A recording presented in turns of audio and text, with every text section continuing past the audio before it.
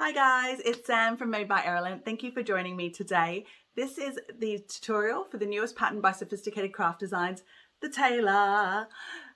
If you haven't seen it or heard of it before, the Taylor is a garment bag that folds up and zips up into a duffel bag. It's pure magic. There are two versions of the Taylor, the binded and the birthed. This video is for the birthed. The biggest difference obviously is the construction method. One is birthed, one is binded. The other difference is a design perspective. Slight difference is the side panel. The birthed comes with a zipper pocket like this, and it's on both sides of the side panel. The binded comes with a rounded zipper, and which opens up to mesh pocket, shoe compartment, and the other side, same rounded corner, and it comes with two mesh pockets. Yep, mesh pockets on the flap and mesh pockets on the bag. So that's the biggest difference. It's the side pockets design-wise. Construction-wise, still binding versus birthed. Now, the birthed is done completely through birthing, apart from one little bit. The mesh pockets, there are mesh pockets on the inside of the bag. That is done by binding on the top edge. So if you don't want to do that, you can either skip the mesh pockets completely, or you can do slip pockets. Okay, if you do slip pockets, so you do the fold top stitch, then you won't have to do any binding at all. Okay, now difficulty ratings. The binded is rated slightly higher than the birthed.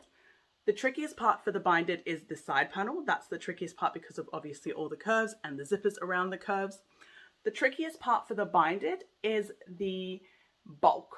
It's the bulk, it's the size of it. So if you have space, if you're able to spread out, most of that, I guess, trickiness will probably be negated, okay? So that is your biggest problem. It is the bulk, okay? Otherwise, it's a pretty easy, straightforward sew. It's just the bulk, okay? So, yeah.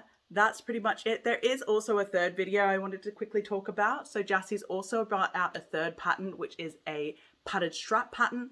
So that pattern goes really well with the Taylor bag. So make sure you check it out as well. It'll also go with most big bags, any bag that needs an adjustable strap really. So check out that video. But otherwise, we're in for a ride. These are long videos. So let's get sewing. Yay! One quick thing I wanted to mention quickly, I forgot in the intro because let's be fair, I'm obviously pretty scatterbrained most of the time. So in these videos, I do make a fair few mistakes. I'm not going to hide it, not going to lie. I have included all of those mistakes in the video as well as fixes to them. Now, this is obviously a super long video.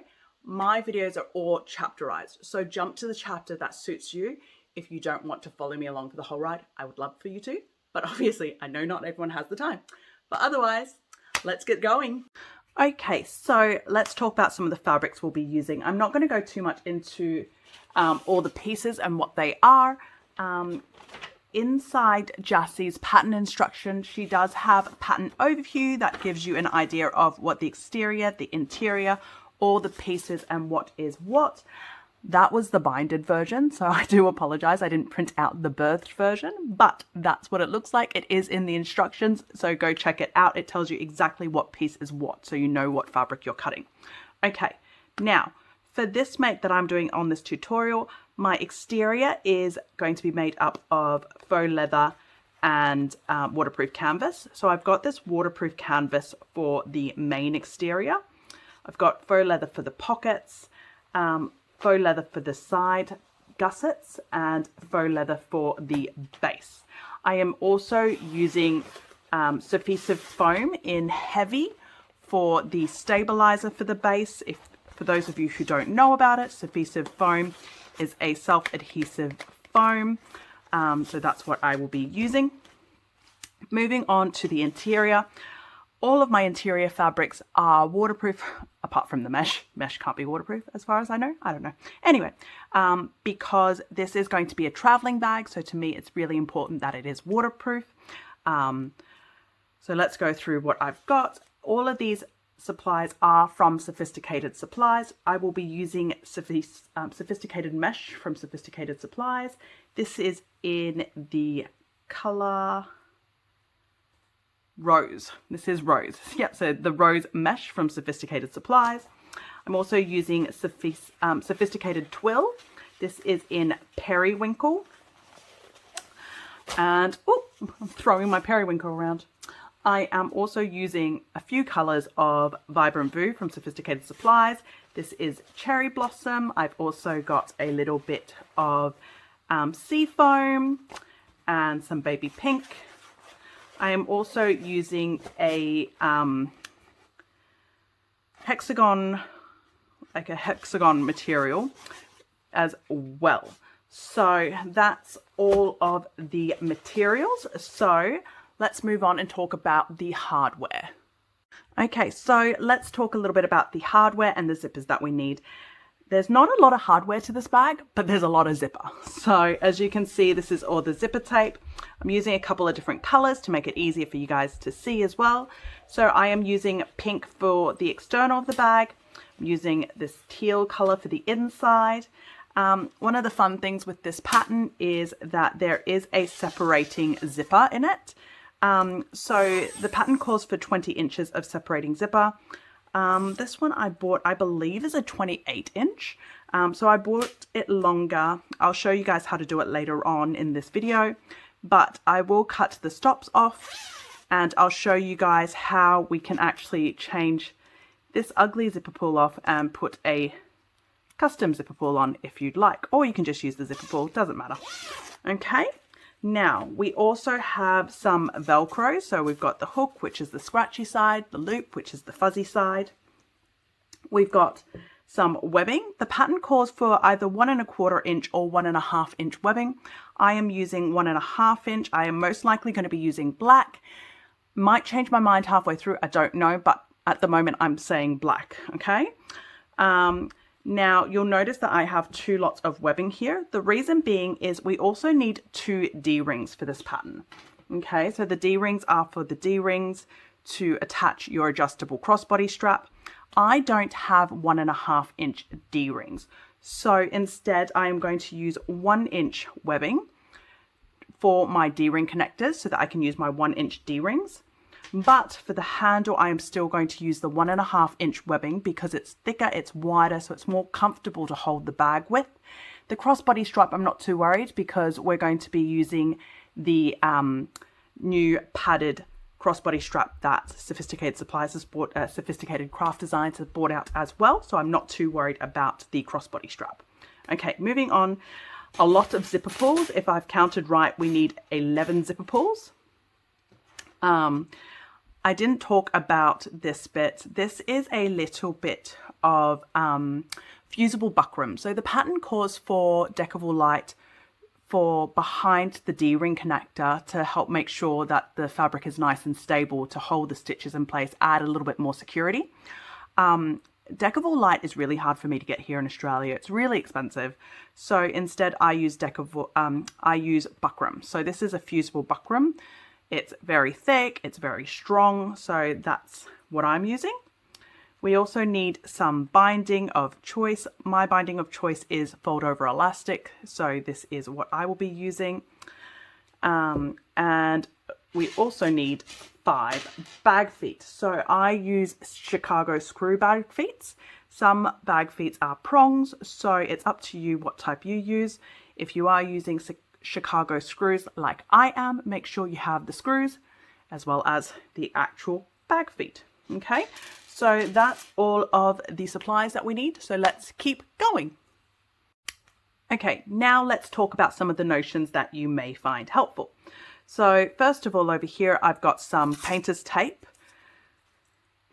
We have lots of clips there. You are going to need lots and lots and lots of clips for this pattern just because of the size of it, okay? A lighter or a way to singe your stuff that needs singeing, I guess. I have a little screwdriver that is for my bag feet for the Chicago screws. Fabric safe pen, so I have a vinyl fabric safe pen and a heat erasable fabric safe pen. Hump jumpers, so this is a set of 2. They're 4 different widths, so I've got these ones ready as well. If you do not have hump jumpers, you can use anything that can help you get your sewing foot level. So I have been known to use rulers, I've been known to use fabric, I've been known to use whatever I can find near me if I can't find my hump jumpers. We also need some double-sided tape, pokey stick or a hemostat, whatever you prefer to help hold fabric in place. Some super glue or some sort of glue. I like to use them on my Chicago screws. Obviously scissors, thread scissors, a hole puncher. This is optional, so this is for the flap to cover the zipper opening. So you can either use cam snaps or buttons. So if you are using cam snaps or buttons, you also need a way to attach them. I will be using my handheld press. I've got all the thingy-majigs for it. So that's everything there. The only thing you may notice if you've watched any of my other videos that I am missing is my seam ripper. I believe in the seam ripper curse. Whenever you don't have the seam ripper, you are seam ripping like crazy. So get your seam ripper out and have it nearby. My 3 seam rippers have all gone missing in the last week, and I have done so much seam ripping, it is embarrassing. But anyway, wish me luck. No seam ripping today. Okay, so let's keep going. Okay, moving on. So first thing that we're going to do is we're going to be working on the side gusset exterior. So if you haven't already, you're going to cut that in a certain point. The point is marked very clearly on the pattern instructions. I don't cut while I'm cutting the pattern. I don't know why. I like to cut it afterwards while I'm preparing everything. So I'm going to be cutting that now. Now, while I'm cutting that, I'm also going to make sure I mark all of my center points. So that will be the center point, obviously top and bottom, as well as the center points of the cut edges that I did. After we do that, we're then going to adhere your stabilizer onto the back. So that is for the reinforcement for your D-ring connector. So that is a measurement centered on the top part. The measurements are very clear in the instructions, so we're just going to adhere it however you need to adhere it. So I'm just going to quickly go do that and I'll be straight back. Okie dokie, so that's all done. So they've been cut into 2 pieces. I've marked all of the center, top and bottom, and I've adhered the stabilizer on the back there. So we're going to put these pieces aside, and now we're going to be working on the base. Okay, so we're moving on to the base. So the first thing I'm going to do is I'm going to mark all of my center points.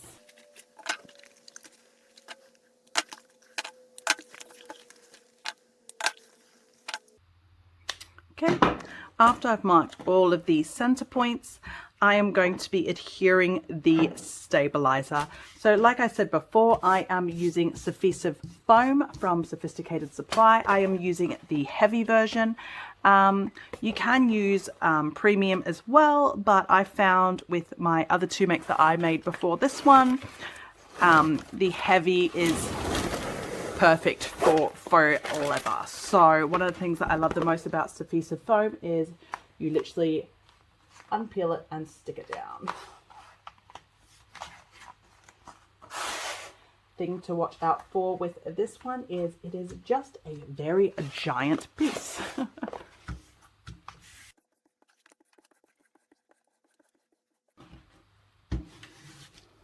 Okay.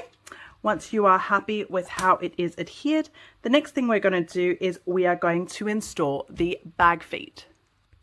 Okay, so for the bag feet, we're going to need a hole puncher, a screwdriver if you are using Chicago screws, obviously your bag feet, and super glue.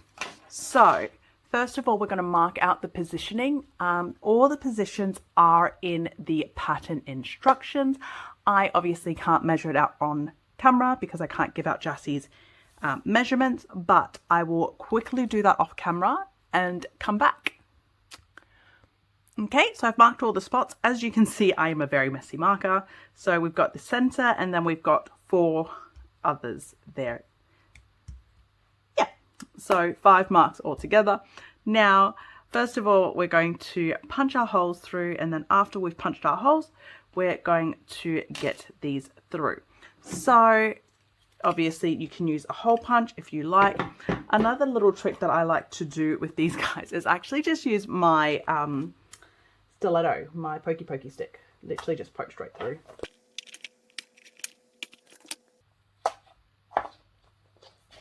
There we go. So I've poked through all those spots. Yep, the next thing I'm going to do is install the bag foot. If you've never done it, so first of all, I like to put the screw through first from the back. Because I used my pokey stick instead of using the hole puncher, the hole is smaller, so it took a little bit more to push it down, if you did see that. I then like to just put a little drop of glue right inside it. Now, if you are using super glue like me, it does dry very quick, so make sure you are on the move. And then you literally just screw it straight in. Okay, and if you need to tighten it at all, use the screwdriver. There we go. Okay, now after I've done that, this isn't necessary, but I like to do it anyway, is just grab a tiny bit of painter's tape and just stick it down on the other side of that screw. There we go. Okay, and we're going to do that with the other 4 markings that we've done, exactly the same process.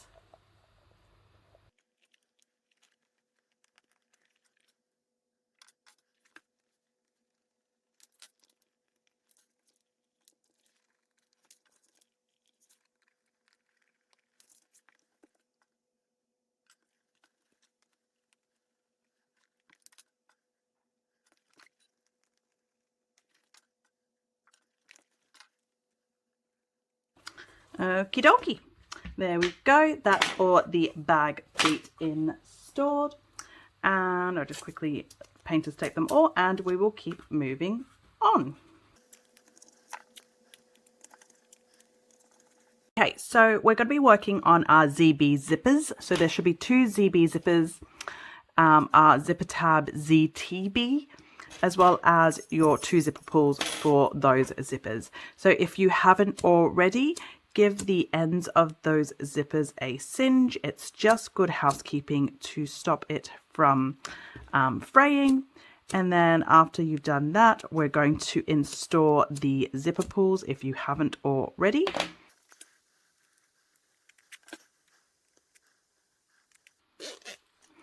Okay, and then we're going to grab the zipper tab, going to fold it in half and cut it into 2 equal pieces. Going to line it right sides together to the bottom of the zipper tape. So the zipper is opening that way, closing that way, so it's going on that side. And then we're going to sew that on at the sewing machine with a 3/8 seam allowance. And then after that, we're going to turn it around and we're going to top stitch it. So we're going to do that on both of these pieces. Go. Okay, so follow me over to the sewing machine. We're going to first do that at 3/8, then we're going to turn it around, fold it down and top stitch. So follow me over. Okay, so we're doing these 2 zippers, like I said before, with a 3/8 seam allowance. Now, one thing to be wary of is with your zipper tape, you might have a bit of a difference in height. So that's how you will end up with skip stitches. Okay, so now that we've sewn that together with a 3/8, we're going to fold that tab back, flatten it. Then we're going to fold that end to meet the tape and then fold it back over, just like that. Okay, and then we are going to top stitch that. So you can top stitch it going this way, or you can top stitch it going this way. It really depends. So if you're doing it this way, it's 1/8 from the edge. If you're doing it that way, it's 1/4 inch. Again, when you top stitch, you might notice that you will have a height difference, so you might need to bring out the hump jumper. There we go. And then we are going to do the other zipper as well, exactly the same way.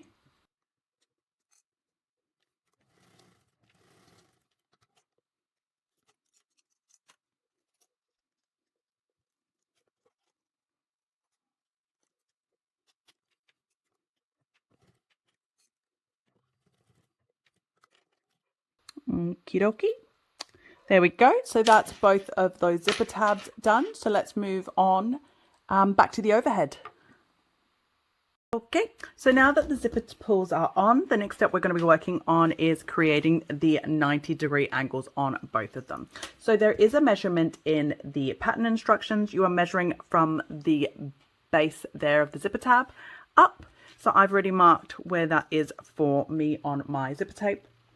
And what we're going to do is create those 90-degree angles. So how I like to do it is leave the zipper still attached, fold it down, because I want to make sure these two marks are matching, so that and I'm checking that my zipper tape is centered when it's marked down. So that's how I know that these two tabs will be exactly the same measurement. And then I just like to give these little edges a singe. There are ways where you can completely use fire and not baste. I've tried them a fair few times. I don't know, my success rate on those are maybe like 50-50. So because of that, I tend to still sew it basted down. Yep, that's what I'm saying. Okay, so once I've singed that, that's stuck together, so I know exactly where my fold line is. Open that up, fold that down, just like that. And then I'm going to take those over to the sewing machine and I am going to baste that down. Okay, now we're doing that with both our zippers.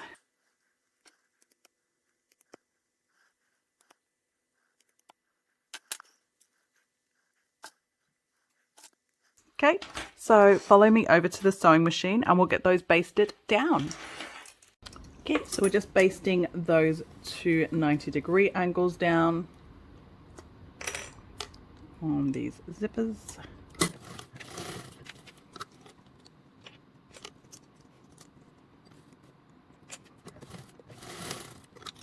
Okay, first one done, and then same thing on the second one.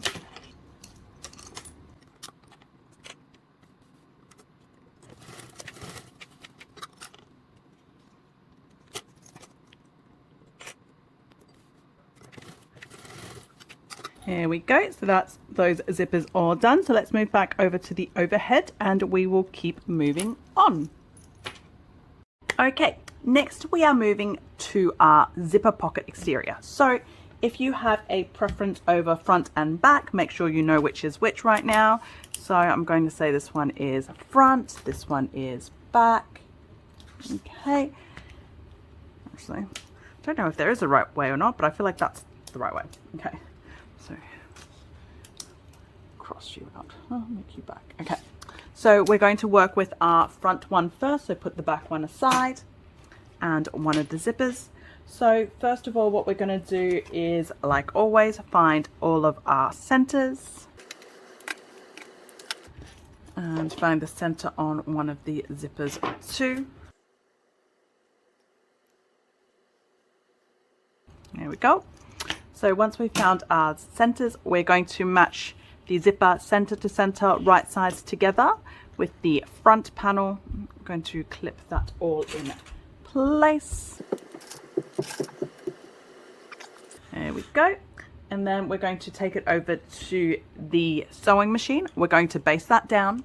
Once that's basted down, we're going to grab our lining for the front zipper pocket panel. We're going to sandwich it, sew it together, flip it out, top stitch it, but I'll talk you through it when we're over at the sewing machine. So follow me over. Okie dokie. So we are going to baste that zipper tape on to the top there. So basting is just a 1/8 seam allowance.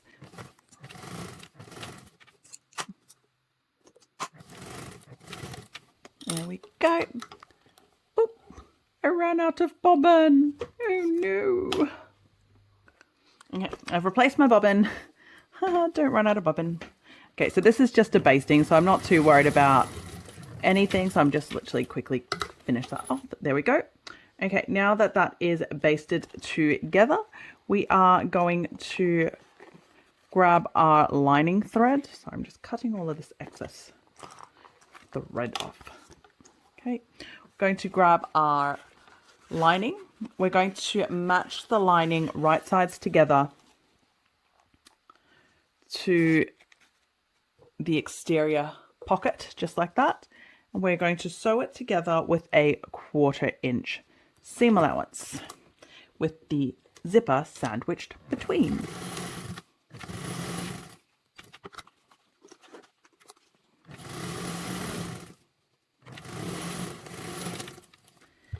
Okie dokie, so now that that is done, we are going to turn the fabric right side out.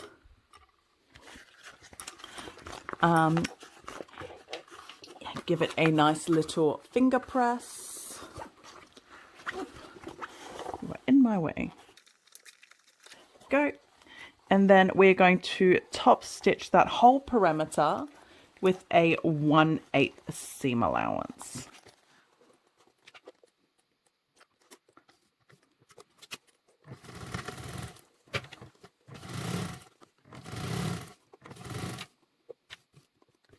Let me just quickly grab my hump jumper as I go over the zipper here. There's a little bit of difference in height there, so I just want to make sure that I don't end up with a skip stitch. There we go.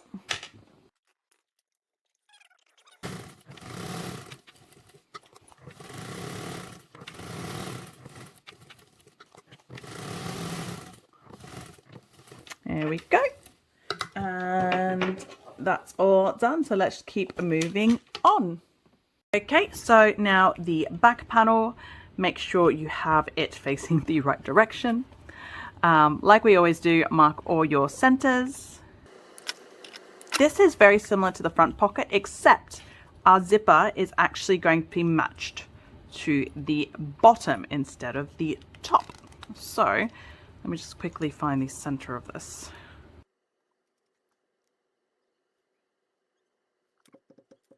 Okay, and then so this time we are matching our bottom of the back panel piece to the zipper tape, and again right sides together. Sorry, I've turned it upside down. Makes it easier for me to clip. Here we go. But that's the bottom, okay? So bottom to the zipper tape, okay? And clip that all together, and just like we did before, we're going to take it over to the sewing machine. Going to baste this down with a 1/8 seam allowance.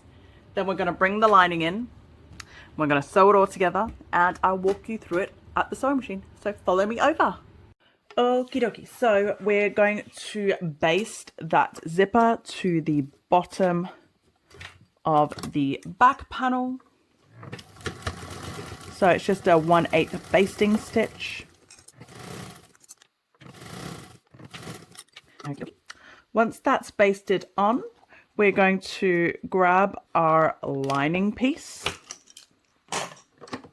Just move a little bit more space here. Probably should have done this before. Okay, so grab our lining piece. We're going to match it right sides together. And we're going to sew it on with a 1/4 inch seam allowance. So that's right sides together to the back panel, zipper sandwiched in between.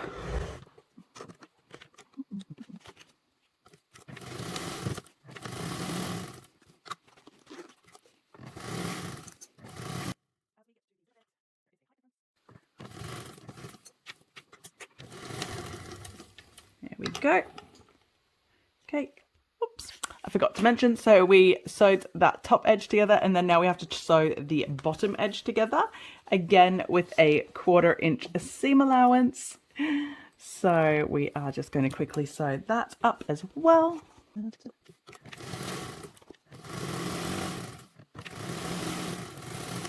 we go. And then what we're going to do is we're going to quickly cut off those corner seams to help reduce bulk.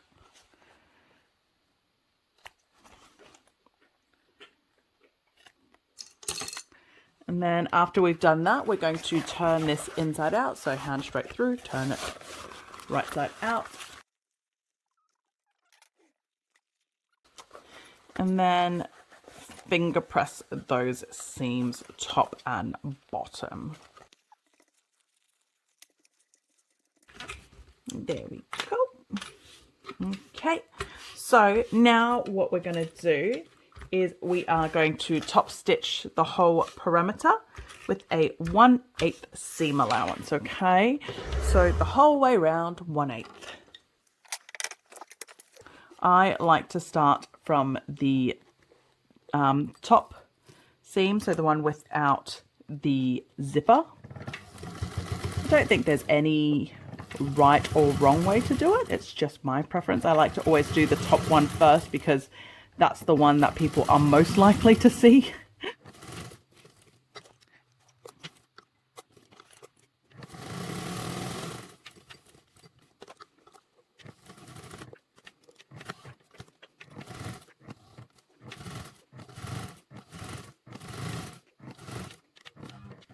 Again, as we get over the zipper tab, the zipper tape, you might need a hump jumper.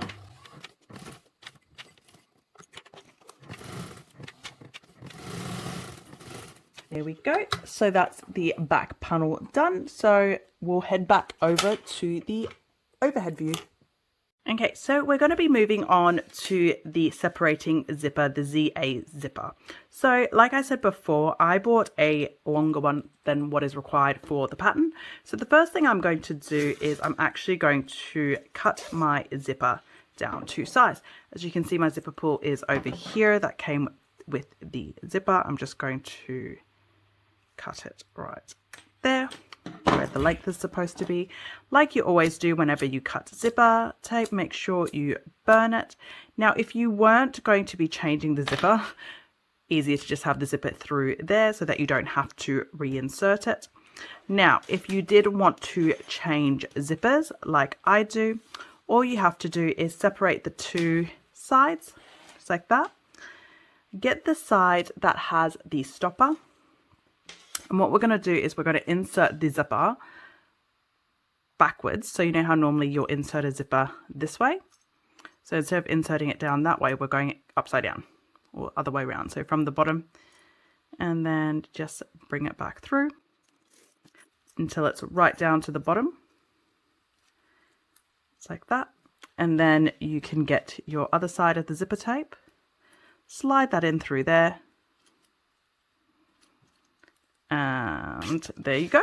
That's your separating zipper with your own zipper tape. So that's how easy that is. Okay, now that we've shown that bit, so what we're going to do next is we are going to 90-degree angle this zipper tape. So there is a measurement in the pattern instructions as to where you're going to mark.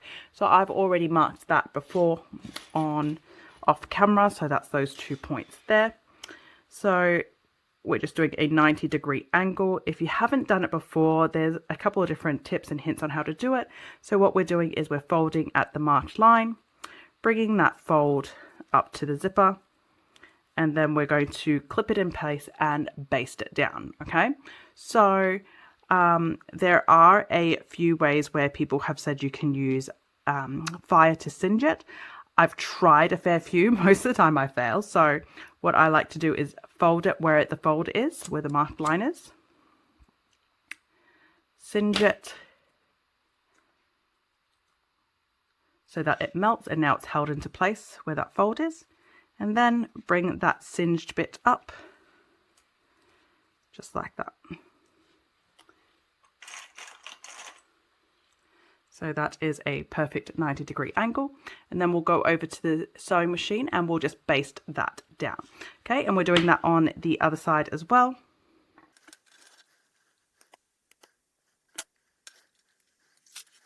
go. Before I baste it, I just like to double check when that is closed up that that looks pretty even, which it does. So we're going to take that over to the sewing machine and we're going to baste those two down. Okay, so follow me over. Okie dokie. So we're just basting these down. So for me, I find it easier to use my pokey stick. So I just like to get my needle down first, take off the clip, and then use my pokey stick to hold it all in place. I do back stitch over there, even though it is just a basting stitch. I just find that it pulls the zipper tape back better. So it just looks neater for me. Okay, sorry, had to rethread my machine. And then the other side, this one's obviously a little bit trickier because of where that clip is. You can do it the other way around, but for me, I've just always found it easier to do it this way. So I just use my pokey stick to hold it in place, slide it down, again, needle down first to hold everything in place. And I back stitch first, then bring it back. And throw your pokey stick. Okay, there you go. So that's your 90-degree angles. And I'm going to take us back over to the overhead view. So follow me back over. Okie dokie. So now that we've done the 90-degree angle on the zipper tape, we are going to grab our main panels. If you haven't done it already, mark your center points top and bottom. Okay, once we've done that, we're also going to mark our center points on the zipper tape. So I like to close it up, fold it. Okay, this part is up to you, okay? So some testers found it easier to leave the zipper tape on, like together, as they sewed the two main panels on so that they could match up the main panels. But for me personally, because I've marked all the center points on the zippers on the main panels, I find it easier to just separate it now. So I'm going to do that now. And then you are going to match it zipper right side together with the external main, center to center. And we're going to clip that in place. And we're going to baste it together with a 1/8 seam allowance. Now, I should probably mention, if you have a preference, I guess, for the front panel and the back panel, Jassy has on her instructions that her front panel has the side of the zipper without the pull, so the one that comes out, and the back panel has the zipper bit that has the stopper. Okay, so bear that in mind if you have a preference for this. So that's the first side done, and then I'm also going to quickly match up the other side too. Again, center to center, right sides together.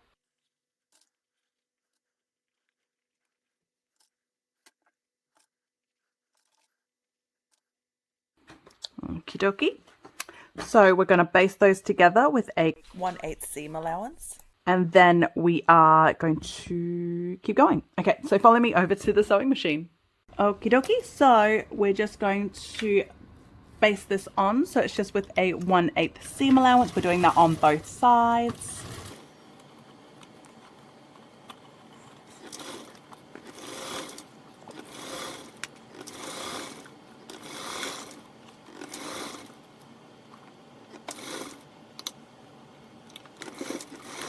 Okie dokie. And the other side.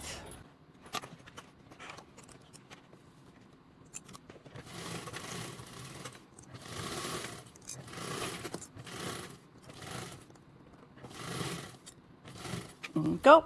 Okie dokie. And we'll move back over to the overhead and keep moving on.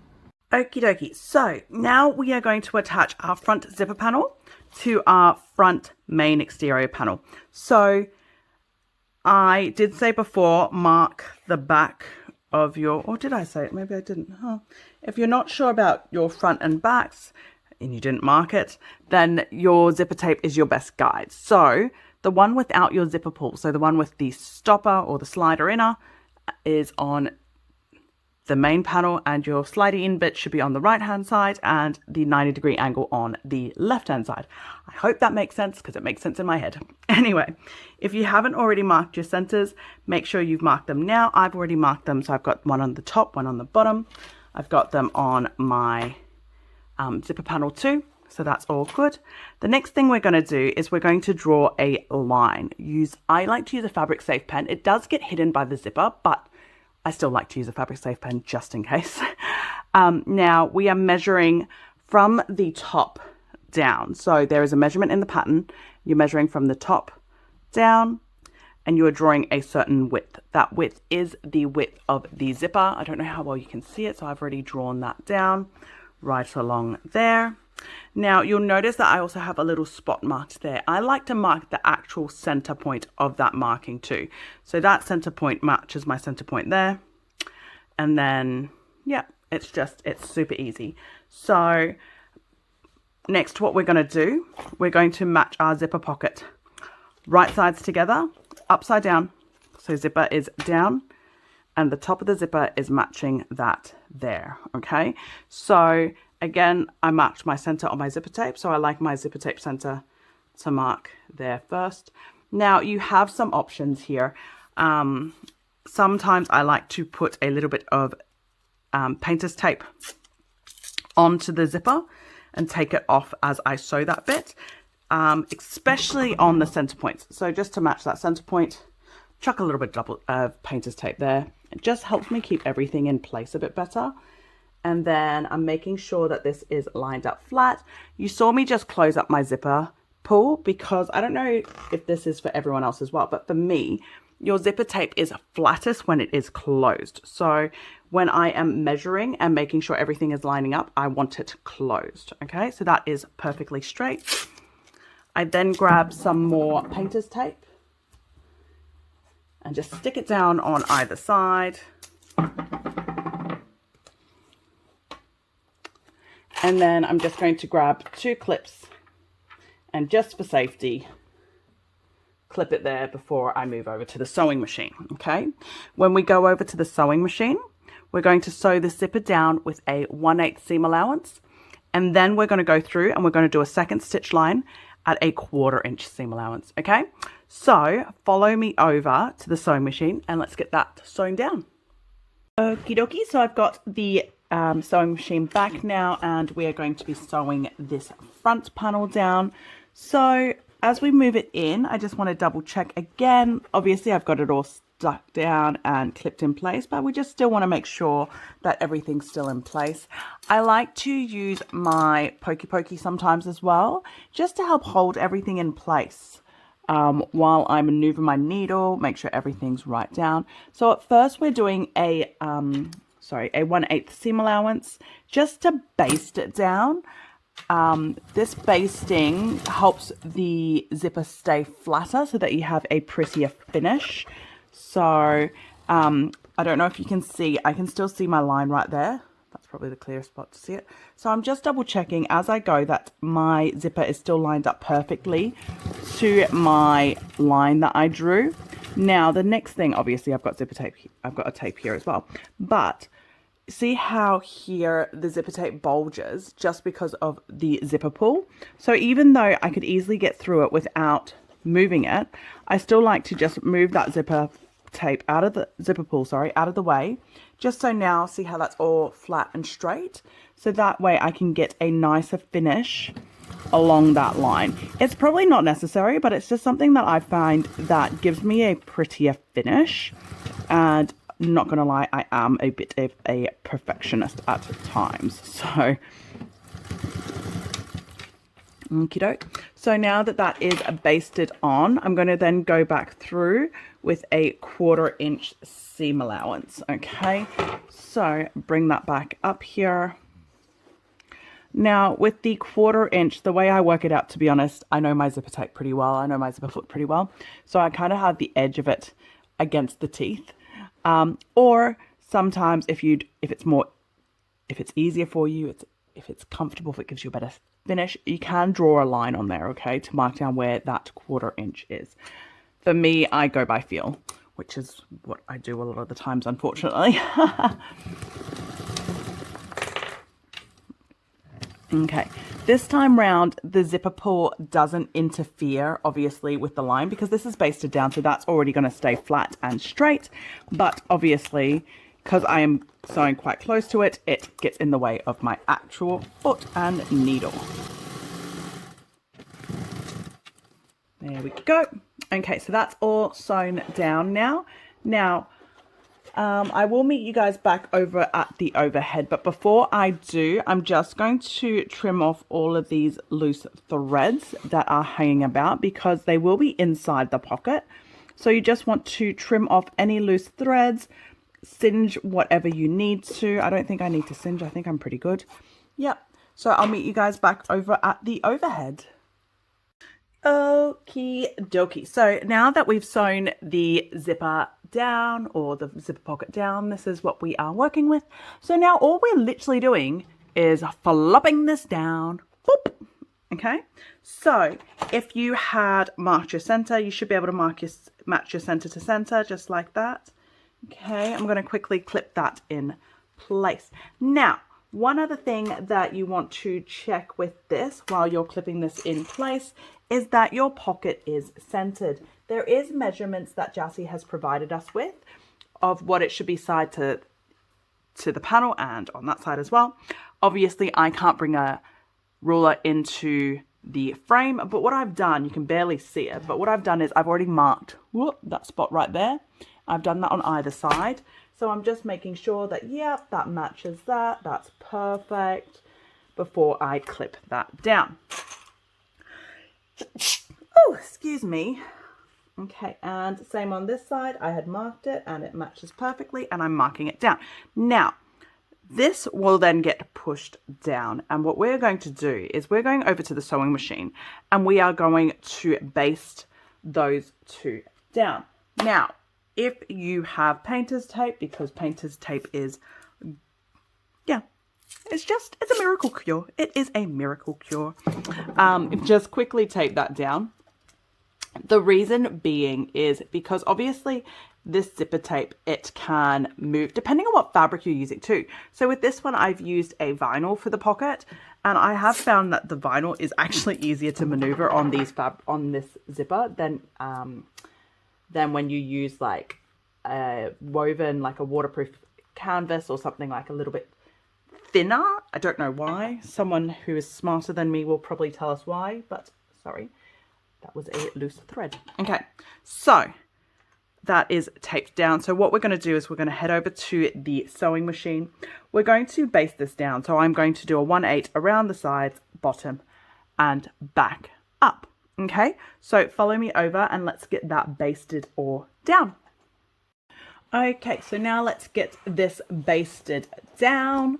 So we are just basting it. So it is with a 1/8 seam allowance. So I'm just moving that painter's tape to get my angle right. So I'm getting that on. So it is just a basting stitch. So 1/8 seam allowance. I like to quickly backtrack on that top, even though it's a basting stitch. It's definitely not necessary. It just makes me feel a little bit more secure, to be honest.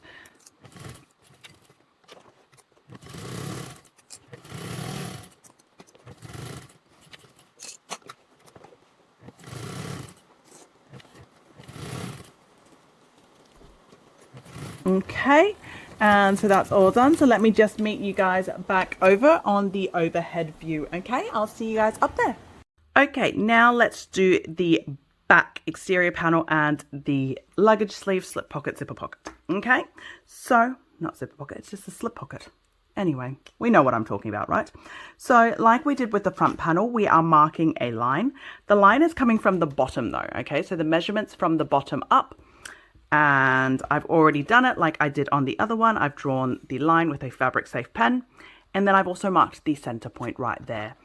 So again, the center point is a me thing. Nobody else has to do it. I just like to do it. So quickly close up that zipper tape. We are right sides together again. So down like that. This time we are having this right down the bottom. So that is lining up to the top of the pocket, just like we did on that side, but that was that way, that was this way. Okay.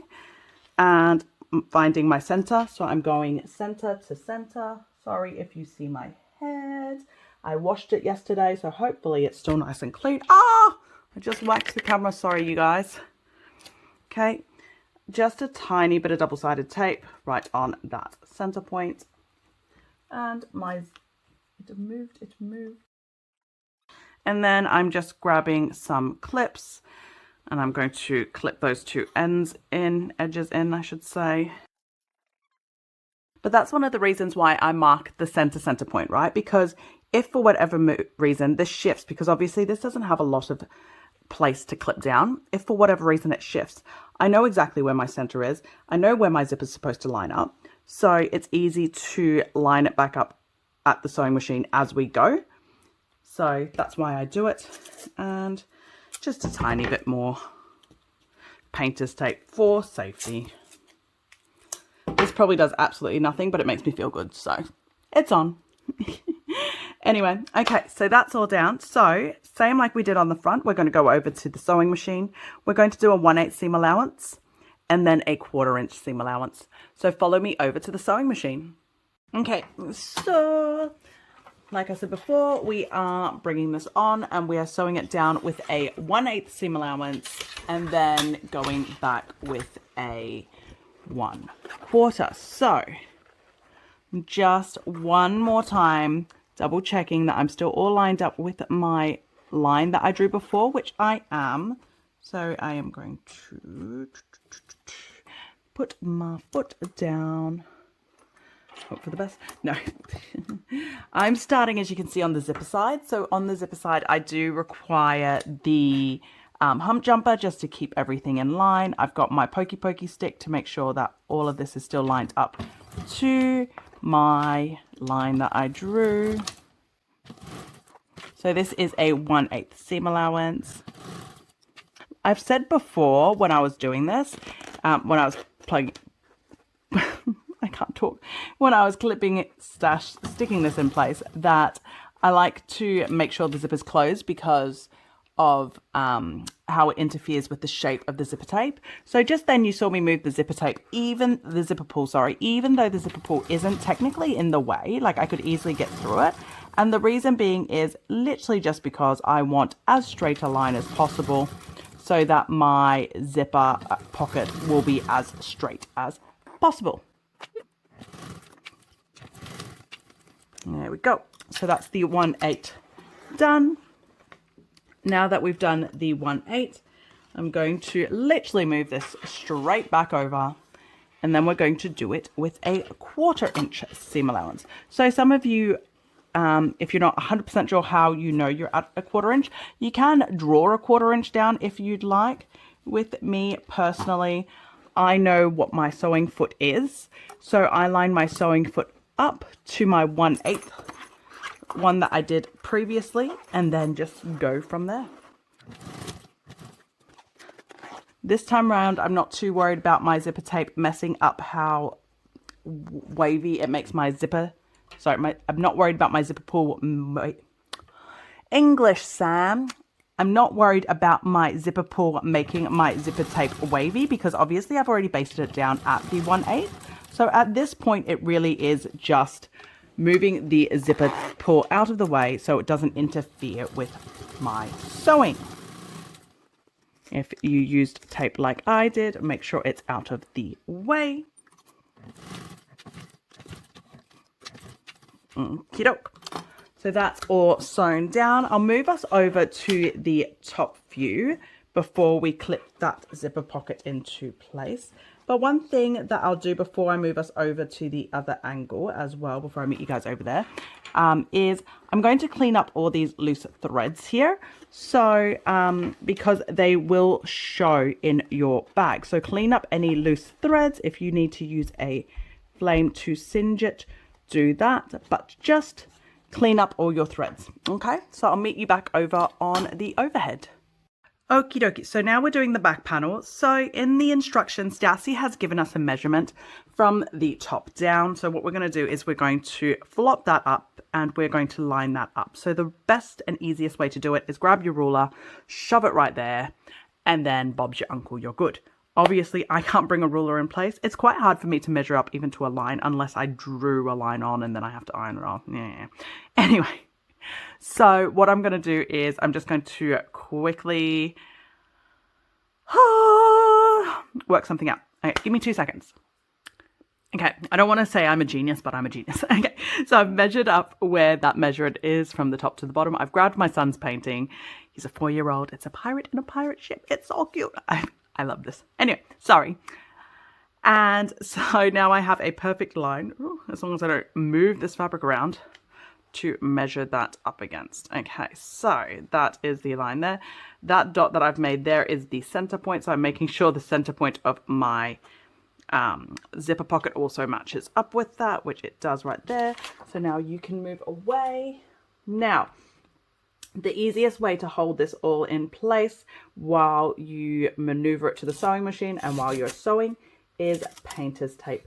So grab some painter's tape. See, I told you painter's tape. It's like probably my sneakiest trick now. I'm like, I use so much painter's tape. I should get shares in painter's tape.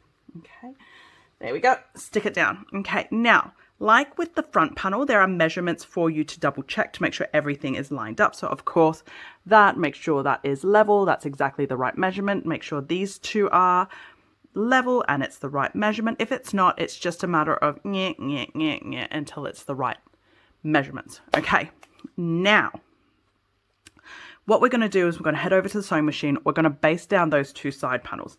What I'm going to do before I even get there is I'm going to open this zipper up a little bit. This is quite bulky. It's quite high up. So I want to take that zipper pull away into the center so that these two pieces can lie down, or not these two pieces, but those two sides can lie down as flat as possible. Okay.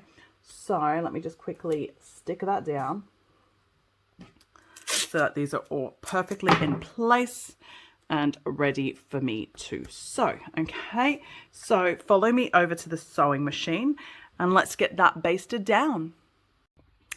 Okie dokie, so let's get these pockets on. So I'm going to start at the bottom of this side and we're just basting it on, so it just needs to be a nice simple 1/8 seam allowance. I'm not even going to bother with the hump jumper because it's just a basting stitch. It's just to hold everything in place at the moment. Oops, sorry, I didn't actually think the painter's tape might actually get in your way. I do like to go just one over that top. I don't know if it makes a difference. To me, it feels like, oh, yep, I'm really holding this down. Okay, and then the other side.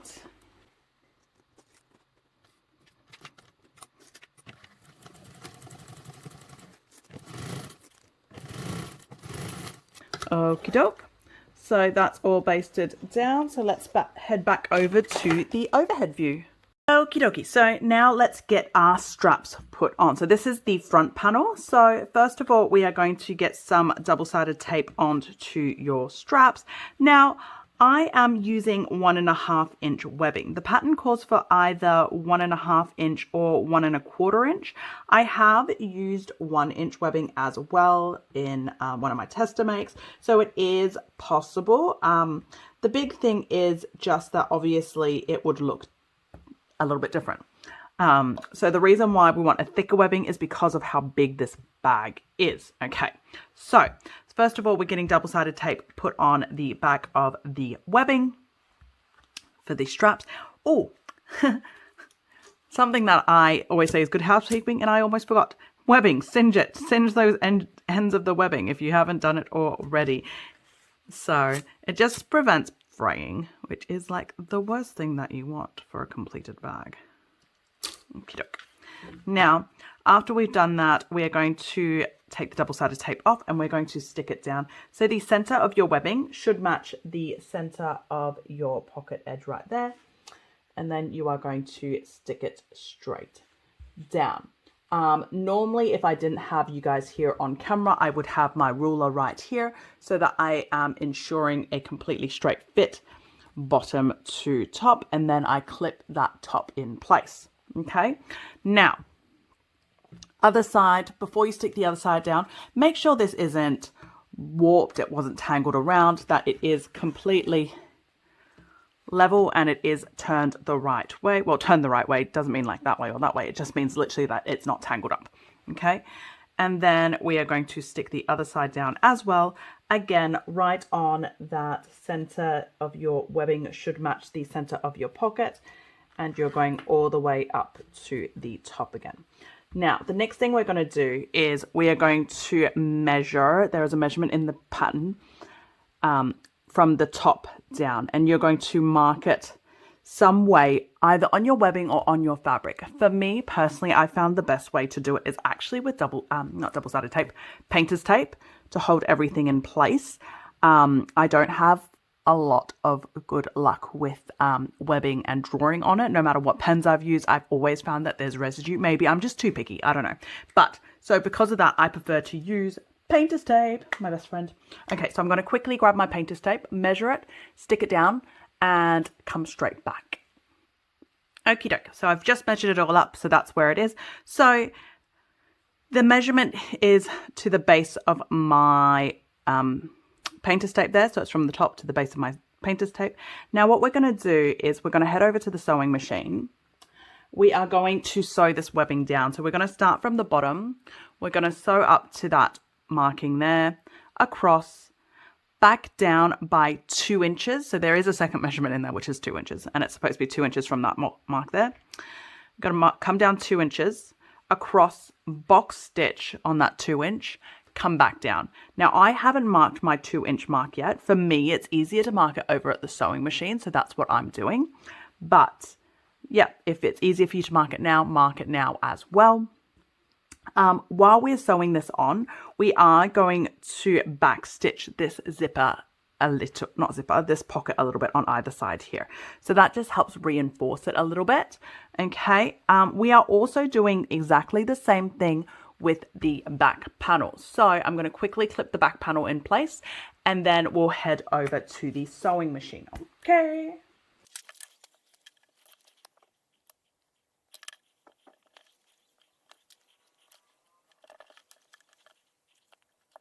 Okay, so that's the back panel all done too. So let's head over to the sewing machine.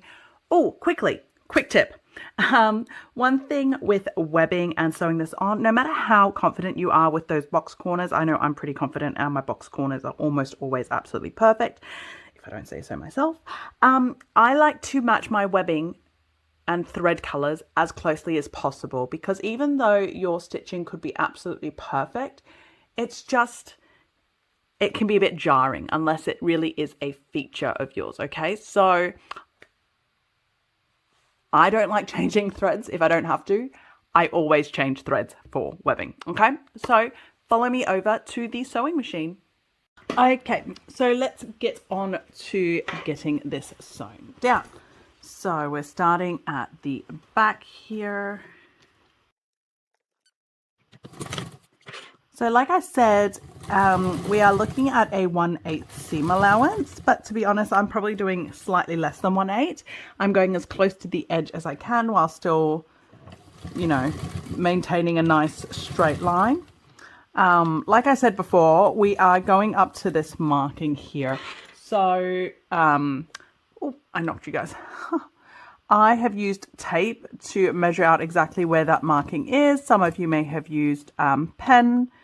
So it's just however you mark it.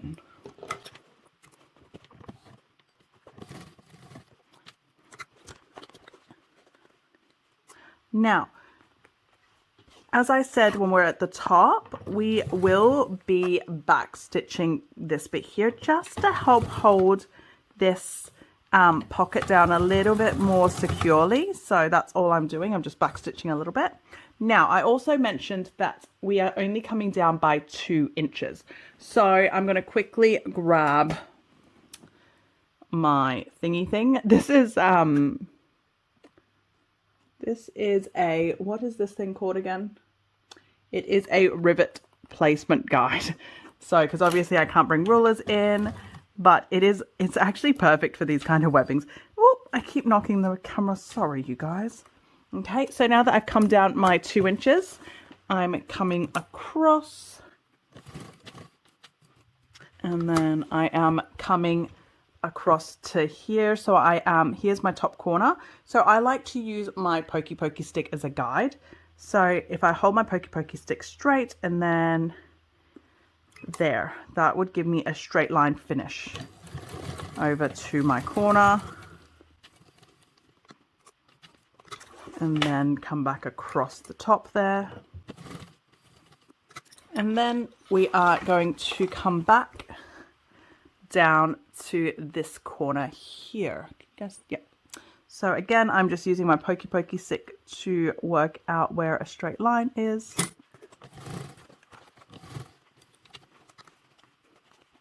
And then continue down the bottom. For myself as well, I just like to come back across the bottom just to lock that starting stitch in. There we go.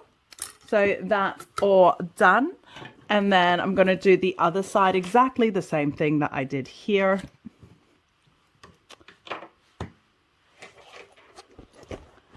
And sew it all down.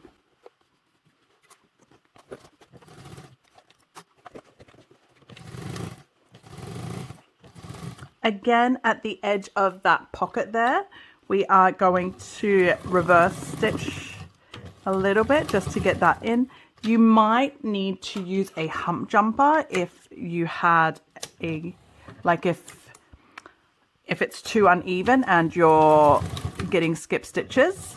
I don't think I did, but I just thought I'd grab that in to show you guys.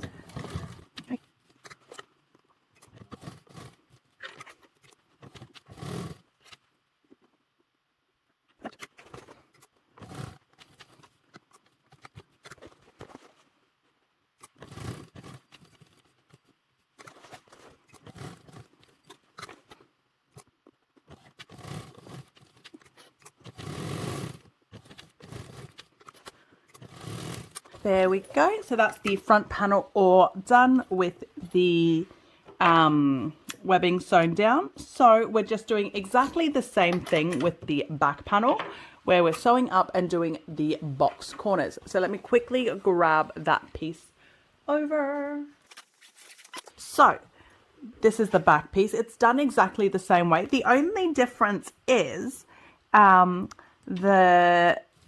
we will be reinforcing both the top and, well, that's the top is out of camera view, but the top and the bottom, because obviously the top is where the slip pocket is, but the bottom is where the zipper is. So we're going to reinforce on 2 different spots on that one, okay?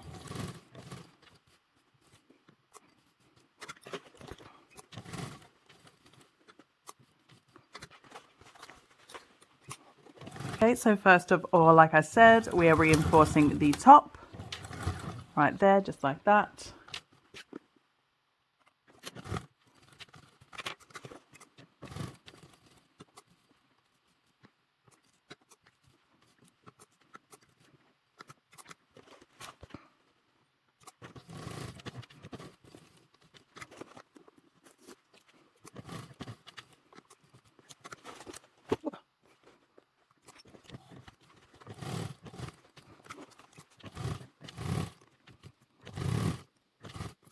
Okay, so this is the bottom of that pocket. So again, we are reverse stitching.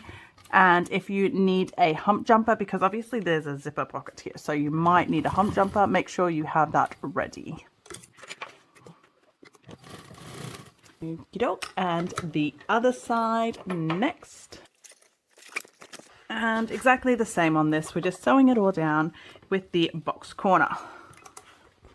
And making sure to forward and back stitch just around the bottom of the pocket right here, and later on when we reach the top, just to help reinforce those pockets.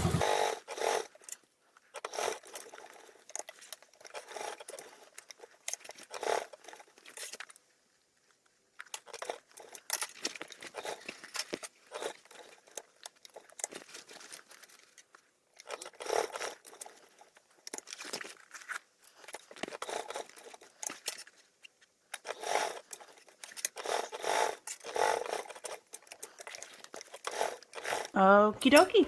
So that's the back pocket now done as well. So let's head back over to the overhead and we'll keep moving on.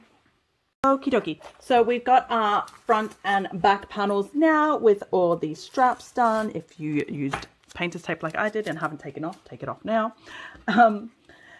Yep, so front and back, double check that you are happy with the stitches and where everything is. I am, and I am good to go. So next what we're going to do is we are going to match the base. So grab the base in. If you haven't already, this is your last chance to install the stabilizer and your bag feet. So get it on now.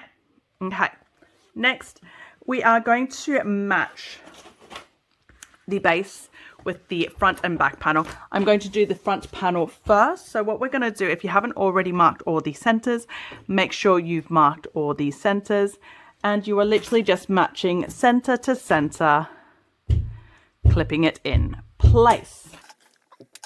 Because of the size of this bag, I also like to just clip on the side as well. I don't think it does anything, but it just makes me feel a little bit more secure. But before I clip that, actually, let me just talk about what we're doing.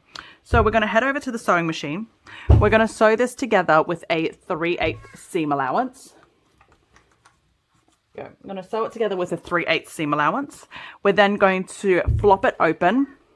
We are going to have all of the seam folded under the base panel. And then we're going to top stitch with a 1/8 seam allowance and then a second line of top stitch with a 1/4 inch. Okay, so we are doing that with the front and back panel.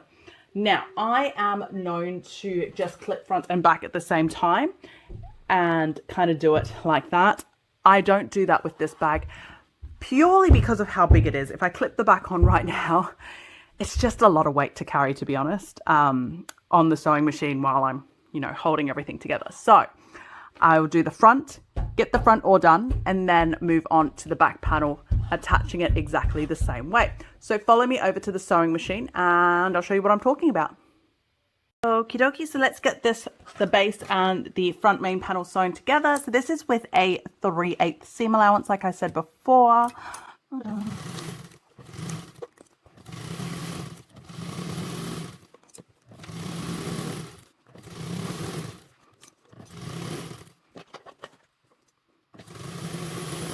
Okie doke.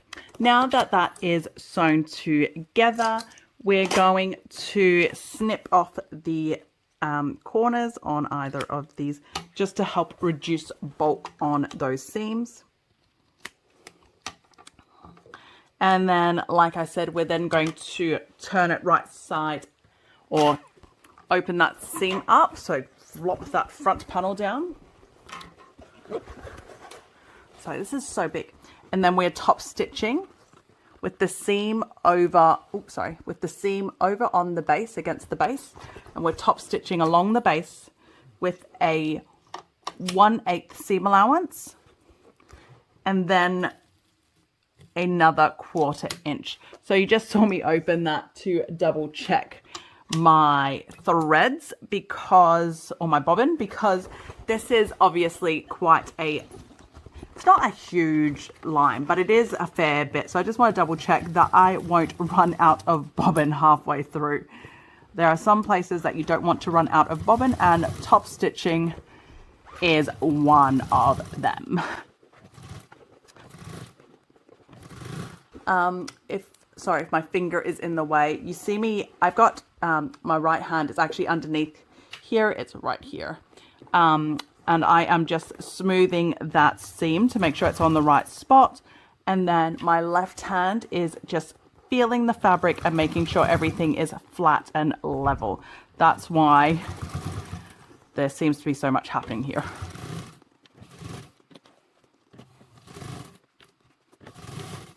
There we go. So that's the first top stitch at the 1/8. And then I'm just going to go back and we're going to do a second row of top stitching at a 1/4 inch seam allowance. Okay, so bring it back.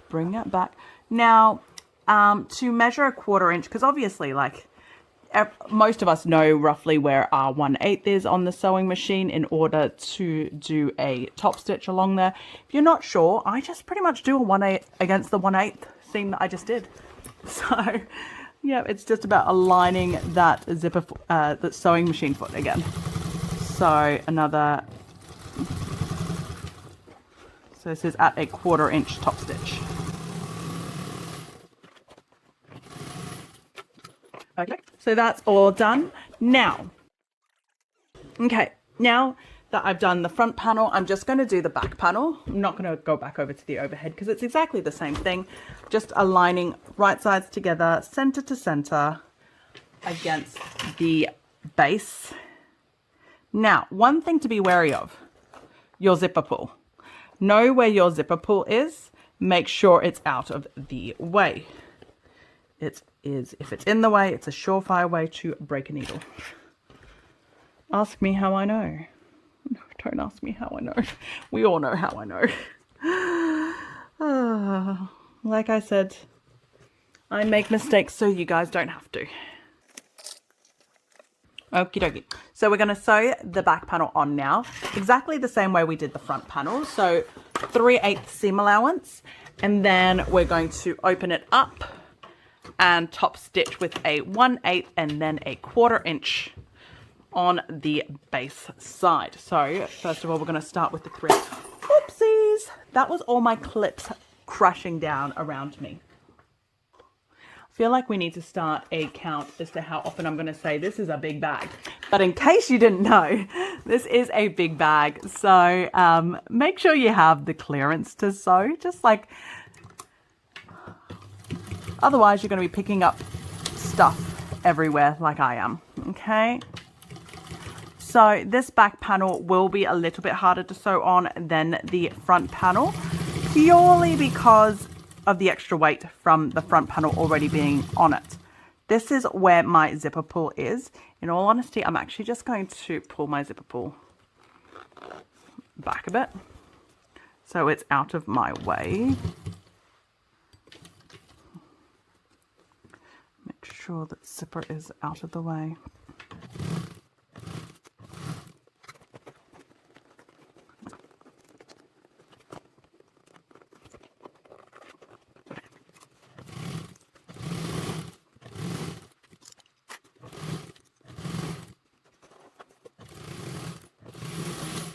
Okie dokie.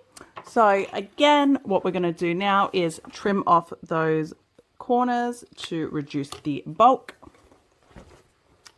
And then we're going to open it up and top stitch with a 1/8, then a 1/4 inch. Now, I'm about to say it again. This is a big bag, okay? So however or whatever you need to do to make it work to get there, do it, okay? So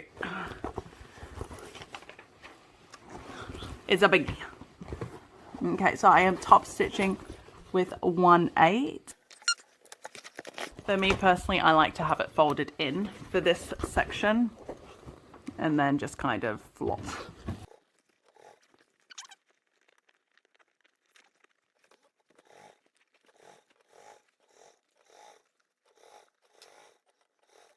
And then a 1/4 inch as well.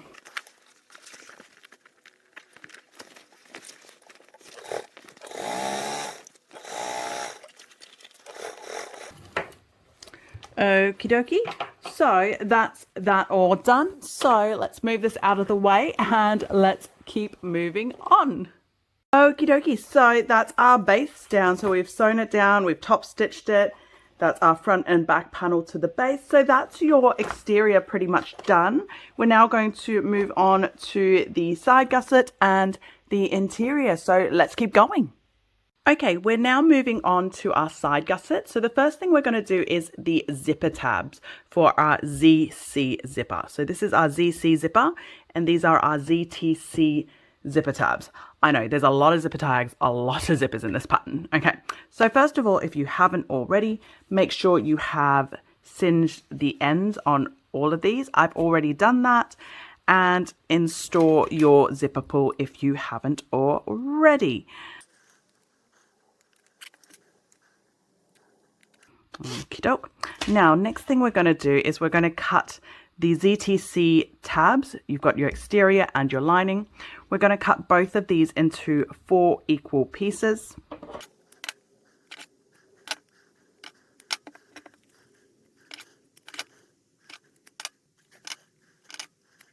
Okay, so that's our exterior, our lining, exterior, lining. We've got 2 lots of them, so I've separated them into 2 different piles. Okay, and what we're going to do is we're going to match them. Exteriors right side down to the zipper tab, and lining should be, that's the right side up, so right side to the wrong side of the zipper, but so exterior and lining are right sides together. And we are sandwiching the zipper tape.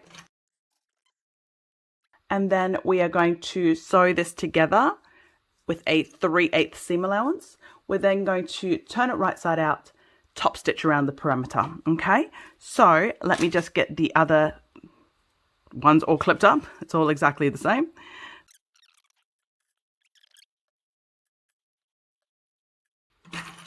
Okie dokie. So that's all clipped. So like I said, what we're going to do is we're going to top stitch with a 3/8 seam allowance, and then we're going to turn it right sides out and top stitch the perimeter. But follow me over to the sewing machine and we'll show you what I'm talking about.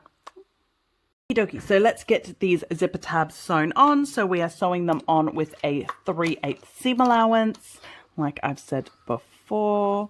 And we're doing it on both sides, and then obviously both the zipper tapes as well.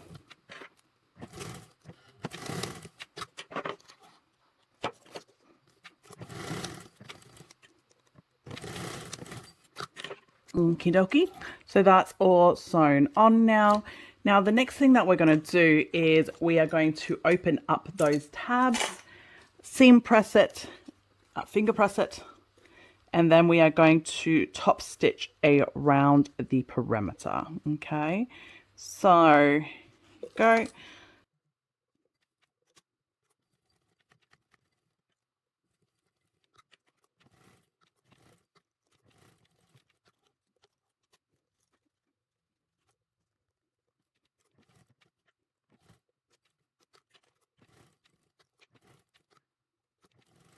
Okie dokie.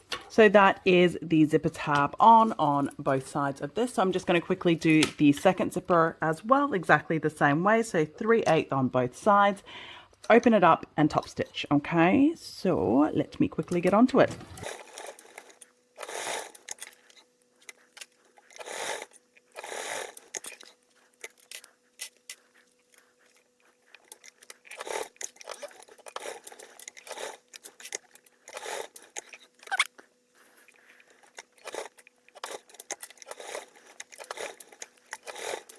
Okie doke, so that's all done. Both the zipper tapes are on and on both of the zippers. So let's keep moving on.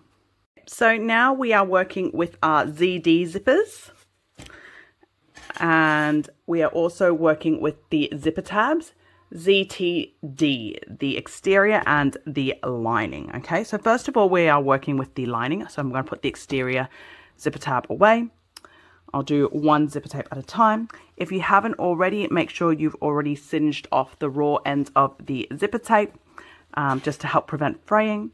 And then we are inserting our zipper pulls. Oop, that one's fraying a little bit, so I'll just do a little quick zap. Now, this one, you do need 2 zipper pulls on this zipper tape, okay? This is because this is part of the side gusset that opens up to allow you to unfold the bag completely into a garment bag. Okay, so we need 2 zippers on it. Okay, so I'll do that one later. Okay, so now that you've got both zipper pulls on, we are going to grab our lining, going to identify the right side and the wrong side. So this side is, actually, I'm wrong. Yep, this side's the right side, this one's the wrong side. So we're going to do right side against the wrong side of the zipper tape, okay? Now, the measurement on this zipper tape is really important because obviously this forms the gusset part of the zipper. So if you've noticed, obviously my zipper here isn't cut straight, but I am basting it off the zipper teeth, because when I measure my tape, I go off the teeth. Okay, so that's why you'll see this is maybe slightly longer than the lining and this is slightly lower, but I am worried about the zipper tape. Okay, so it just depends on how you cut it. Okay, so we've matched that side. The other side, make sure your tape isn't twisted. You're also matching the other side. So again, right side of the lining of the zipper tab to the wrong side of the zipper tape. Okay, clip that in place. And what we're going to do is we're going to take it over to the sewing machine. We're going to baste this together with a 1/8 seam allowance. Okay, so we're going to baste both of these with a 1/8 seam allowance. We're then going to grab the exterior. The exterior is then going to go right sides down like that. And then we're going to sew that as well. And we're doing that on both ends as well. Okay, but I'll show you that over at the sewing machine. Okay, so let me get that one all done up, clipped in place, and then we'll head up over to the sewing machine and get the lining basted on.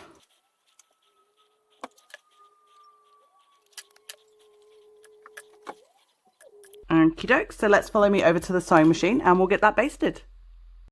Okay, so like I said, first of all, we are going to baste on the lining. So we are basting that on with a 1/8 seam allowance. I'm going to cheat and I'm going to cut this off. What am I talking about? Okay, and sorry. So we are doing that with both sides. We're basting that on both sides. Okay, after that's basted on, we are going to grab our external piece. Oh, I'm dropping my external piece, the external piece, and that's going right side together with the zipper tape. So the lining and external are right sides together with the zipper tape sandwiched in between. And we're going to sew this together with a 3/8 seam allowance. So I'm just putting that on one side first, doesn't matter which side, because you're going to do the other side next anyway. Okay, and then the other side. Now the trick with the other side is make sure that your zipper tape, like we did with the lining, that your zipper tape is all smooth and it's going the right way. It's not tangled at all, it's not twisted. And same with your external, it's not twisted, and you're marking it right sides together. So you will have your external and your lining are short and your zipper tape is really long. Okay, and we're doing that with a 3/8 as well. Okie doke. Now that that's done, what we're going to do is we're going to trim off the corners of the seam allowance for the external only. So you've got your external, your zipper tape, and your lining. So you are doing the external only. So I've got my zipper tape folded backwards, just like that. You're doing that on both sides. And then you are going to turn it right side out, just like that. And then you're going to top stitch around the perimeter. Okay, so some people find it easier to top stitch the external up. Some people find it easier to do it the lining side up. To me, it depends on the vinyl that I'm using, to be honest, especially if it's vinyl. If I'm using like waterproof canvas or anything, I always just do it external up. Sorry, you saw how hard that was for me to stab in. My machine might be due an oil. Okay, so this is with a 1/8.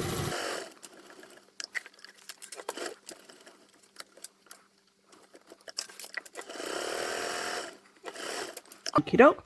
So that's all basted, top stitched together, and we are done on that piece. Okay, so we're doing exactly the same on the second one. So based on the lining, then 3/8 with the external, turn it right side out and top stitch. So let me quickly get that done.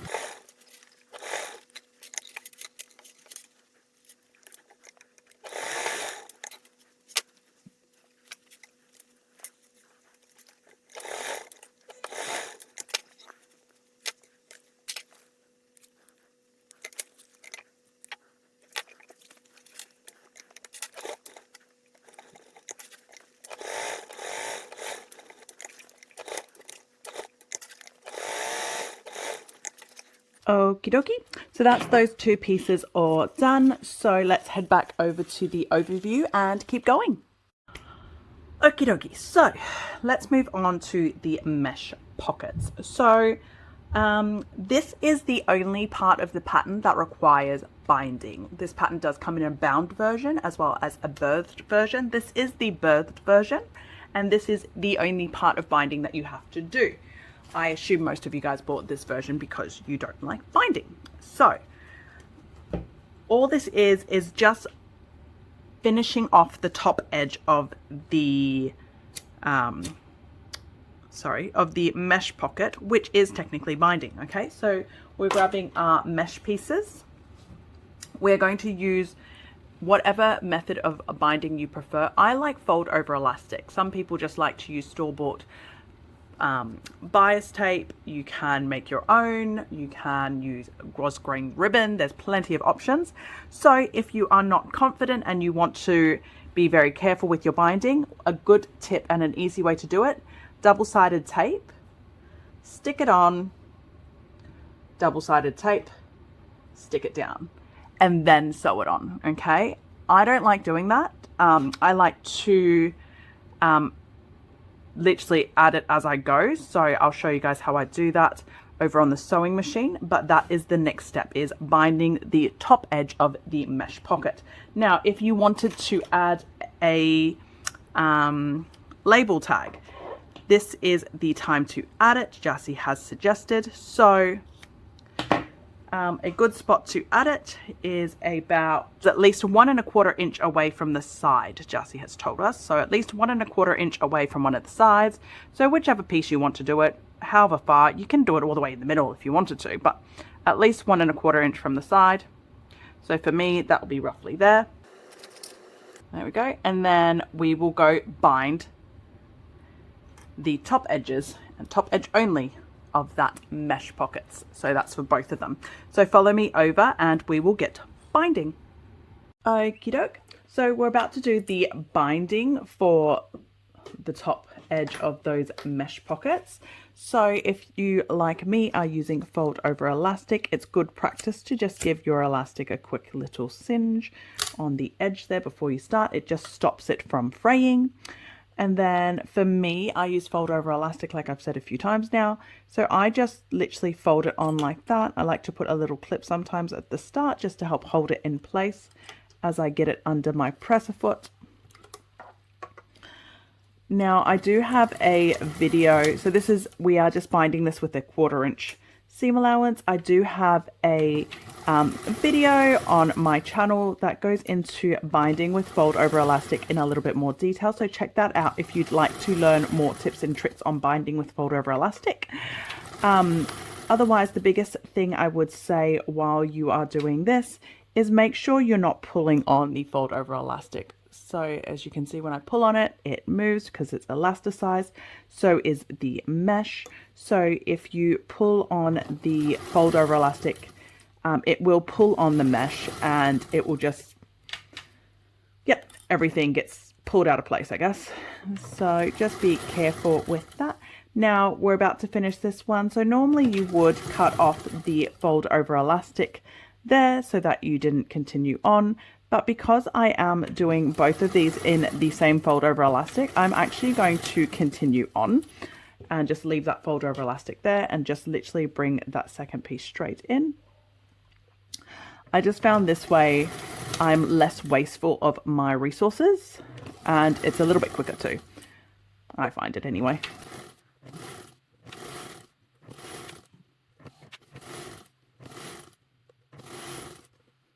There we go. So that's all done. So now that that's all done, I'll actually now trim off the excess fold over elastic straight from the spool, so I don't, so it doesn't get messed up.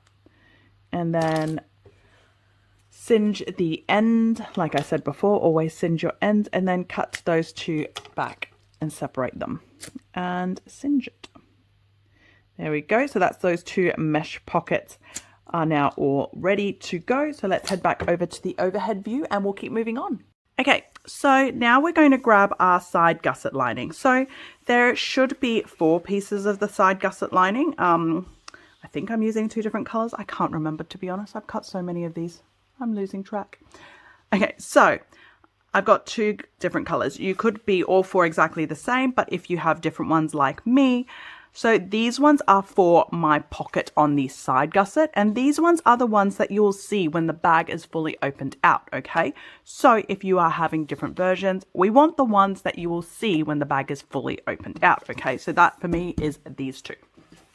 Okay, now, next what we're going to do is we are going to grab our mesh pockets that we've just done, and we are going to, I'm just going to do one at a time, line it up. So we want it right sides up for both of them, and we are going to match these up to the bottom and to the sides. Okay, let me quickly clip that in place.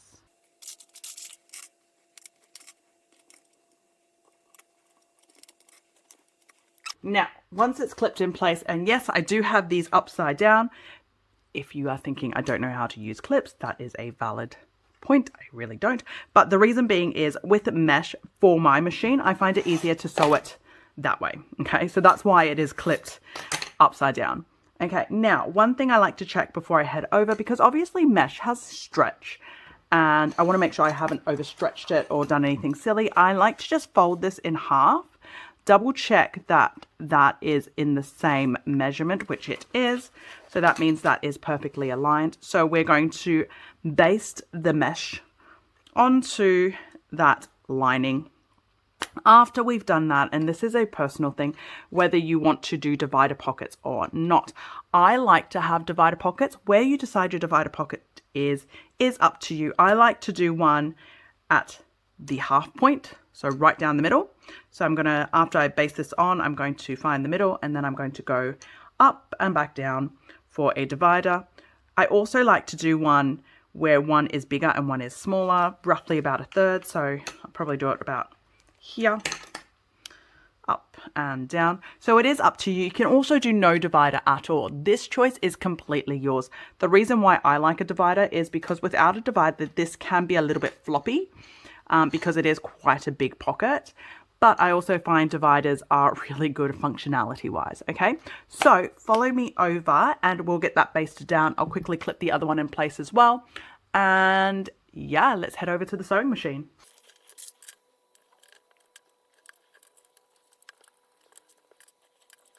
Okie doke, let's head over. Okay, so we're going to baste these down. Like I said on the overhead, I like to sew these on upside down. So I am starting this way, getting that in. Okie doke. If you guys can hear that, that is my 4-year-old. Apparently he must be known.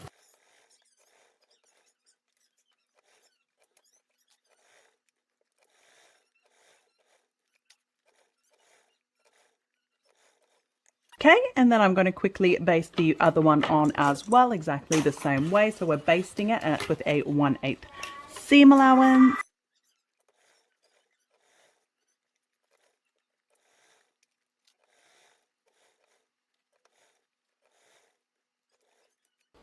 Okie dokie, so that is basted on. Now, obviously, there is excess mesh here, as you can see on both sides, because I don't know if you guys can hear that. That's my 4-year-old being a menace. Okay.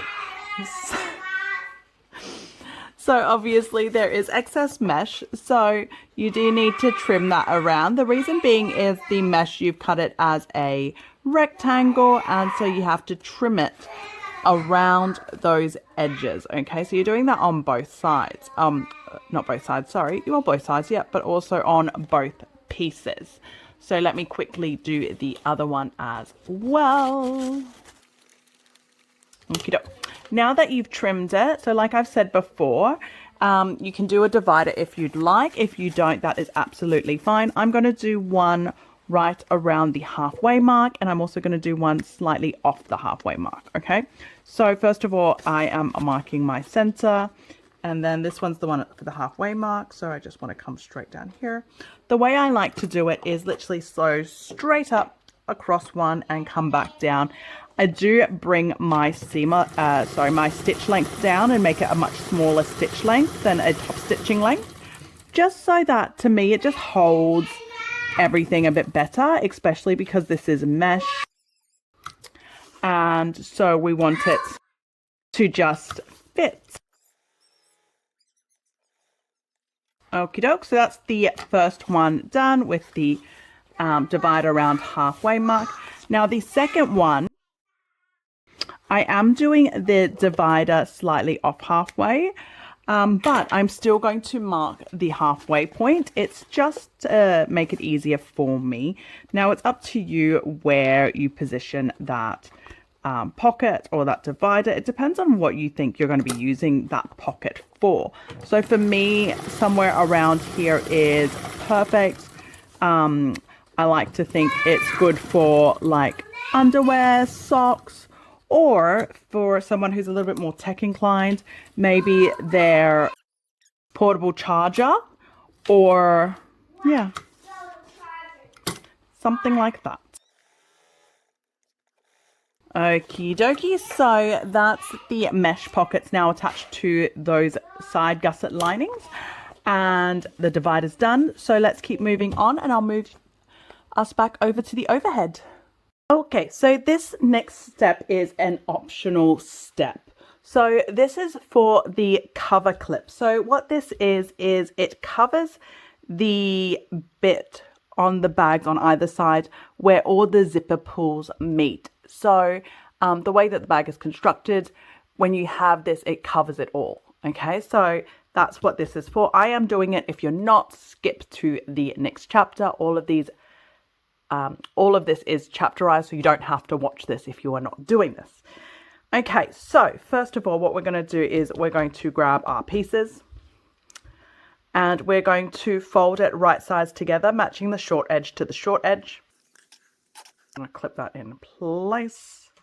Now, you will notice that I have done some markings here, and the reason being is we're now going to go around to the sewing machine and we're going to sew this together with a 1/4 inch seam allowance across the 3 open edges. Okay, now we are going to leave a gap on one of the long edges of about 2.5 inches wide. So where you have that, or whichever side you have that gap is up to you. Where along there you have the gap is up to you. I've just put it there for whatever. That's why I've done it. I like to draw it down because one of the things to make it easy is to do an L shape. So we actually sew from the bottom up and then keep going instead of just starting here and going. So that helps make that turning easier to turn when you birth it. But anyway, long story short, that's what we're doing. So we are just clipping it together and sewing the 3 raw edges together with a 1/4 inch seam allowance. Once we've done that, we're going to trim the seam allowances, turn it right side out, and we're going to top stitch with a 1/8 seam allowance along the edges that we sewed on. Okay, but I'll show you what I mean over at the sewing machine. So meet me over there. Okie dokie. So like I said, over at the overhead, we are sewing the 3 edges that aren't the folded edge. I am starting on this corner, which seems really redundant because it's absolutely tiny. So this is what I mean by, it's a 1/4 inch seam allowance, but this is what I mean by the L shape, and that's why I've drawn it on. So on this side, it's not too worrying because you do your 1/4 inch and then you just come out. So what this does is it means you don't have to backstitch at that turning point, because how many times have we backstitched on a turning point and then as we're birthing it, the seams rip anyway? I mean, it happens to me all the time. So whereas with this, because it comes around the corner, it's a little bit more protected. Actually, it's a lot more protected. But the reason why I draw it is actually more so for this side as I'm coming into the 1/4 inch. So I know exactly where my 1/4 inch is. So I'm not overdoing it. Okay, so now that we've done those L-shaped corners, I am going to continue on and I'm going to sew a 1/4 inch around the whole perimeter. Okay, well, not the whole perimeter, sorry, the folded edges.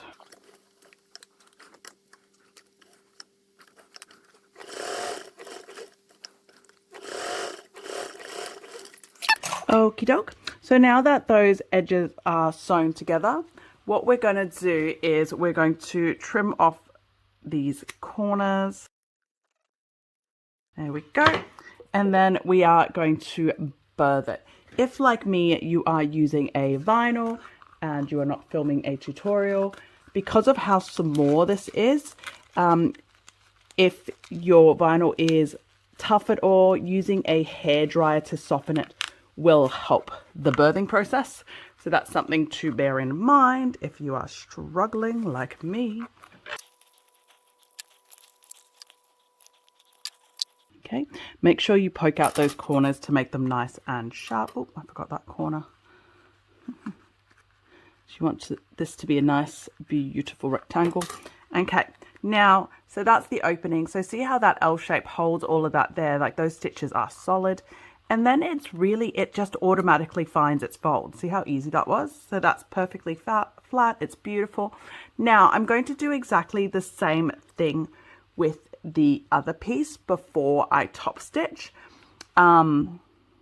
So give me 2 seconds. Now, while I'm doing that other piece, something that I like to do is grab something heavy. This isn't that heavy, but it's heavy enough, and just squish that a little bit. It just helps that piece to really find its, just to fold really nicely, because we want it to be a beautiful rectangle. And the more you fold it now, the more you press it, the nicer those folds will be, and the crisper that rectangle will be. Okay, so let's just quickly do the second one too, and then we'll keep going.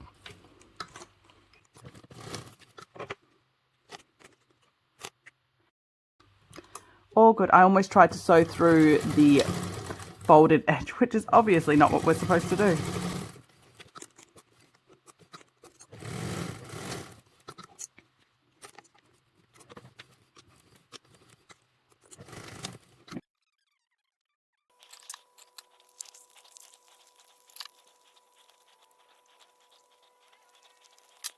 Okie dokie. So now that both pieces are sewn together and birthed, I'm going to go back to the first piece so that this piece can also get a little second to get squishied. Now we are going to top stitch. So again, the folded edge, I am leaving that unsewn. So I'm not sewing along that edge. I'm sewing along the two long edges and the other edge that we sewed on before. Okay, so not this one. This one is being left alone. Okay, and we are top stitching, so it is with a 1/8 seam allowance. I am going to do the side that I birthed, or has the birthing hole, I should say.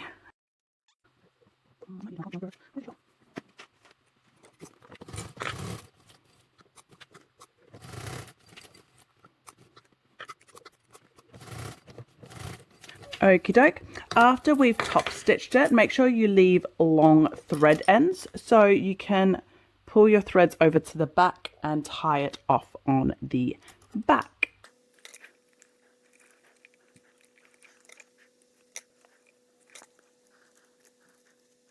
Okie doke.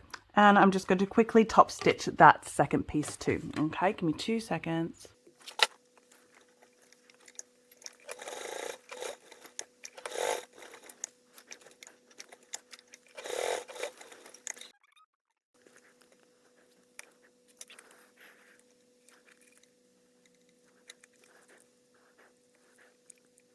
Okie dokie. So now that both pieces are done, we are going to head back over to the overhead. So follow me back over there. Okie dokie. So we've just sewn these together. So again, we have left that folded edge unsewn. Unsewn? Is that the right word? I don't know. It's not sewn. Okay. So the next thing we're going to do is we're going to mark 2 spots from 3/8 of the edges on the bottom. So the bottom is the side that you did top stitch on. Okay, so that's the side that you sewed on and the side that you top stitched. I've already marked it, so it is 3/8 in from here, 3/8 in from there, and it's on both sides. Okay, So I've done that on both pieces. And now you're going to install your snaps. So you can use cam snaps or you can use snap buttons. I think these are called. I'm going to use snap buttons. Okay, so if you are using cam snaps, depending on the thickness of your material, make sure your stems are long enough. I think that's what it's called. Stems are long enough. Yeah, especially if you're using faux leather like me. I use handheld presses for my cam snaps and my snapped buttons, to be honest. It's just, to me, it's just a lot easier. I do have the hole punching tool, but I am known to also sometimes just use my pokey stick to poke through and kind of like swivel it a bit to make the hole bigger if you don't have a hole punching tool or you don't have a table press hole punchy, which I do actually have, I just never use. Okay, so yes, I am going to use the snap buttons. That's what I'm doing. Yes. Okay. I think I'm going with gold for this one because my zipper is gold. Okay, so these are the parts that you should have if you are doing a snap button. So you would have these bits. So that's for the, I guess that's a female version. And then you will have these for the other side. One is a longer one and one is a smaller one, in case you don't know how to use them. I don't know the proper words, okay? Don't judge me. Now, if you were using cam snaps, I'm just going to explain this first. If you are using cam snaps, for the cover, you will be using the male version, which is this one. That bit with the pokey out bit. So, of course, the pokey out bit. So you would be doing that on the exterior, that on the underside. Okay, so the one that pokes out as the for the clip cover. Okay, so now with snap buttons, it's slightly different because obviously this shows with the female and with the male. If I did the male on the top, this would be what shows on the top of the bag, which obviously isn't pretty. So you use the female on the clip cover. Okay, so we are using the female on one side, the cover, then the flip cover, making sure you're putting it on the female on the wrong side or the side that you want to clip down. So I tied all of my threads off on this side. So this is the side that I want my female on. Okay. And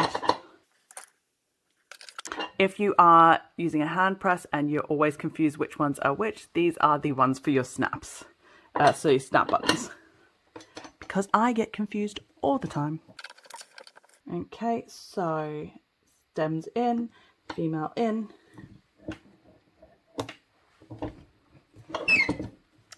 There we go. So that's that one installed. So your outside or the top should look like that.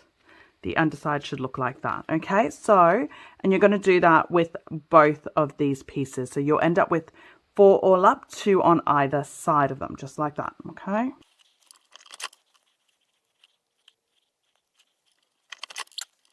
Okie dokie. So that's the 2 snap covers, or the covers done with the snap buttons. Just going to say this quickly. I do have another video of the binding version of this bag. In the binding version, I do use cam snaps, okay? So if you do want to see me install cam snaps instead of the snap buttons, quickly jump over to that video, go to that chapter, okay? So they all will be chaptered, so you can just jump straight to it, watch that bit. Okay, so let's keep moving on. Yeah, just need to quickly put in a quick disclaimer here. My filming here will vary slightly from Jassie's. I've probably missed a step or two according to the pattern instructions. The reason being is when I filmed this, the pattern was done a certain way. Since then, changes have been made to make the bag better. And that is mainly to do with, well, actually not mainly, it is just to do with this D-ring strap. So the way I sew it, the D-ring strap is sewn in. Since then, we've added more support to the D-ring strap because of suggestions from testers. due to the different quality of materials available on the market, okay? So that is the biggest reason for the changes, because of the different quality of materials. So if you'd like to follow me along, follow me along. I've probably missed the bit where the strap gets stabilized. So follow along onto Jassie's video if you haven't, and she will show you exactly how that is stabilized. Otherwise, keep watching mine and do the stabilizing yourself, I guess. I am hoping to have time soon to come back and fix that, okay? So that is in the future. It will get fixed. So if you're seeing this message, it means it hasn't been fixed yet, but I'm hoping I will get that sorted soon. Okay. Thanks, you guys. Okay, now we are moving on to the D-ring tab.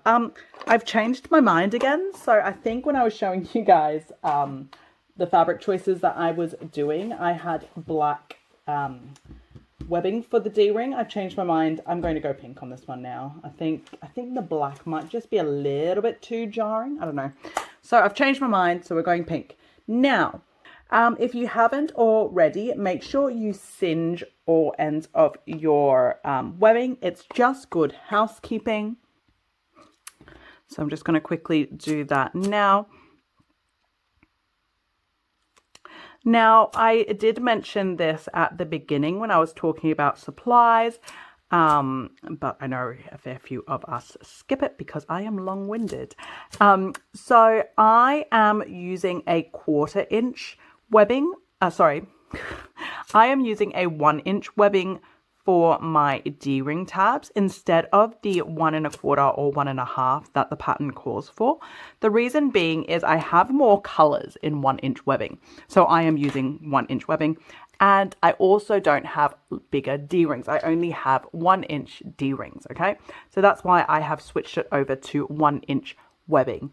So that's the main thing, is make sure the webbing that you use for the D-ring tabs, you have D-rings that match. Okay, so enough talking, keep moving on. So first of all, what we're going to do is we are going to, at the center, or roughly where the center is of the webbing, we are just going to mark it. I'm just going to use this pen. It doesn't need to be perfect. It just needs to be roughly around that middle of the webbing. And we're going to stick a little bit of double-sided tape down. So I'm just going to stick the double-sided tape pretty much right on top of that line that I drew. And then just going to take the backing off. I'm going to thread the D-ring through. And then I'm going to fold the short edges on either side to match up that mark that we drew around the center point, okay? I'm going to clip this in place because my double-sided tape doesn't really like holding webbing, truth be told. Okay. And then I'm also, just give it a little press. I'm then also going to get a little bit more double-sided tape. And I'm just going to stick it down. Oh, that's probably a bit too much. I'm just going to stick it down right there, okay? And I am going to leave it like that for now. I'm going to quickly do the second one as well, exactly the same way how we did that first one. Okay.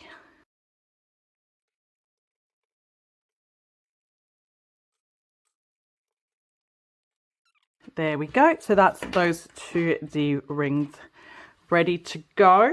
Let me just quickly clean this table. Okay, so now we are going to go grab our side gusset exterior top piece, and we're going to put it all together. Okay, so give me 2 seconds and let me go grab it. Okay, so now that we've got our D-rings ready, we're going to grab our side gusset top pieces. Now, if you hadn't done it already, mark your centers, top and bottom, and make sure you already have your stabilizer fused in. The pattern calls for decavol. I've said before, I don't have decavol. I've used fusible buckram. Okay, so, and that's done on both pieces. So we're going to do one piece at a time. So I'm going to put one of these aside. Okay, so first of all, we are going to measure down from the top. So it's 1 3/4 inches. It's in the pattern. You can see it. I can't bring a ruler in, but I do have, this is a fancy little tool that I got from Brymax it is a rivet hole measurement, and it is perfect for this, to truth be told. So we're going 1 3/4 down, and then we are going to match this so that that is right up against the top of this. Sorry, that doesn't make a lot of sense. So the top of your D-ring with the D-ring down, so the top of the webbing that holds your D-ring is right up against that 1 3/4 mark, okay? So I'm going to take that double-sided tape off, and if I'm happy with that placement, I am going to go ahead and stick her down. Okie doke, just like that. Now, because I am a scaredy cat that doesn't trust my double-sided tape, I am also just going to quickly grab some painter's tape to hold it in place, okay? Because I have no trust, okay? Don't judge me. Okay, so we're also going to line that one up like that as well. Now, what we'll do after we've got that done is we're going to take this over to the sewing machine. We're going to sew this D-ring down. So we're going to do a box stitch with a cross through it. So depending on how confident you are, you can draw the box stitch on and the cross lines that you want. I personally don't like to do it. I've tried a bunch of different pens. None of them I feel like completely come off of seatbelt webbing, which is what I'm using. So I like to do it by feel, by sight, and trust my skill set. Yes, that's what I like to do. I trust myself.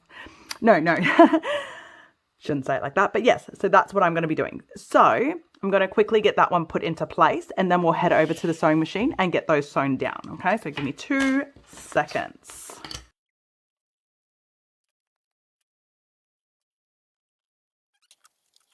There we go. So those are ready to go on. So I'm going to take them over to the sewing machine and we're going to get those sewn down.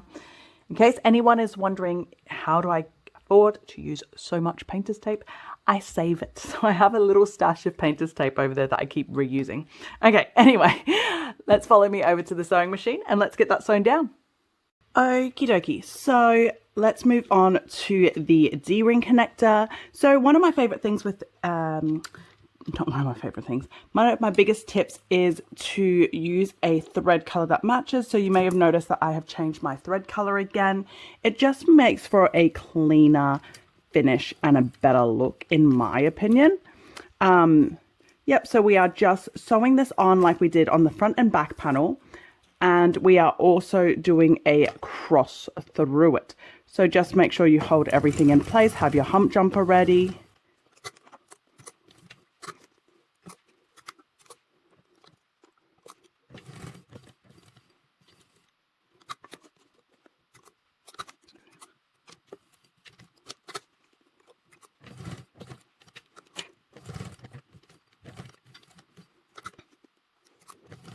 Okie doke, now that I've done the whole perimeter, I'm going to do the cross. So you can draw a cross down with Fabric Safe Pen.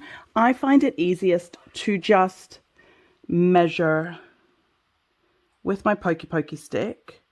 So I'm just double checking that at what angle I'm going at a straight line and doing it.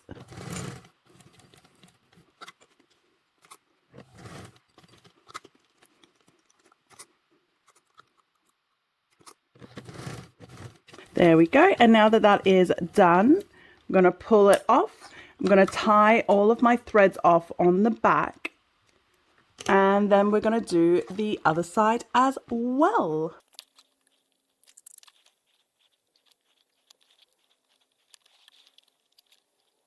Okay, so let's move on to the other one as well. So we're doing exactly the same thing. We're just sewing it down like we did. I like to do it as close to the edge as possible. Again, I'm doing the whole perimeter first so that it's completely sewn down before I do the reinforcing box stitch.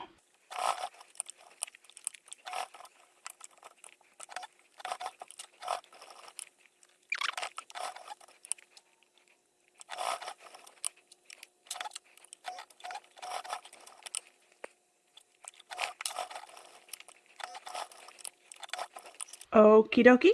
So both of those are now done. I'm just going to tie off the thread ends on the other one as well. And then we are going to keep moving on. So follow me over to the overhead and we'll move on to the next steps.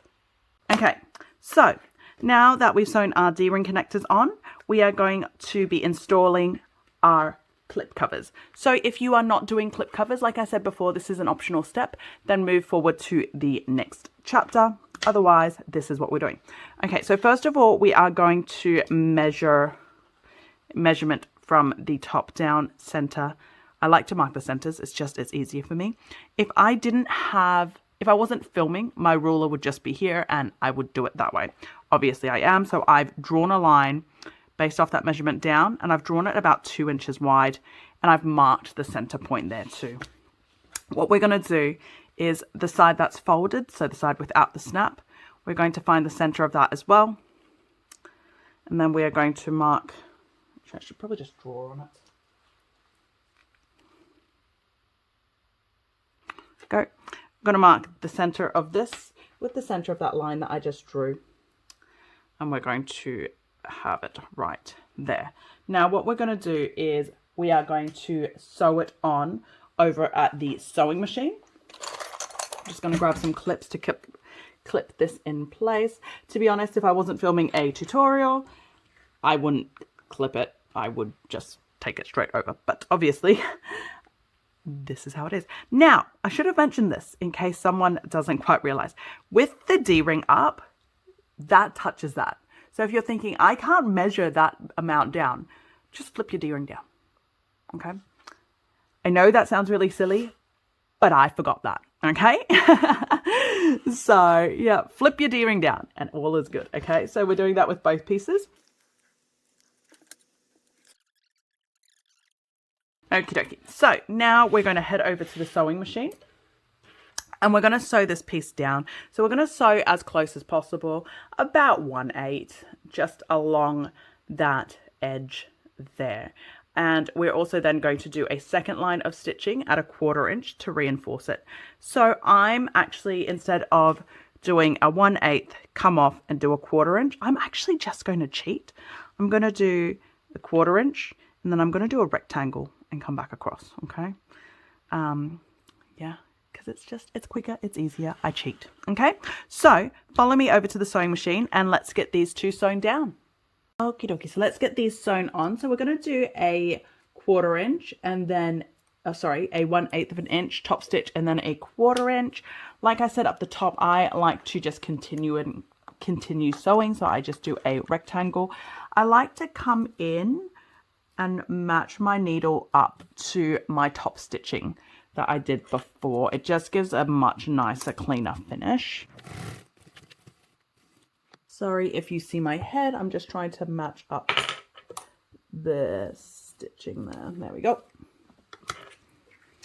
And then, like I said, so you either finish your stitching off here, come back out and do a 1/4 inch. I am staying here and I'm just going up by 1. That's why I like to match up my top stitching so well. And then come back and do a 1/4 inch.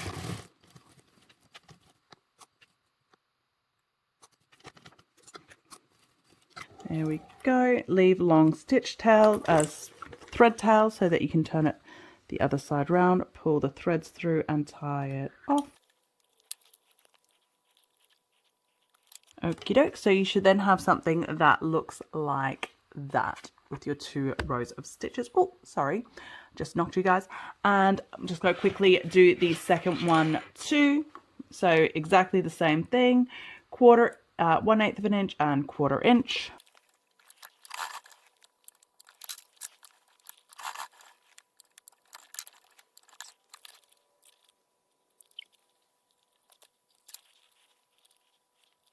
Okie dokie.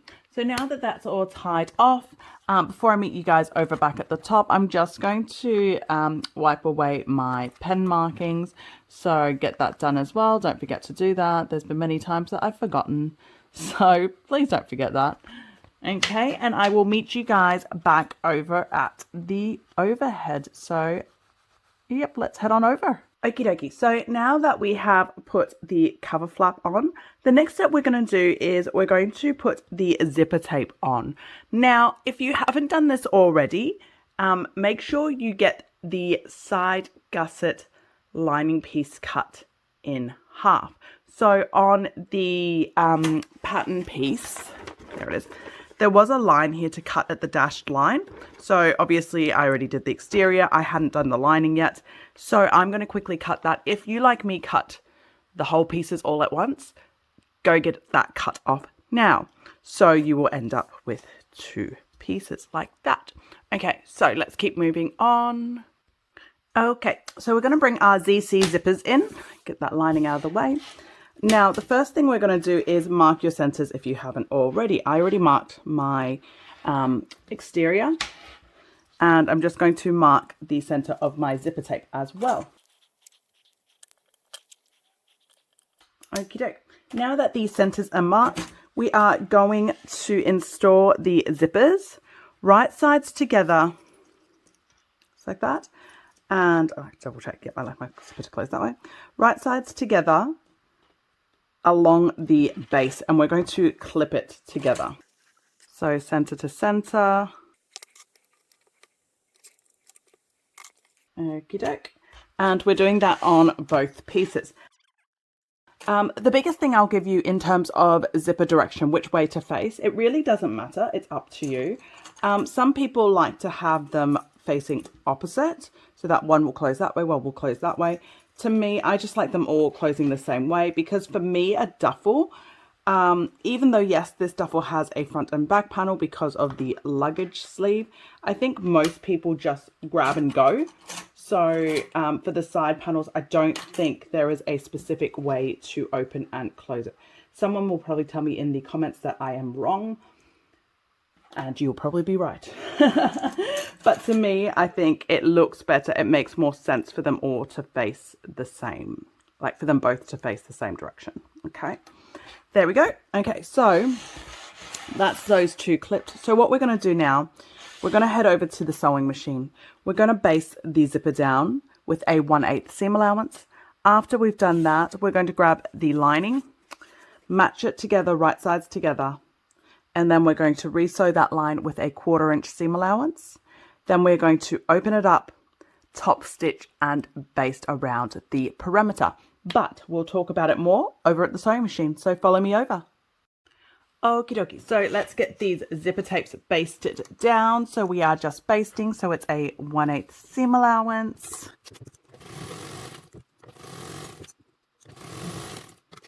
Okie dokie, and we're doing it with the second piece as well, so just basting that zipper down.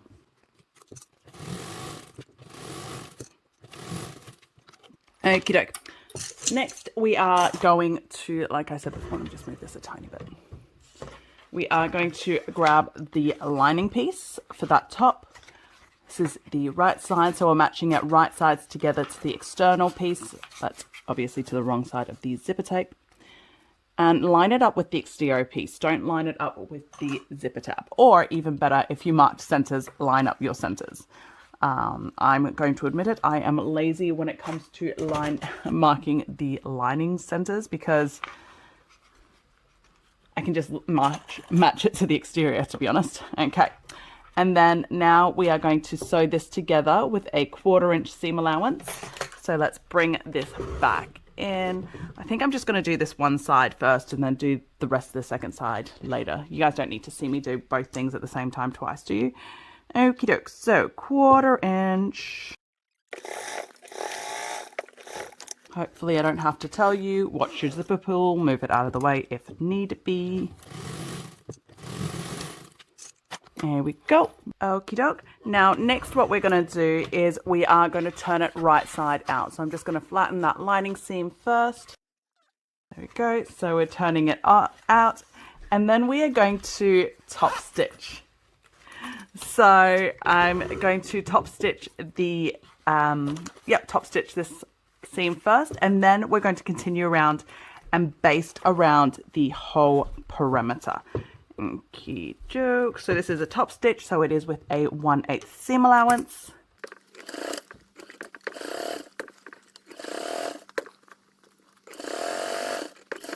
Okay, and then we are going to baste around the raw edge as well.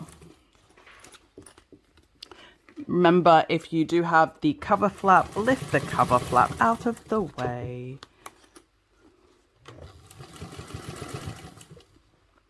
Do you know what? This vinyl is not loving me. Again, I make mistakes so you guys don't have to. This vinyl is shifting, if you guys can see that. So it's causing my alignment to be off. So now that I've top stitched that bottom, what I'm actually going to do is baste the perimeter from the underside, so with the twill facing up, because basting doesn't really matter which side you do it from. Yeah, so sometimes that happens with me with vinyl that is not my friend. So yeah, whenever that happens and there is shifting, I just go across to the lining side and baste from the lining side. Now, the trickier thing with basting from the lining side is obviously your clip cover, which is still fine. Just don't sew over it. Move it out of the way. And Bob's your uncle. Whoop, sorry, just knocked you guys. Okie doke. So, whoop. So that's all done. See, like by turning it upside down and doing it from the lining side, I now no longer have puffiness and misalignments. So perfect. Okay, so I'm going to quickly do the second piece and then we'll head back over to the overhead. Okay.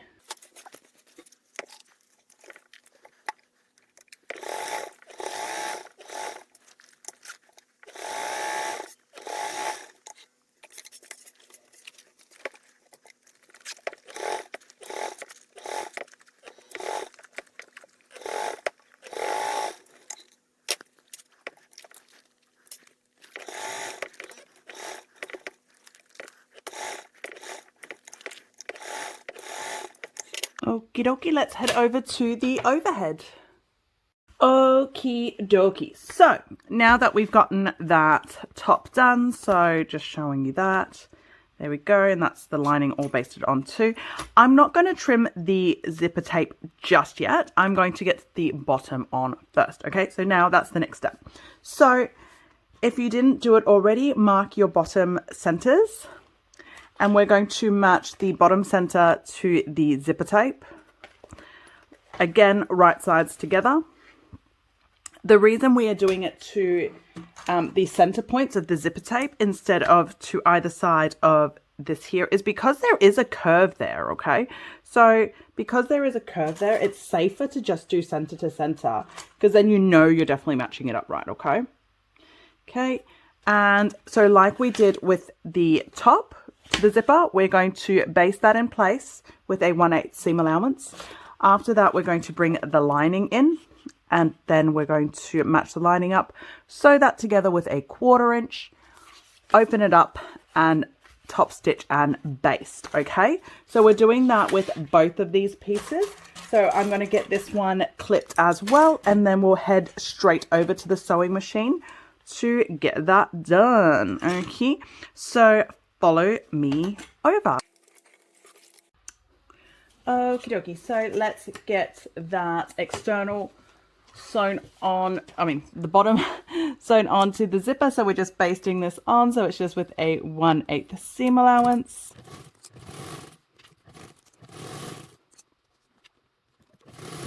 Okie doke. And then once we've done that, we're going to quickly grab, should have left these clips out. Going to grab the lining piece like we did on the bottom, the top, sorry, and we're going to match it right sides together with the external piece, and then we're going to sew these together with a 1/4 inch seam allowance with the zipper tape sandwiched in between. Okay, so this is with a 1/4 inch seam allowance that we're sewing this together.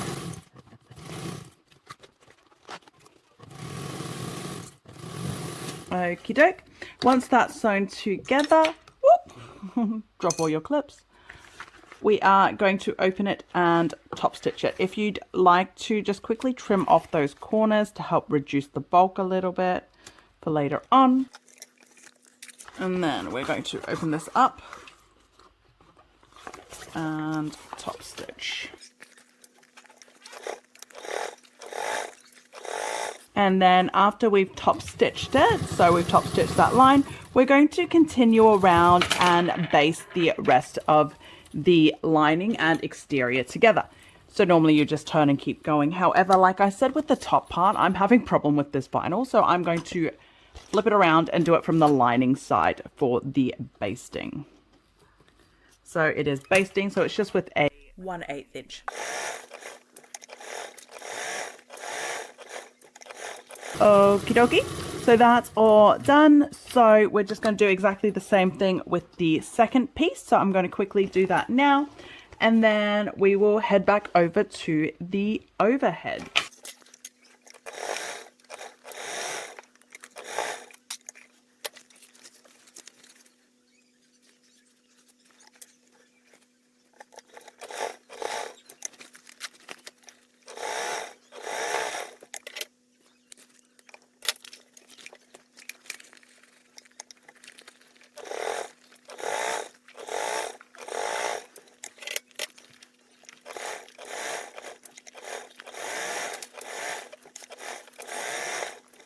Okie dokie, so that's all done. So let's head back over to the overhead view. So right now I'm just going to trim these edges on the zipper tab. Next, what I'm going to do is I am going to grab 2 more of the lining for the side panels, but the ones without the mesh pocket, okay? Whoopah. So what I'm going to do is I am going to turn this upside down. So lining to lining, right sides together, just like that. I already know my exterior piece is not the right size, and it's to do with how I cut and sew things. I know that. So I am lining this lining piece up to the top, okay? The top is the important part that we want to line up to, because we will trim from the bottom. That's why I'm not going to trim now. I'll trim later on. So we're going to clip that lining in place, and then we're going to baste it together. In case I didn't say that, this lining is right sides together down with this one underneath it, okay? Okie dokie, and I'm doing the same on this other piece too. So external side down, right sides together, matching that top edge and the corners. Okie doke, so we're just clipping this in place. Sorry, little Miss 2-year-old was crying and needed mummy.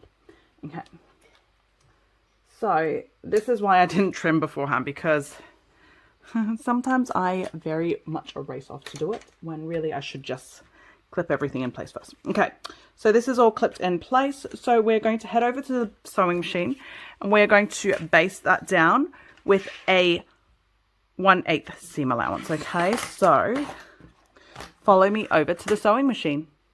Okay, so we're just going to baste these together. Now I like to baste this with the lining side up instead of the instead of the exterior side up. That is a personal preference. For me, it's to do with my fabric choices. It's just easier for me to do it that way. So yeah, we are just basting with a 1/8 seam allowance. If you saw that I had a big gap there, and that obviously looks like more than 1/8, it's because my exterior is slightly bigger than my lining. So I'm using 1/8 based off my lining piece, and then I'm going to trim my exterior to fit. Now, the only problem with doing it lining side down like I am is, again, the clip cover. So just make sure you move the clip cover out of the way as you go when you get to it, so that you don't sew over it.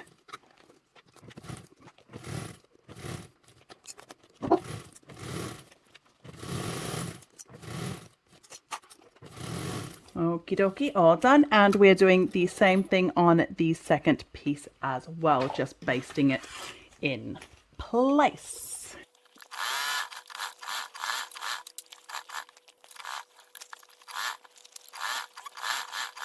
Okie dokes, that's all done. So let's head back over to the overview. I'm also going to trim my external if I need to. I'm going to double check against the pattern piece, like I said, on the overhead, and let's keep going. Okie dokie. So we've just basted the lining on as well. So what we've done is this.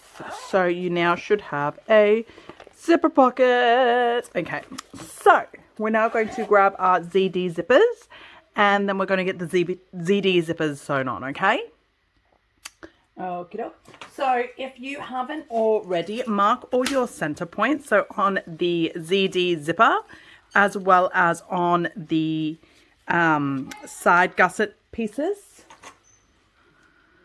So for the zipper, obviously mark the bottom where the tab is, but also make sure you mark the zipper tape on both sides, okay? This is really important that the zipper tape is marked. So what I am talking about is this. Let me get this out of the way.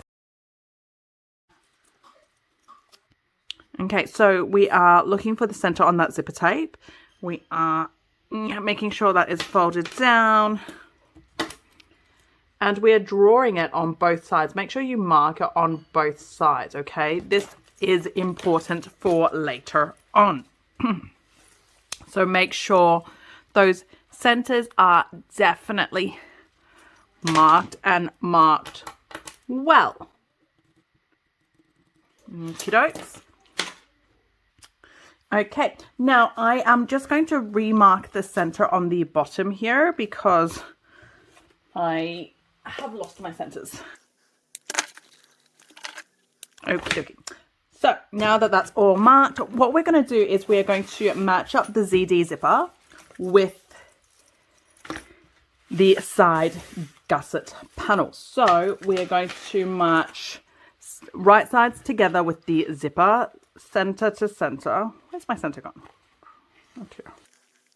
And on the top as well. Now I like to clip this first with the zipper closed, and then afterwards come back in and open up the zipper. I know it's a bit of a weird thing that I do, but to me it's easier to clip with my zipper closed, to be honest, than open. I think for me it's a matter of I don't know, to be honest. I don't know what I'm going to say to explain it. I'm just a little bit weird sometimes, okay? So, but what we're talking about is this. So we're going to open the zipper up and clip this whole zipper into place.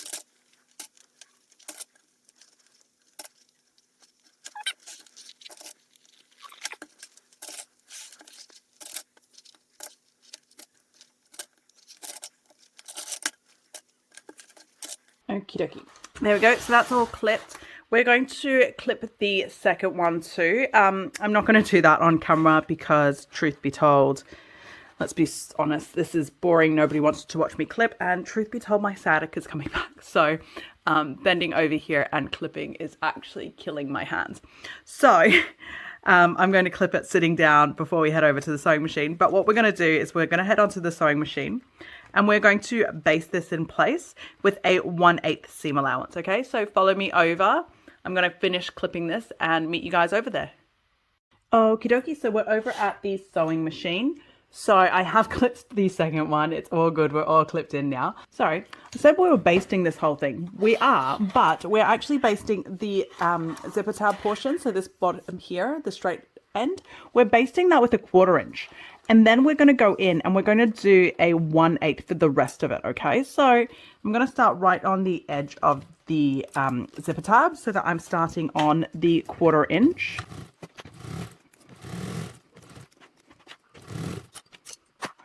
And then now we're coming into the 1/8 here, okay? So as we come around here, we're going into a 1/8. It doesn't matter if you're slightly over the 1/8 to start with, like if you, because obviously like there's a kind of difference between a 1/4 inch and a 1/8 of an inch, right? So because your next stitch line will be a 1/4 inch anyway, okay? So it doesn't matter if this comes in a little bit more than the 1/8 to start. I like to get around the bend before I open my zipper. I know that made it look really, really messy, but it's just for me. I find it easier to do it that way. Okay. And now I've got my zipper all the way pulled out of the way so that this is super easy to maneuver and everything's just nice and smooth and it's just a basting 1/8. The only next point that we need to be careful of and pay attention to for this part of the sewing is just this point here where we've got the cover clips. Move the cover clip out of the way if I had to tell you that. Definitely don't sew it down.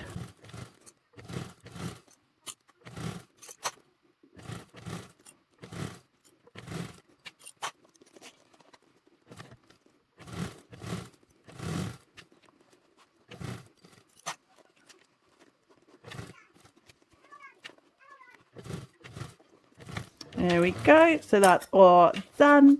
So I'm just going to do the other piece as well. So exactly the same way. We're just sewing that all together. Where's my second piece? Oh. Okay, so doing exactly the same thing on the second piece as well.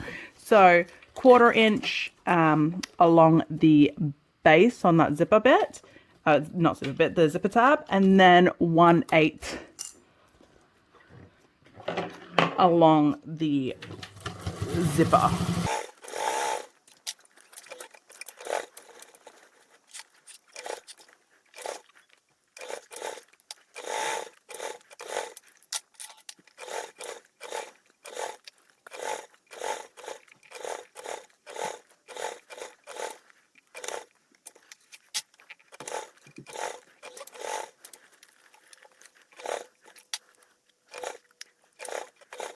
Okie dokie, so that's both pieces all done. So let's head over to the overhead and keep going. That's that all done. The zipper is basted on to the exterior. So this is what we're looking at. Now, what we're going to do next is we're going to grab the lining pieces that have the mesh pockets on it, okay?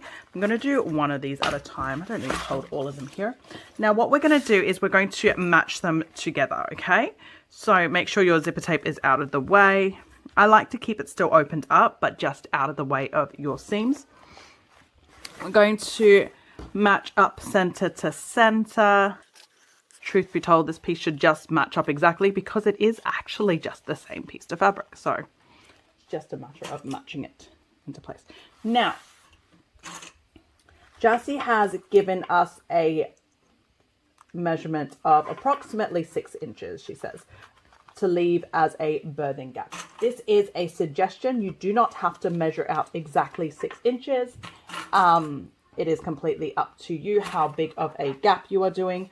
I am doing the 6-inch gap like she suggests because I didn't mark the center of this. That's fun. Okay. Sorry. Yeah, I didn't measure up a 6-inch gap. Well, I did measure up a 6-inch gap because I am doing the tutorial, so I want to do it exactly as how she has written it, unless it's a tip or a trick that I've got. So let me just clip this all in place. Okie dokie, so that's all clipped into place. So Jassy has given us a suggestion of how far to leave open as a birthing gap. So I've actually marked it here. So like I said before, she suggested 6 inches, so I have left that there. So, sorry. So that's right there from here to here. Now the way Jassy has taught us how to do this, which is really cool, the L shape, the L shape, the L shape. I know I talked about it when we did the cover, but in case you're not doing the cover and you skipped that part, I want to talk about it. So what the L shape does is it kind of helps you hold your turning point so that it's easier to turn. So what I'm going to do is I am marking a 1/4 inch up. So this is where I'm going to be leaving the gap, and I'm marking a 1/4 inch up from that because I am going to sew along this line. Okay, just like that. Okey-doke. So on this side, I'm not going to bother marking it because when I come out, I'll come in at a 1/4 inch and I just go straight off the edge. So that's easy. But here, I just like to draw it down so it's easier for me to know exactly where I'm following at the start, how far in I'm going. And let's go over to the sewing machine. We're doing exactly the same thing with the second piece. I'm going to clip it all in place. I'm going to do it off camera. You guys don't need to see me clipping constantly, so I'm going to do that one off camera. But we're going to head over to the sewing machine. We're going to sew both of these pieces exactly the same. So coming in by a 1/4 inch, and then we're doing a 1/4 inch all the way around the whole perimeter until we come to the other end of the opening. So we're leaving a birthing gap of this size here. Okay, so we're going to birth this. We're going to sew this together and we're going to birth it. Now, we are doing exactly the same on both of these pieces. The trickiest thing with this part is your zipper tape. If you're not used to sewing around zipper tapes around curves like this where you can't see the zipper tape, because whether you're on this side or this side, you can't see it. It's sandwiched. You will see me using my hands a lot. So as I'm sewing, you will see me using my hands, feeling where, so it'll be this way, feeling where my zipper tape is, or my zipper teeth, I should say, and making sure that it is still curved and out of the way. So just making sure all the time, okay? So that's it. So let's head over to the sewing machine. We'll get this sewn down. I'm going to clip this up and meet you guys over there. Okie dokie, so we're over at the sewing machine. So we're going to sew this together with a 1/4 inch seam allowance. So like I said, we're doing an L seam at the bottom. So instead of coming in like this and just stopping here and reverse stitching, we're going to come in literally from the edge. Okay. Coming in from the edge. I need my home jumper. And we are doing a 1/4 inch around the whole perimeter. Like I said before, the main thing to watch out for is to keep feeling where your zipper tape is, where your zipper pull is. While I'm doing this, I'm also going to quickly, should have said this before, I normally don't clip this bit, to be honest. Sorry, I whispered that. I don't know why I feel like I need to keep that a secret. I don't normally clip this bit because I like to zip up that zipper around that corner first so it's out of my seam, make it easier for me to get this 1/4 inch around here first. And then after I get around there, I then open the zipper back up, okay? So, I don't know if you can see how I'm holding that. The reason I'm holding it like that is because I am holding my teeth. I'm knowing exactly where my zipper teeth are, and so that it makes it a cleaner, easier sew.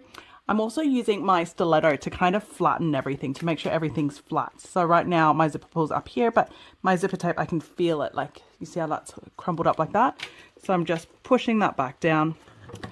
But truth be told, by here, I can actually go back in and open my zipper tape back up. To be honest, I don't normally clip this fabric. This is what happens when I start clipping and doing things that I don't normally do. And then I get that zipper tape and I bring it back out through the side. So through the bottom, through that gap here. So it just kind of makes sure that it's all completely out of the way and it's not going to trip me up as I go. Okay, and we're just going to keep on that 1/4 inch.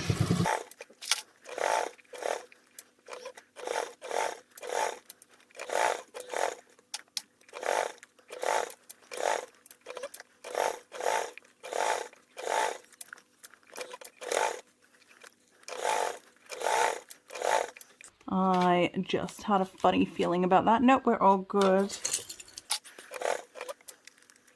Okay, and again, the zipper pull, I'm just making sure that's out of my way and out of my stitches way.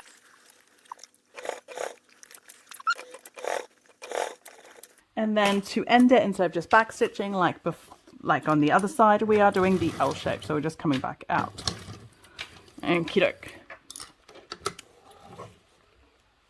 Here we go. So that's that all done. Now,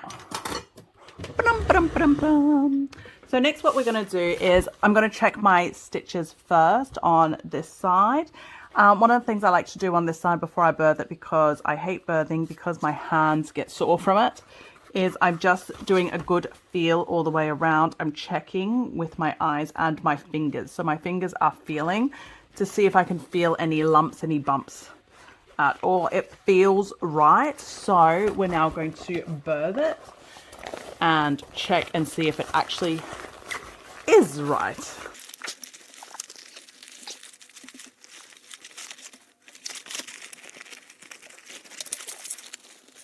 There we go. So that's all birthed out. Now, what I'm going to check for is my zipper tape. So I'm going to close this up first. Obviously, I still need to completely pull it out, but I'm checking for puckers around the zipper tape.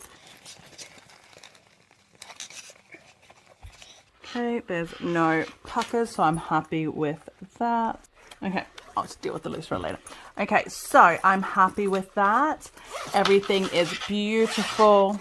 Okay, so the next thing we're going to do is close up that birthing gap and top stitch, okay?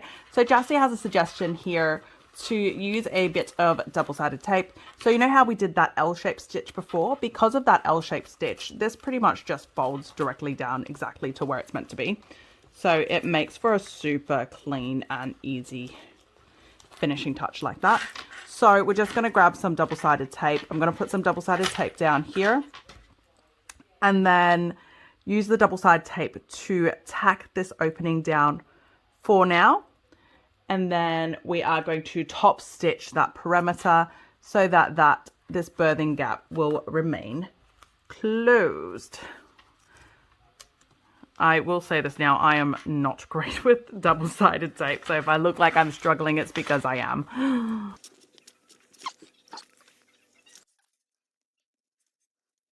Okey-doke. So that's, there we go. So that's stuck down for now.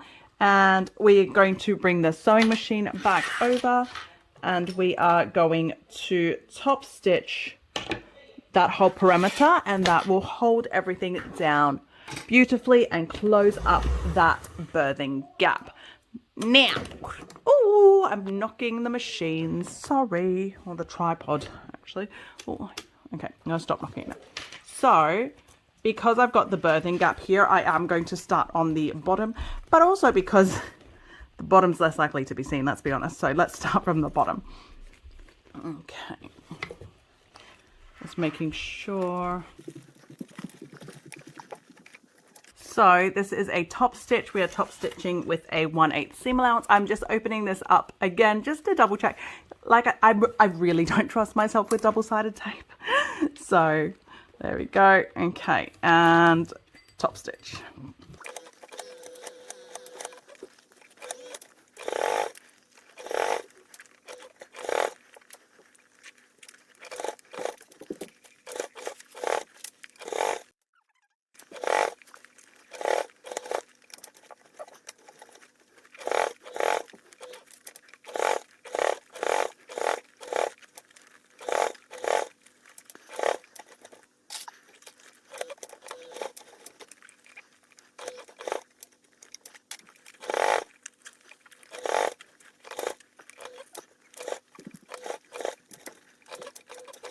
Okie dokie, so that is all done. So I'm now going to go onto the underside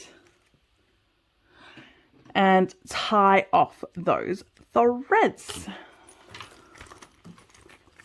Double check, actually before I tie them off, I should double check that I actually closed the birthing gap, which I did. Okay, and then we're going to tie it off. There we go. And then we're going to do the same thing with the other side. So we're going to sew it all together with a 1/4 inch, leaving the birthing gap, birth it, turn it, top stitch. Okay, so let me grab the other one and get that one done too.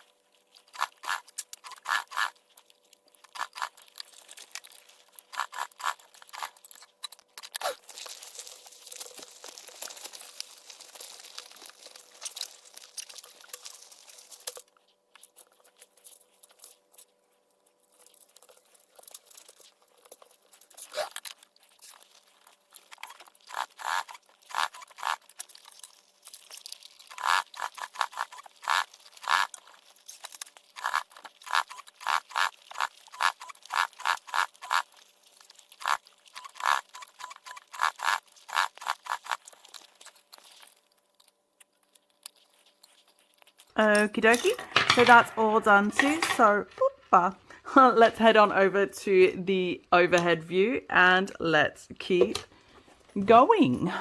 Okie dokie. So we've just finished those side gusset panels. So I like to just close the zipper off quickly, double check that we are happy, which I know I am because I saw it at the sewing machine, but just double check before you keep moving on, that there's no skip stitches, that the birthing gap closed up properly, and it did. So now what we're going to do is we are going to move on to the next step. Oh, I've got a loose thread there. I'll cut that off in a sec. Okay, so remember how I told you to mark both sides of the zipper, and I said that that was a really, really important step. We are now up to that really, really important step. So here's that marking right there. What we're going to do, and I am going to be the first to freely admit to this. This freaked me out, okay? This freaked me out. It doesn't seem natural to cut a zipper after I've already sewn half of it on, but that's what we're doing. We're about to cut it. So right on that halfway mark, only the bit that hasn't been sewn on, don't touch this one. We are going to cut it in half. Oh! This is the third, fourth time I've done this, and it's still, still like, sends shivers down me. Well, more than third, fourth time, because this is the third, fourth bag I've done this on. So really like I don't know. I can't maths. I can't maths right now. Okay.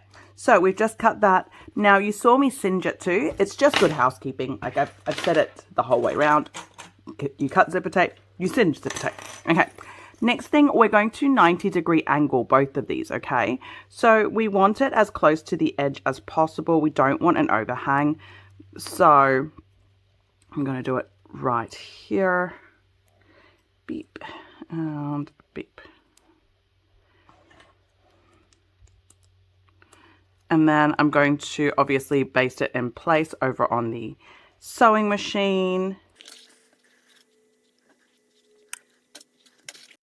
Yep, there we go. So I'm going to, I'm not having luck today with this.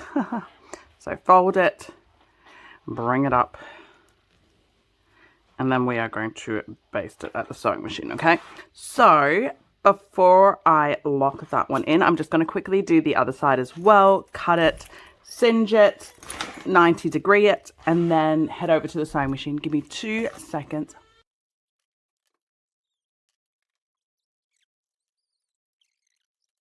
Okie dokie, so that's all clipped. So let's head over to the sewing machine. Okie dokie, so let's get these basted down. So we're just basting down these two 90-degree angles.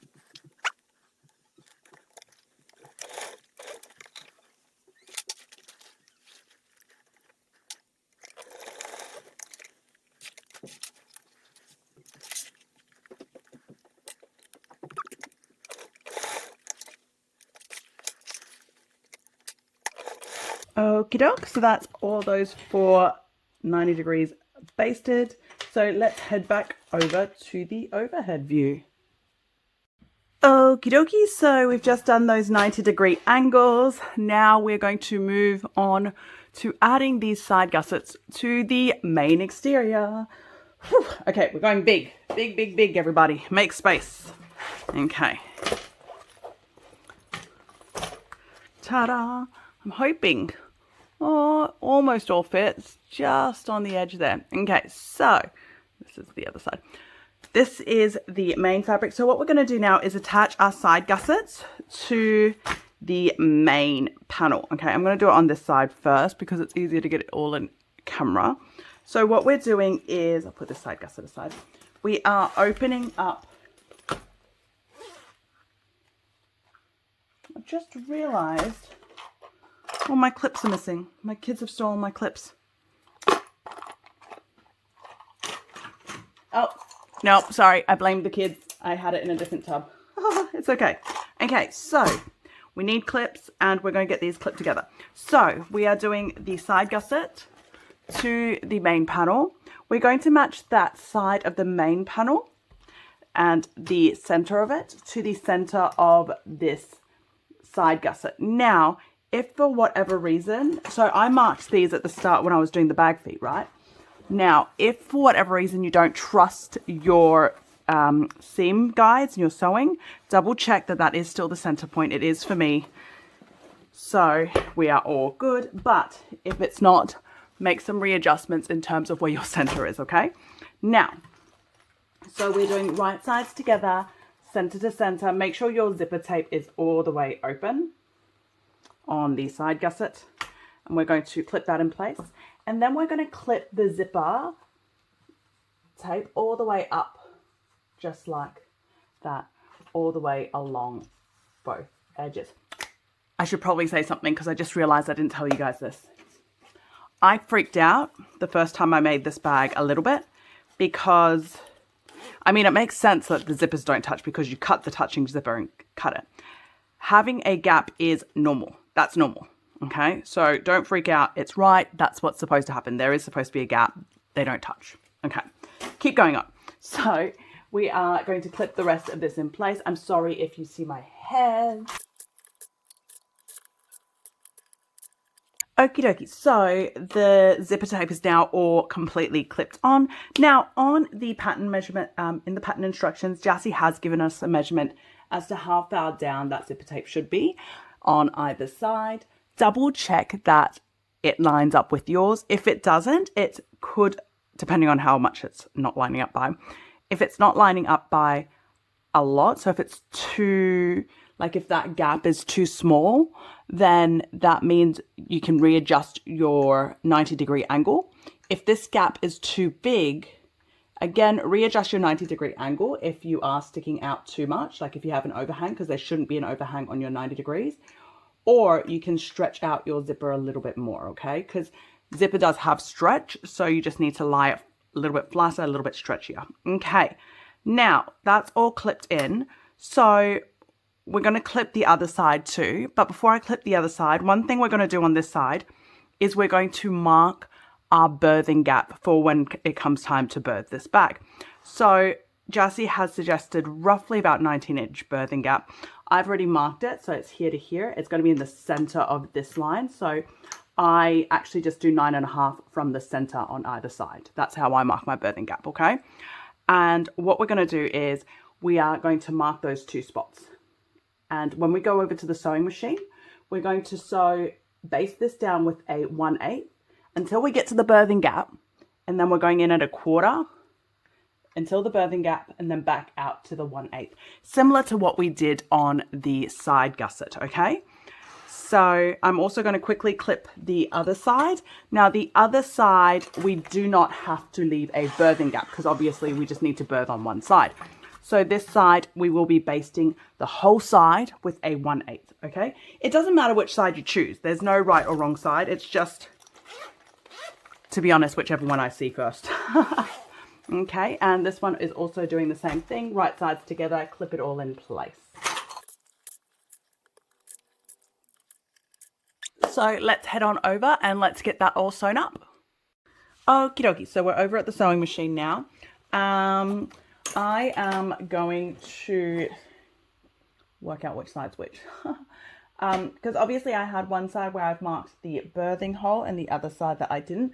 So I'm going to do the one with the birthing hole first. I can remember which side I did it on. Oh, over here. Okay, this side. So, like I said before, we're doing 1/8 of the seam allowance. So it's a basting stitch until we get to the mark that I did for the birthing hole. And then from there, we are doing a 1/4 inch until we get to the other mark for marking the end of the birthing hole. And then we are going to do a 1/8 seam. Sorry, I yanked out my thread. Okay, so let's get this in.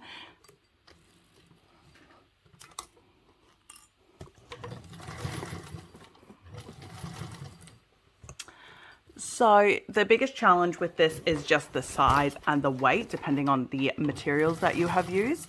When I am not filming, I can't while I'm filming because of where everything is placed. But when I'm not filming, I actually have the bag resting over my shoulder so that my shoulder carries most of the weight so my arm doesn't have to, whereas right now I'm using my left arm to kind of carry the weight. Okay, I'm coming up to my first mark here, which is where I'm expecting my birthing hole to start. So I'm coming in and I'm doing a 1/4 inch here.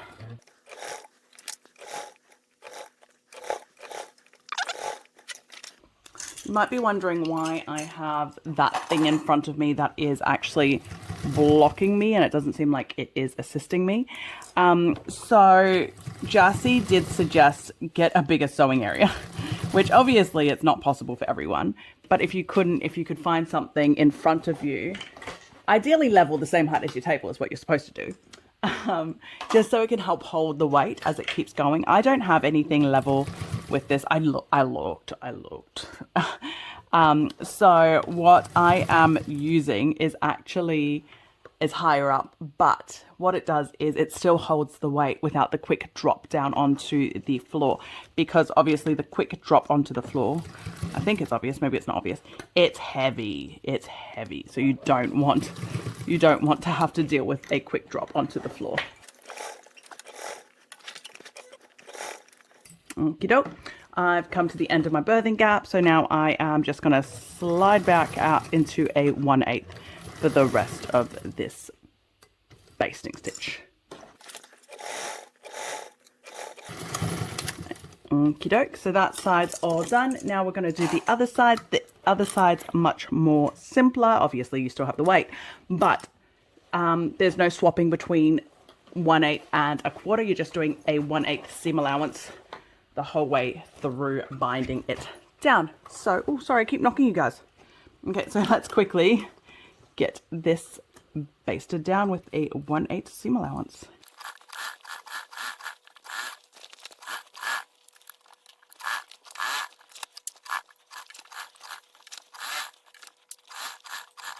Okie dokie. So that's all done. So let's head over to the overhead and have a good look of what we've done. Okie dokie, so that's the side gussets sewn on to the exterior. So take a moment and enjoy what you've done, because this is your exterior done. So if you'd like to close it up to have a look, to see what your bag is looking like, definitely do it. I know I really have been looking forward to turning this one, because I had no idea how it was going to look. I felt like my choices were right, but like my fabric choices and my color choices were right, but I wasn't 100% sure. So obviously, in case you were worried, this obviously hasn't been top stitched, so it is still facing the wrong way, but you can definitely still zip it up to have a look at what it looks like. Here we go. Oh, she's looking good. If you are doing the clip covers, don't worry as well. We are going to be doing those clips later on, okay? So don't freak out. Everything is in order. We know what we're doing. Oh, I'm liking this. Yeah, I'm happy. Okay, so let's keep going on to the internal now. Okay, moving on to the interior lining for the bag. First of all, we're going to grab our ZE1 zipper, as well as our ZTE zipper pull. If you haven't already, make sure you have your zipper pull on the zipper. Okay, and then what we're going to do is we're going to grab the zipper tab. We're going to cut it into 4 equal parts, or 4 equal pieces. Then we're going to grab the zipper tabs. We're going to match them right sides together on either end, sorry, I should say, of the zipper tape. And then we're going to sew each end with a 3/8 seam allowance, okay? Once we've done that, we're going to turn the zipper tabs right side out, and we are going to top stitch around the perimeter. But follow me over to the sewing machine and I'll show you what I mean. Okay, so we're at the sewing machine. So first of all, we're going to do a 3/8 seam allowance. After you've done your 3/8, you're going to open that up. And then you are going to top stitch around the whole perimeter.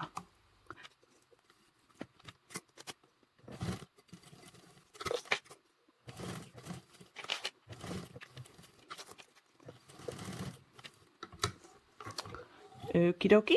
And then we're going to do it on the other side as well. 3/8 and then top stitch around the whole perimeter.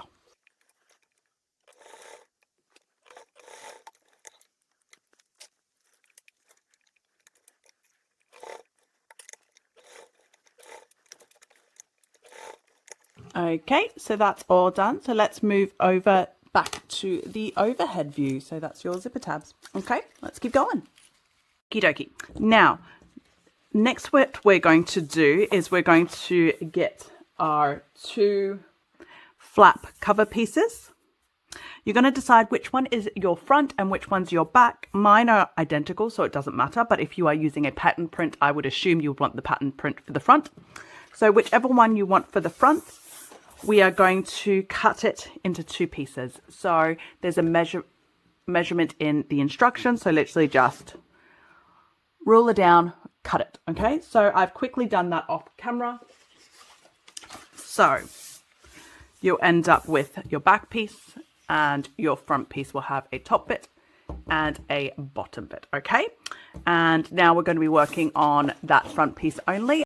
Okie doke, so we're going to grab our zipper in. First of all, I like to mark all of the center points. Well, not all of them, the parts where they will match. So the top of the bottom piece, the bottom of the top piece, as well as the zipper.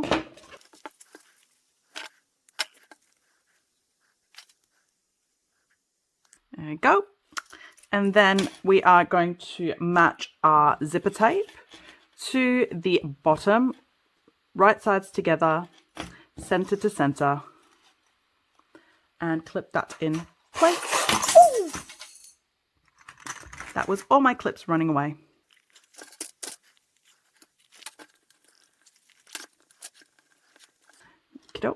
There we go. So what we're going to do is we're going to head over to the sewing machine. We're going to sew that together with a 1/4 inch seam allowance. We're going to turn it right side out and then we're going to top stitch it. We're going to match the top edge to the other side and do the same thing. So 1/4 inch and open it up and top stitch. But follow me over to the sewing machine and I'll show you what I'm talking about. Okay, so first of all, we're going to come in with a 1/4 inch seam allowance, like I said before.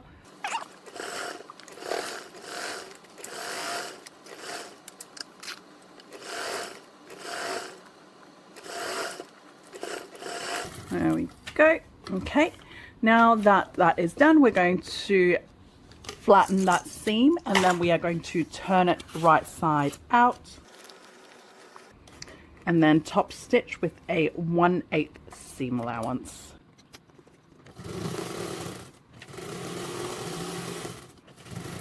Okay. Now that that side's done, we're going to add the top as well.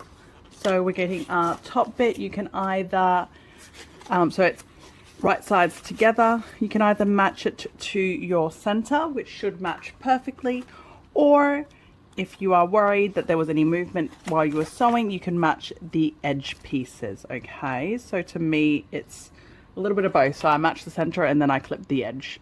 That way it's just perfect.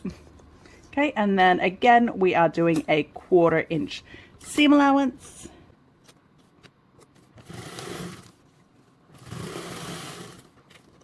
Making sure I know where my zipper pull is.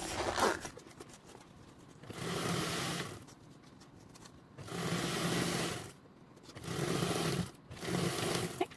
Then we're going to, like we did the other side, the bottom, we're going to turn it right side out, flatten the seam, and top stitch.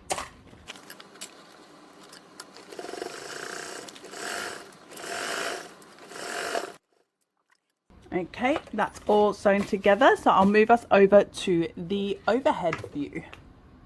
Okie dokie. So next we're going to be moving on to the back flap cover piece. Okay, so we're going to get it right side up. So this is right side up, this is the top, this is the bottom.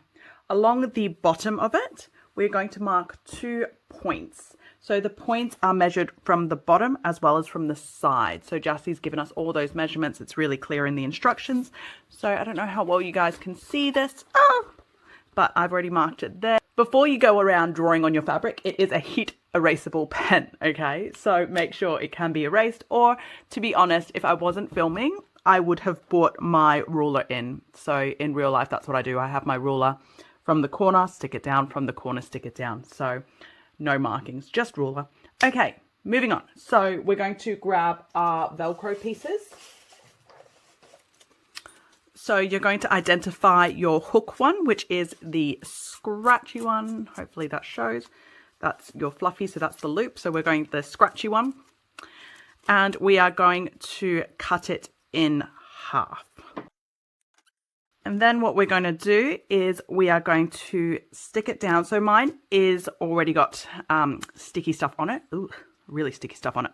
Okay, so I just peel that off. If you don't have sticky stuff on yours, just add some double-sided tape. To be honest, I don't work with a lot of Velcro, so I don't know if there is some that don't come with it. And then you're going to match it down and put it down exactly as per that measurement. Like I said, if you have the ruler and you can bring the ruler in, it helps ensure a nice and even placement. I'm actually going to do that quickly off camera for the other one. Okay, so I've just stuck that second one down. So literally all I've done is I've moved my ruler in so that I can make sure it's nice and flat and level. Okay, so next step that we're supposed to do is actually go and sew this down. Now, I'm not going to do that right now. I'm going to do one extra step before I do that. The reason being is, like you saw before, the stuff that I'm working with, the sticky it's super sticky. Like it is really sticky and it really gums up my needle. So every time after I sew on this, I have to clean my needle. I think most people probably would if you've got some kind of sticky residue, but so what I like to do is actually do the other two. So adhere the loop pieces now before I sew both of these down. So that means I am skipping forward a little bit, okay? So I'm just going to skip forward now. So this was step 33 and I'm going to skip forward step 36 and we are going to do the loop as well. Okay, so let me grab those 2 pieces. So these are the 2 pieces that will be facing upwards. So the ones that you will see with the bag, I guess is the best way to describe it. Let me turn, there we go, that's better. So it's, yeah, the ones that you'll see. Okay, and first of all, like we did on the other piece, we are marking 2 spots. So the spots, make sure you have it right side up. So this is the right side of my fabric. This is the top edge. And I'm marking 2 spots from inside out. So make sure you know which side is which. If you are forgetful, like I can be sometimes, it does help to put an L on one side and an R on the other. I like to put it right on the corner so I don't mess them up and it doesn't show. But if it does, for whatever reason, show, this is a heat remarkable erasable pen, so I can erase it. So left, right, and then from the center out, from the top down is where our measurements are. And then, like we did before, we're getting our loop piece, cutting it in half. Okay, and then sticking it down.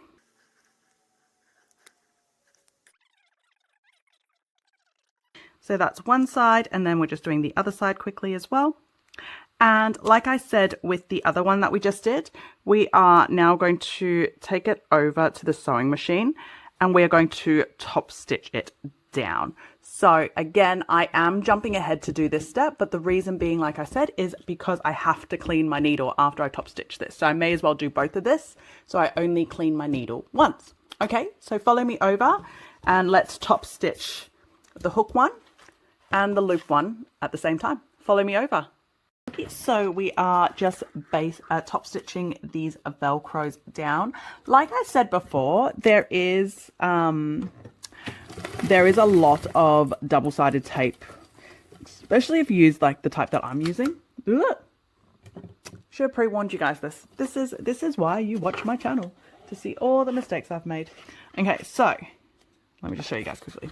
I didn't change thread, I forgot to, so the thread shows up like crazy. So one of the biggest tips I can give you with doing these Velcros is change your thread to match the color of the Velcro, whether it is white Velcro or a black Velcro. So I'm going to quickly take these stitches out, and then we're going to quickly change that top stitch color. Okay, be 2 seconds.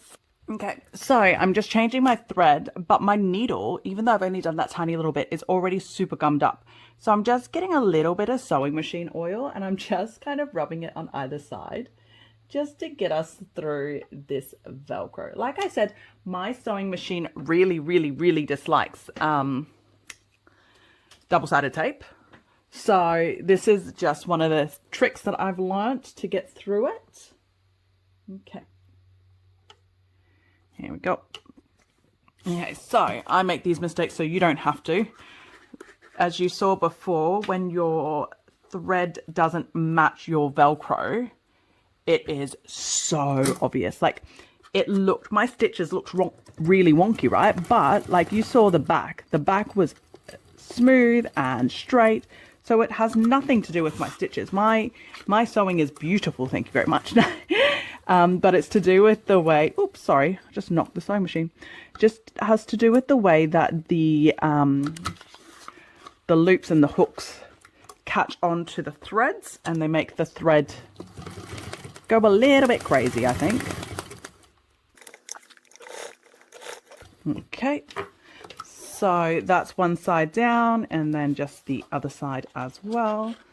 I have purposely used my bobbin thread to still match my fabric, so that's so that it still looks pretty, because that inside does show on the inside of the bag. It's not a big deal, but I just like to, I like matchy threads. Okay, so the other one.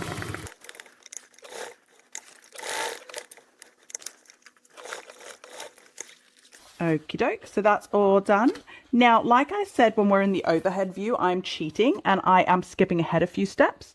So I'm grabbing the next piece, which is the suit jacket piece, and I am also top stitching the fuzzy loops down. Like I said before, it's because once I do this, I have to change needles. My sewing machine does not like double-sided tape. It does not like sticky needles, so that's why I am doing it.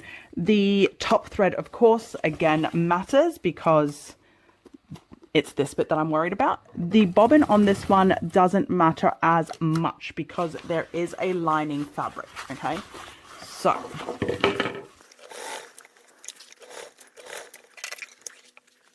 okay, and then the other piece.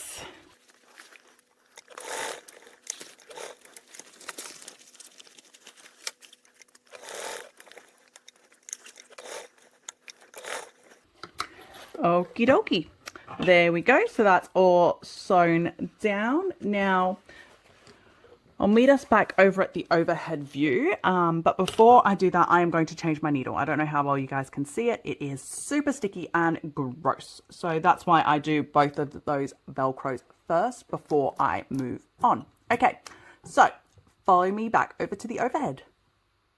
Okay, so now that we have the Velcro installed and the zipper installed for the front and back of the flap cover piece, we're going to put it all together. So we're going to match them all right sides together. Now, you may notice that the zipper tabs are longer. That is right, or it might not be. It really just depends on how you sew, okay? If it is longer, doesn't matter, you can trim it. If it is longer, I mean, if it, yeah, whatever I'm trying to say. You know what I'm trying to say. Okay, so let's just clip them all into place.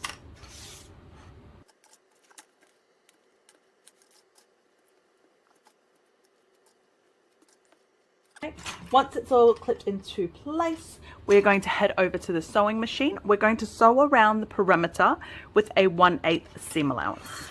Once we've done that, we're going to birth it. So you probably should have opened the zipper beforehand. We're going to birth it, flip it right side out, and then we're going to top stitch to enclose all the raw edges. Okay, so follow me over to the sewing machine. Okay, so we're just going to baste those covers together. I like to sew it together, sorry. I like to do it with the bottom up, because the bottom has the, what are they called? The Velcros. And so to me, I want to make sure that the bottom is the measurements that we are following, just in case there's any differences in the sizes. And that could be to do with how you sewed it on with the zipper, okay? So we are doing a 1/8 seam allowance with this around the whole perimeter. You might see that I'm holding it up trying to keep it flat. The reason being is I don't have a flatbed machine.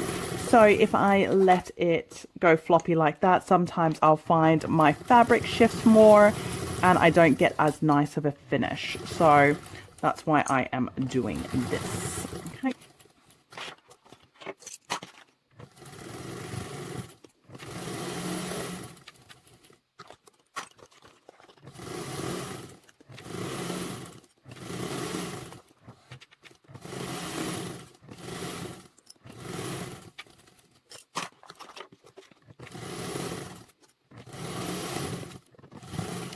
Okie dokie. There we go. So that's all done.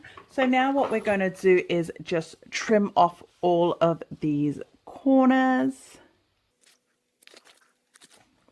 If your zipper tabs are too long like this, just trim it as well, just so it's not overhanging. There we go. And then we are going to birth it. Okay, so give me 2 seconds. Okay, I might actually move the sewing machine out of the way a little bit to give us some, a little bit more space there. Okie dokie, here we go, that's a bit more space. Okay, so we're going to birth it out through that zipper. So I'm just going to open that all the way. Okay. If you have chopsticks, use those. I like to use my hemostat because it's, what's that called? It's blunt. It's not pokey like my stiletto, so it won't just poke through my fabric. So, and it helps you poke out beautiful corners.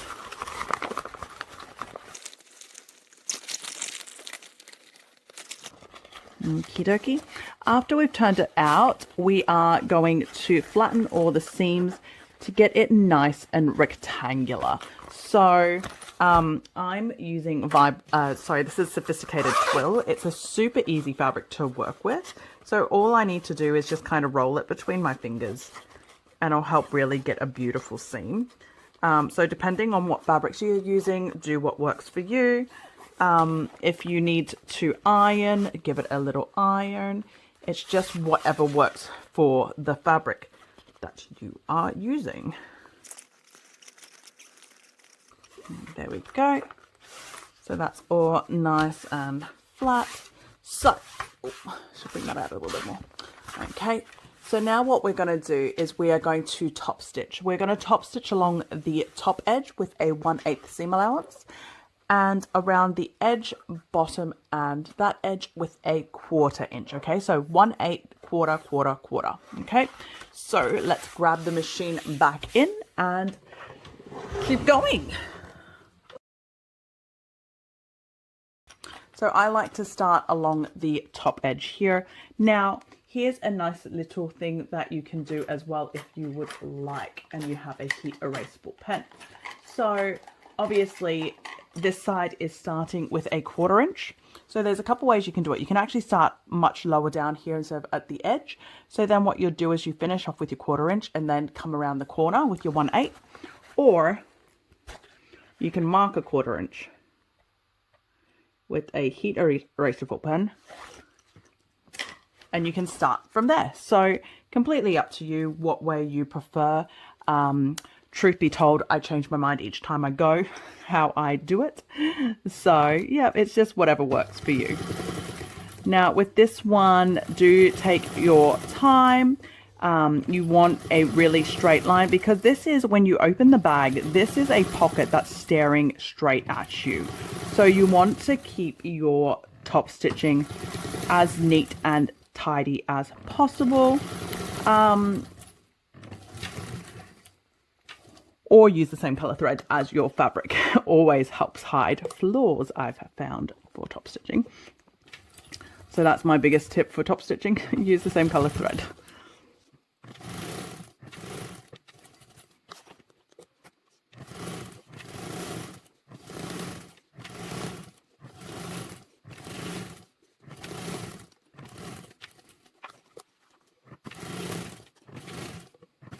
There we go. As we come back up to the top, like I said, I marked my 2-inch, my 1/4 mark. So my needle should be coming back pretty much at exactly the right spot. And I'm trying to stop where I started. There we go. Here you go. So you see that, how that is start and stopped at exactly the same spot. So there's no mess. Sorry, that's not focusing. Focus on you. There you go. Start stopping at exactly the same spot. So it's nice and clean. And I just need to go get my iron and iron that out. Now I am going to quickly bring the threads through to the back and tie it off. I just find it's the neatest finishing method for me. So just quickly do that.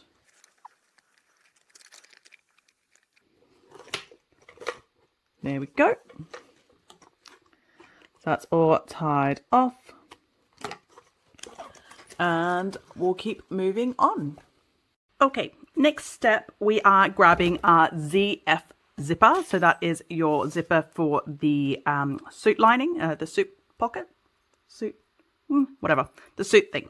And if you haven't already, make sure you insert your zipper pull. And of course, make sure you have already singed both ends of your zipper tape. It's just good housekeeping. Just stops it from fraying. There we go. And then what we're going to do is we are going to do a 90-degree angle on the top bit. So this one, there is no measurement as such. It's just you want it as close to the top as possible. So I roughly know that's about there of a fold. So I like to fold before I separate it even. And then just separate it.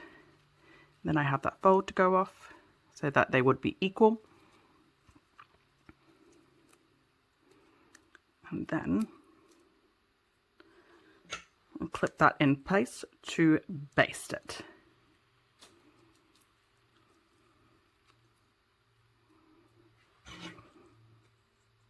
There we go.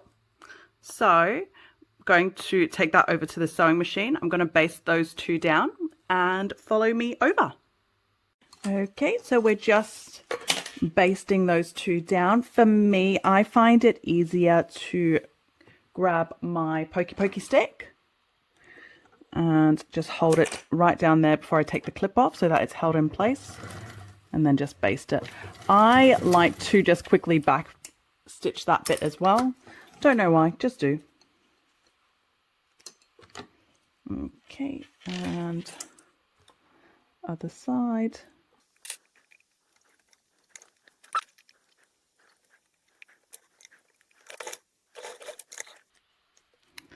There we go. So that's basted in place. So we'll keep moving on over on the overhead view. Okay, so we're going to grab our suit compartment linings back up. Oop, my mark's gone missing. And if you did note down which one's right, which one's left, make sure it's on that way. If you haven't, the side that's closer to the middle, the one that's closer to the edge, or whichever edge is closer to the Velcro, I should say, sorry, that is the edge that the zipper tape should then go on. Okay, so now we're going to get our ZF zipper tapes. I've got that here. And what we're going to do is I am going to separate it out. So why did I put the zipper tape pull on? I don't know. I just seem to do it. Okay. Anyway, and then we're going to, on both of these pieces, the suit compartment lining piece, we're going to mark 3/8 from the top, just on that side there. We are going to match up the zipper tape, right sides together, with that compartment lining, and we're going to match up to the top there. Okay, just like that. And then you're going to match it all the way. Sorry, this is a massive piece, so we're not going to, I don't think I can get us all in, but we're going to match that, clip that and match it all the way in place.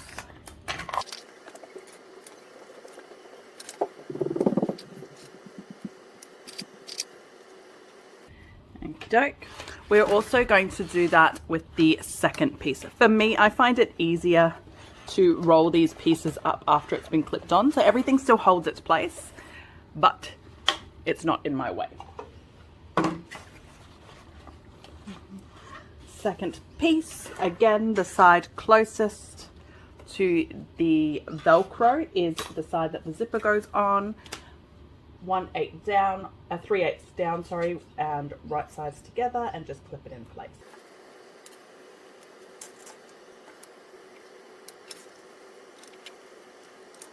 Okie dokie. Now that the zipper is all clipped into place for both of these pieces, we're going to take it over to the sewing machine, and we're going to baste them both down with a 1/8 seam allowance. Okay, so follow me over to the sewing machine. Okay, so we are just basting this on. If you used enough clips, you can definitely just start from either side. If you've watched any of my other videos, you know I am a sucker for not clipping enough. So if that is you and you've not clipped enough today, then definitely start from the top bit where you've matched up the 3/8, because you don't want that 3/8 to have moved at all. Whereas if you've done enough clipping, the clipping should be enough to hold everything in place exactly where it's supposed to be, and your 3/8 shouldn't move.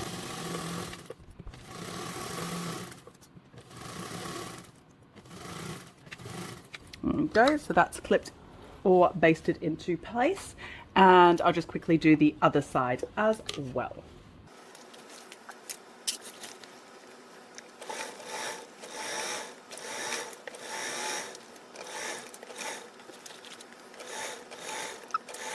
Okie dokie, there we go, and we'll head back over to the overhead view to keep moving on.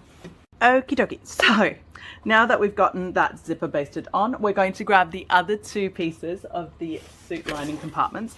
So this is for the back, that's why I've used a different color to hopefully make it easier for you guys. I'm going to do one at a time because these are massive, okay? Okay, so we're going to match these right sides together, sandwiching the zipper in between. And we're going to clip along the top, so that's the side closest to the Velcro, as well as all along the side with the zipper. Okay, so we're going to clip that all into place. I apologize if my head is coming into view. I'm not sure how this camera angle works with how high it is.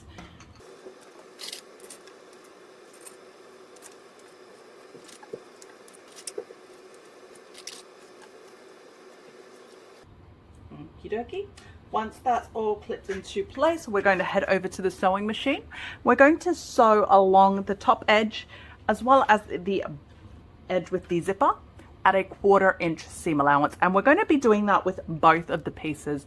I'm not going to show you me clipping the other one because it's unnecessary, right? So we're clipping the top and the edge with the zipper, and the top is the one closest to the Velcro, so it's right sides together. And let's head over to the sewing machine. You'll see me rolling it up because for me this is the easiest way to control that bulk. Okay, so follow me over and let's get sewing. Okie dokie, so these are big, so we're doing this together with a 1/4 inch seam allowance. So it's like I said before when we're clipping it, it's only along the top edge and the edge with the zipper tape.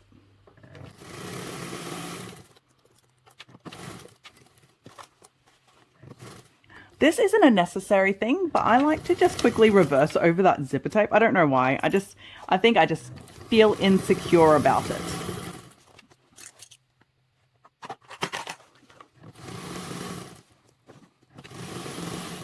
Now here's a little tip that Jassy gave us as testers before we started sewing these big pieces, is that put something in front of you. Ideally it would be the same height.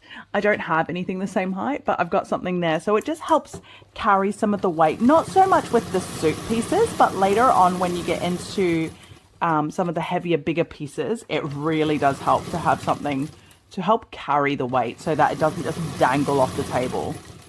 Okay.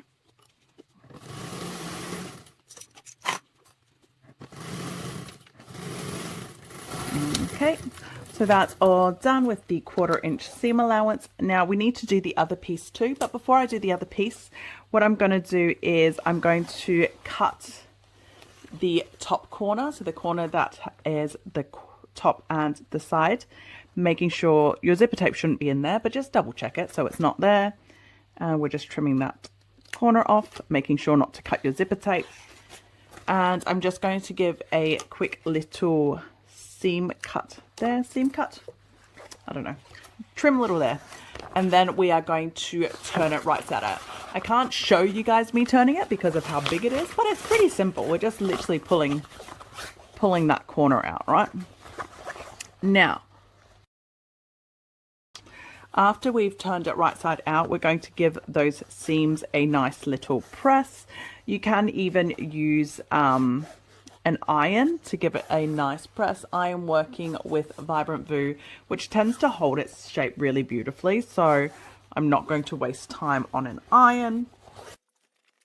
And obviously this whole ginormous piece here, I'm just giving it a nice little finger press now that it's been turned out right. So you've got lining side, well, I guess they're both lining anyway, the wrong side and the right side, I guess.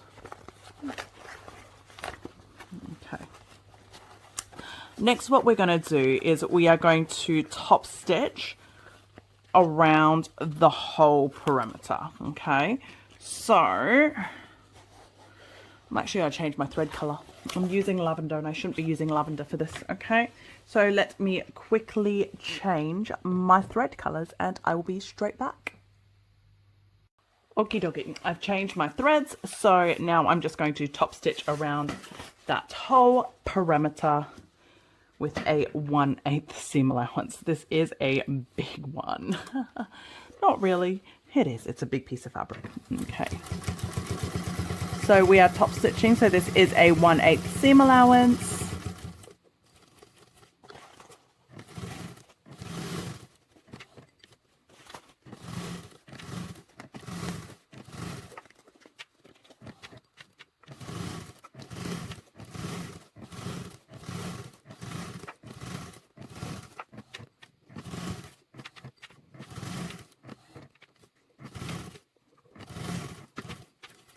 And then basting around the base and the open edge.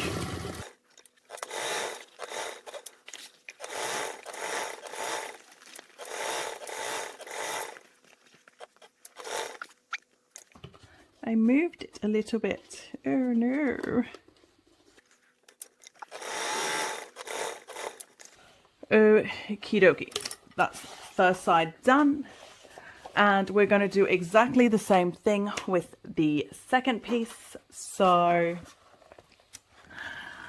just going to do it up quickly and try not to talk through it. So again, 1/4 inch and 1/4 inch along the top and the side. And then we're going to birth it, flatten the seams and top stitch the whole exterior. The whole perimeter.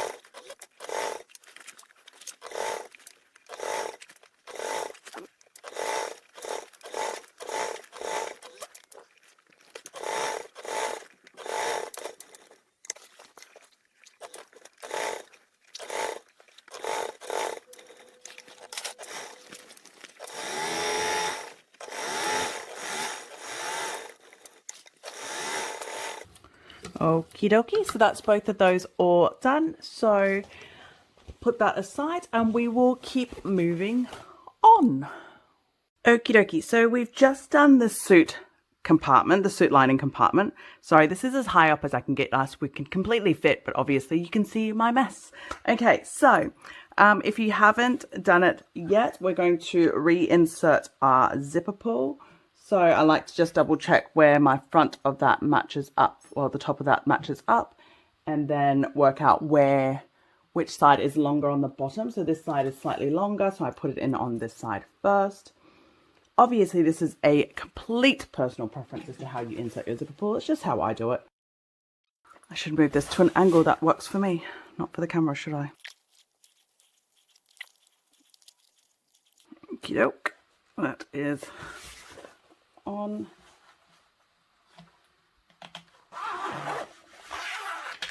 So I'm just double checking that I'm happy. So the best way I like to check it in this one is actually to fold it in half and make sure that the fabric is kind of in line. So right now this side's slightly lower. This side is slightly lower. So I'm just going to go back to the bottom. I'm just going to maneuver that zipper tape a little bit until I'm happy with the alignment.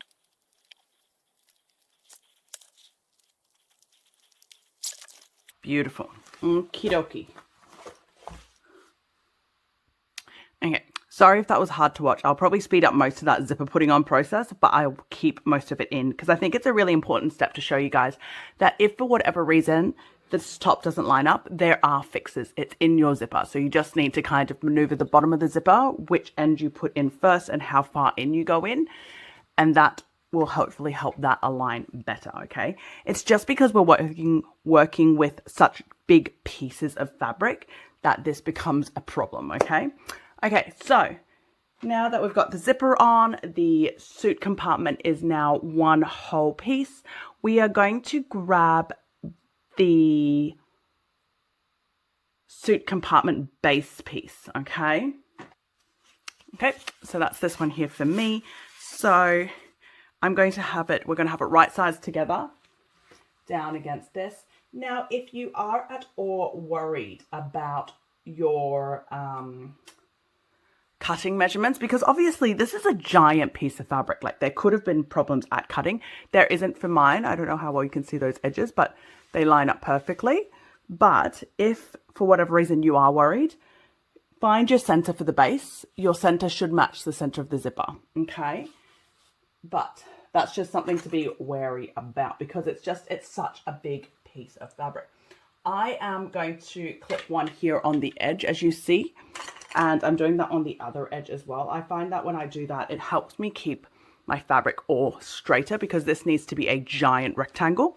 And then I'm going to clip along that edge here. So this is right sides together. That's the base, the suit compartment lining. Okie dokie. Now that that's clipped on, we're going to sew it together with a 3/8 seam allowance. Then we are going to turn it right side out and we are going to hand press it. Okay, but let's head over to the sewing machine and we'll get that sewn on. Okay, follow me over. Okie dokie, this one's a biggie. Okay, so we are sewing that together with a 3/8 seam allowance where we clipped before. Yeah, so just make sure you have enough space because we really are starting to get into the points where everything is just big. Okie doke. So 3/8.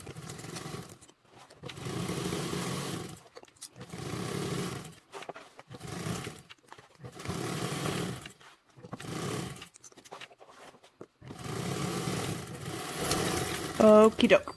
So that's all sewn together.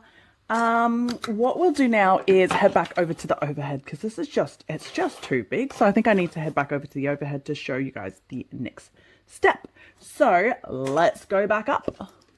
Okie dokie. So we're back over at the overheads. So now what I'm going to do is so that's what we just sewed together, the base. So I'm just going to flatten that seam. I'm going to give it a nice, really, really good press, okay? Now, what I am working with here is Vibrant Boo from Sewfisticated Craft. So it does hold its shape really well. So I don't need to iron it down. But if what you are working with is not quite as malleable and needs to be ironed, give it a quick little iron. So you do want that pressed open pretty well. Now, next thing is we are grabbing our lining piece. That's the giant piece. It's not going to fit on this table, unfortunately. Oh, maybe if I move my sewing machine. Let me see if I can make it fit. Okay, I'll be back. Okay, I'm hoping this angle's okay. I've moved the camera up so high that I can't actually even see. I can't even see the camera. It's too high. So hopefully you guys can see everything. Okay, so this is the lining piece. I've just brought it over, and that is the piece that we've just sewn. So first what we're going to do is we are going to match that base with the base here. I'm going to clip that into place as well, just along that bottom line. I'm sorry, my head is probably going to come in to the camera.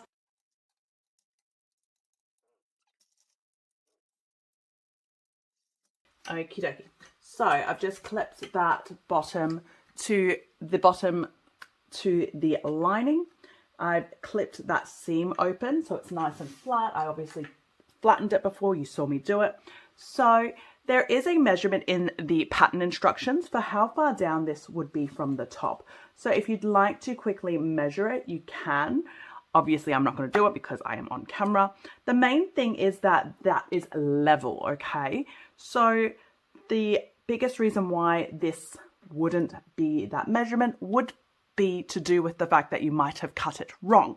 So if you did cut it wrong, quickly give that lining a measure. If the lining measurement is right, that means your suit compartment is wrong. As long as your lining is right, it's not going to affect the functionality of the bag. So that's the biggest thing to worry about, is the lining, okay? Now, next that we're going to do is we're going to actually clip the suit compartment down to the lining to hold it all in place. Because what we're going to do is we are actually going to base this whole thing together, base both of these sides down, sorry, I should say, at the sewing machine, okay? So, again, my head is coming into view. I am sorry, I cannot help it. It is just too big. I've got my sewing machine on there. I don't know if you guys can see it. Hopefully I don't knock it too much.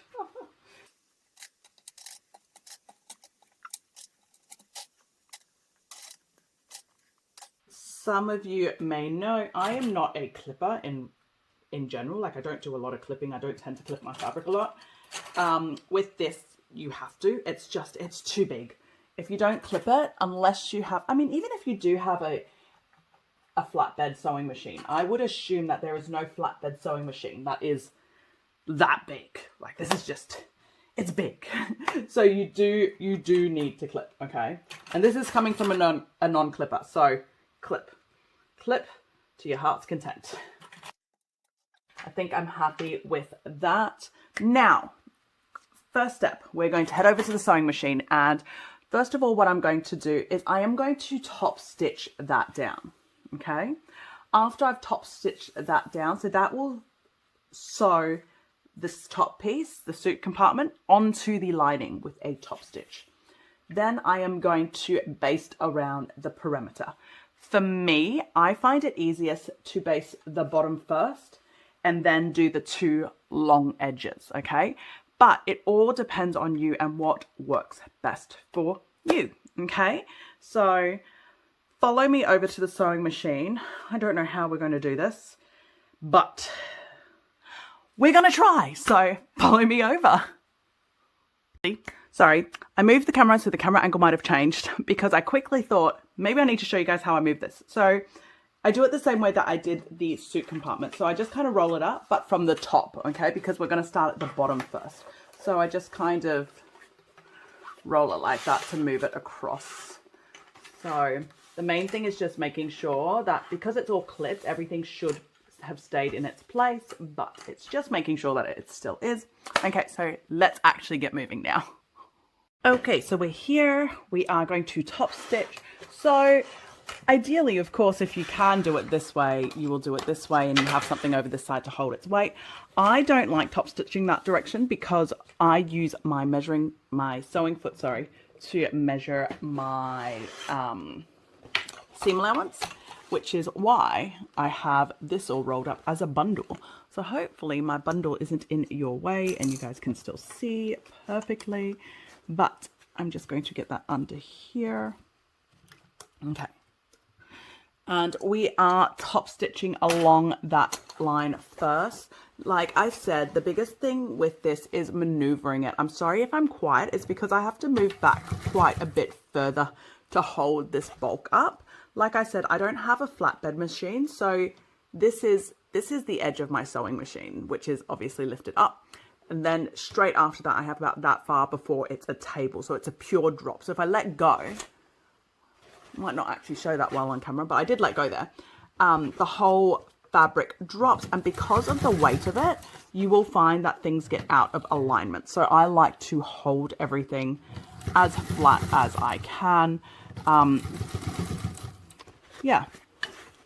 Oh, there it goes. There's...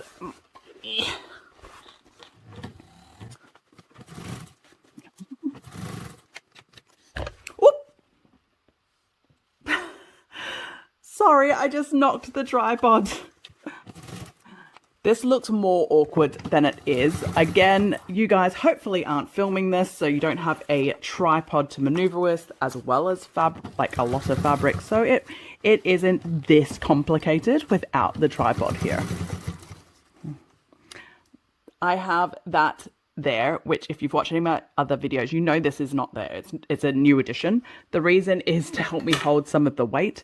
You can't see it. Obviously, this is higher. When I do the lining bits and the bigger bits, I will actually rest it over the top. But with these smaller bits, there is a drawer in there, and that helps me hold some of the weight too.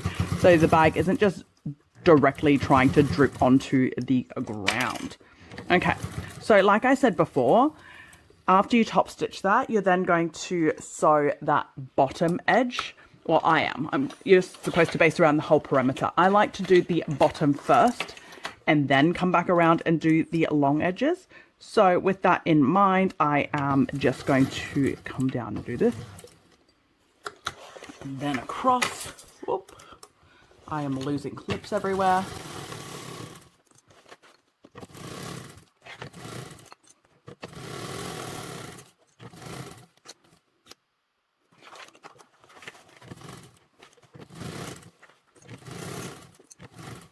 As you can see, even as I'm doing this, the long edge, I'm not unrolling it. Well, I'm unrolling it as I go, I should say. To me, I just find it easier that way to handle the bulk. So...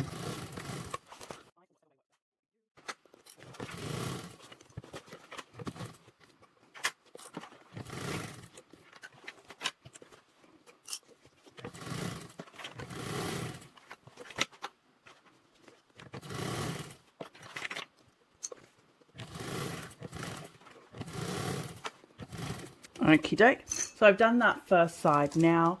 Now what I like to do, because obviously you saw with how big it is, I still had a little bit of shifting. I just want to double check that where I've clipped the other side is equal to where this one is now sewn to. So if it's not, I'm just going to maneuver it a little bit to make it fit right. And then I'm going to base it down. Okay, so just give me 2 seconds. Okay. Oh, actually, it still all measures up right. Okay, so I'm now doing the other side. I'm going to actually do the other side from the bottom up. For me, it's just easier to deal with less fabric, to be honest. Okay, so it is heavy.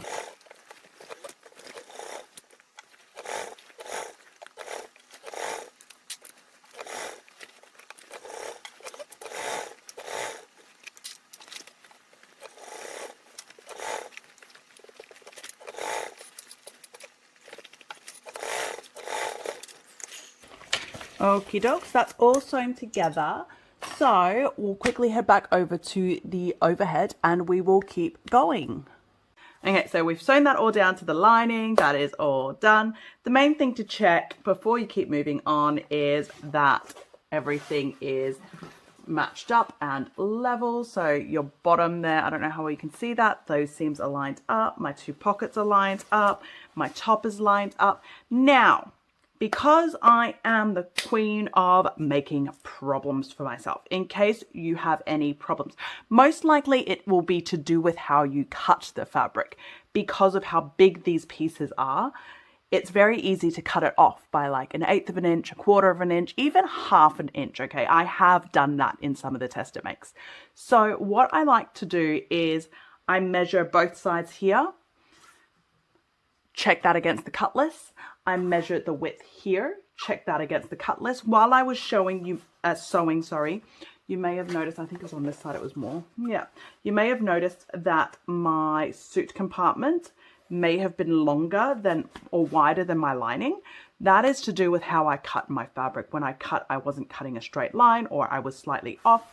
So I double check this measurement now that it is all sewn on. I check it from the top all the way down to the bottom across the width, that the width still matches the cutting list. If it didn't, I trimmed it to make it cut. If it does, then we're all good. We're happy. Anyway, so that's all done. If you had any potential issues, measure, measure, measure. That is the biggest thing. It's measure it. Okay. Now that that's done, let's quickly grab the flap cover. Okay. So first thing we're going to do is we are going to mark the center on that lining. Okay. I'm then also going to mark the center on here. Now this isn't necessary because realistically all we're doing is we are going to clip this into here. The reason why I like to mark that center is to make sure that everything is still centered and it's in place. So that's my center, that's my center. So everything looks like it's still good.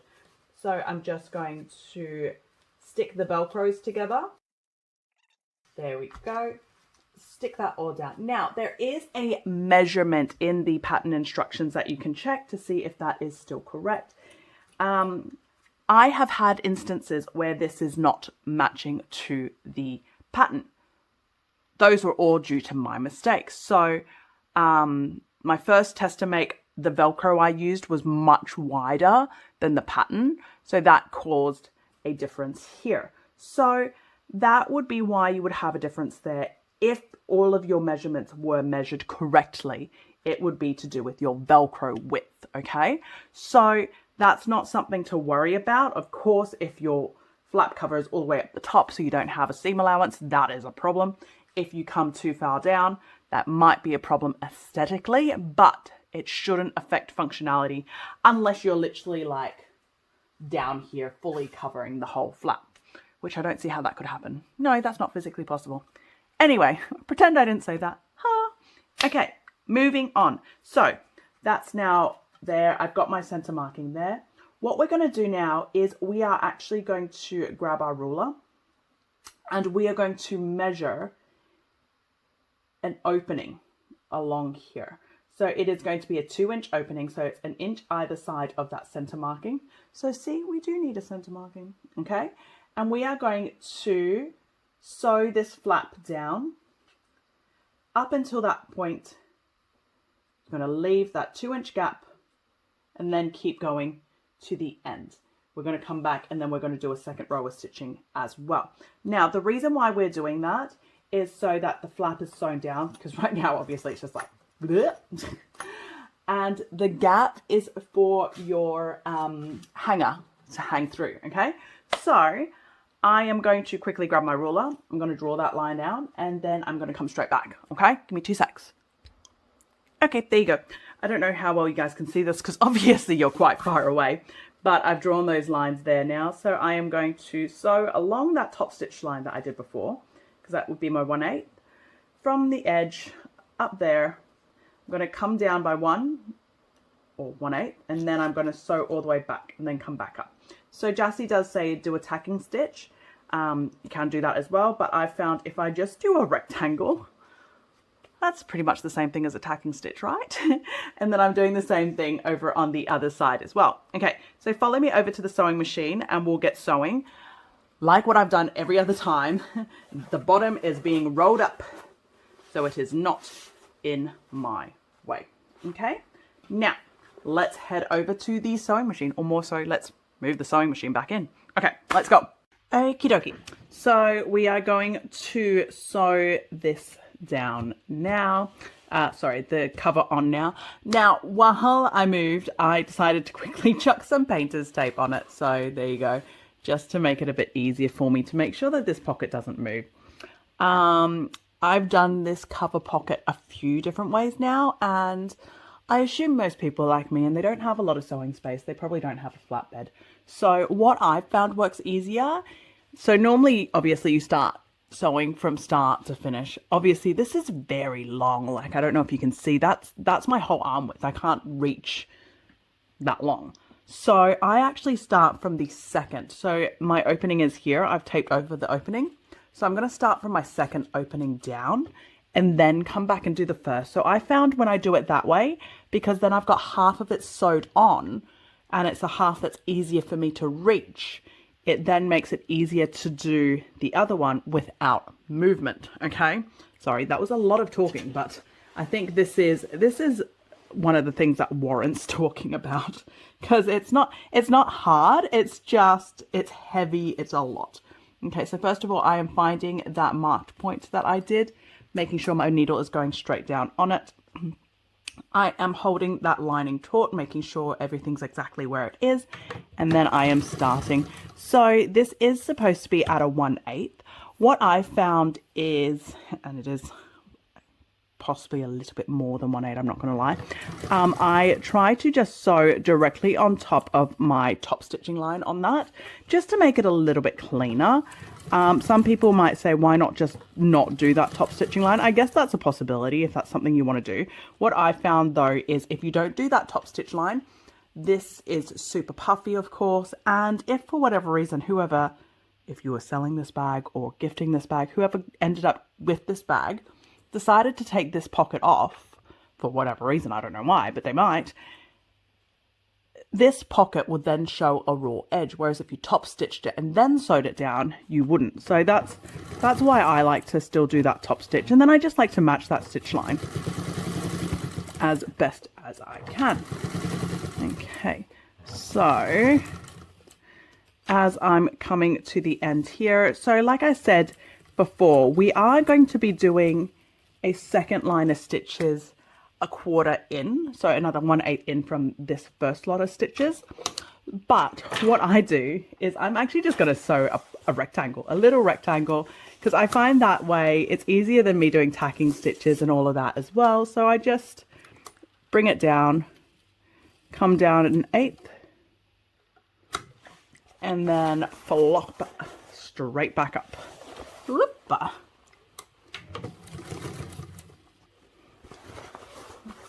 And of course, I'm now trying to maneuver bulk because I've got the bulk of the bag is all here. But at this point, I was not as stressed about it as I was when I was doing that first line, because it's basted down exactly at the right spot that I want it. Okay. So that's one of the reasons why I do that side first, because I didn't have to stretch as far.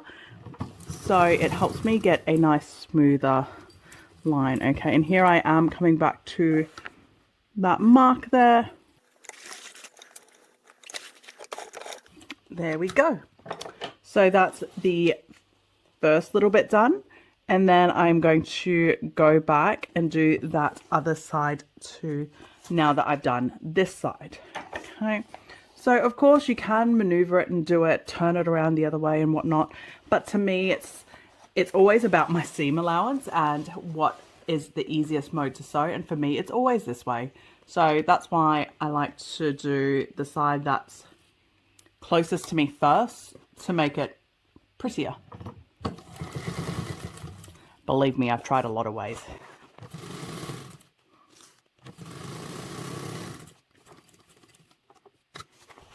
Oh, sorry, I knocked you guys.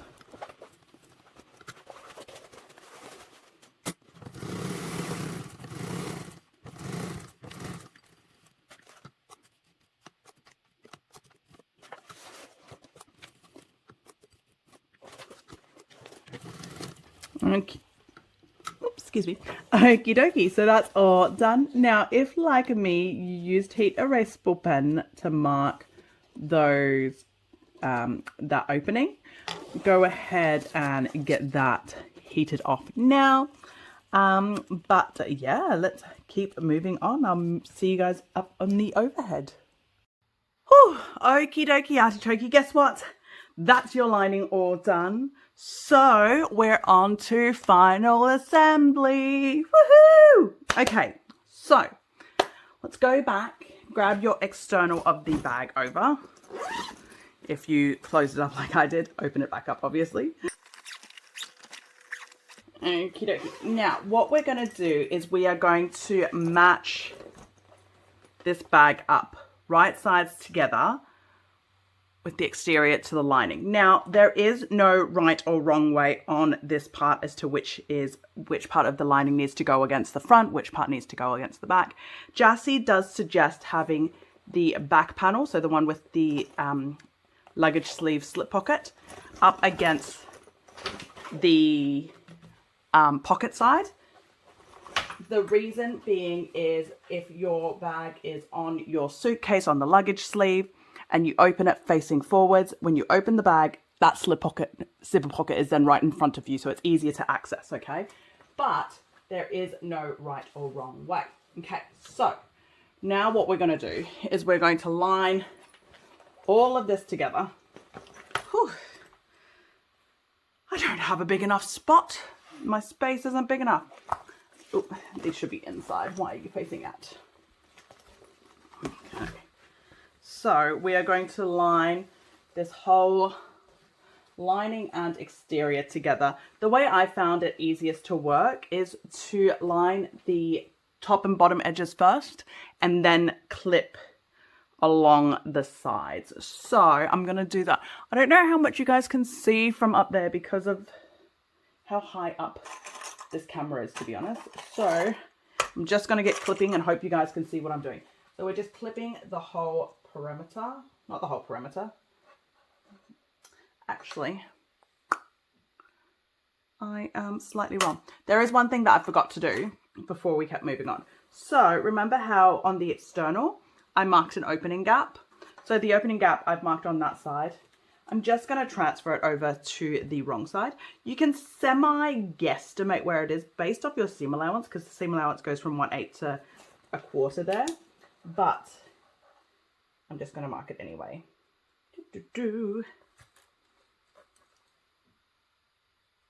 Can you guys see where I'm marking? I don't even know if you guys can see. So it was over here. Okay, so it's on this side is my birthing gap. So, and then we're clipping it all in place.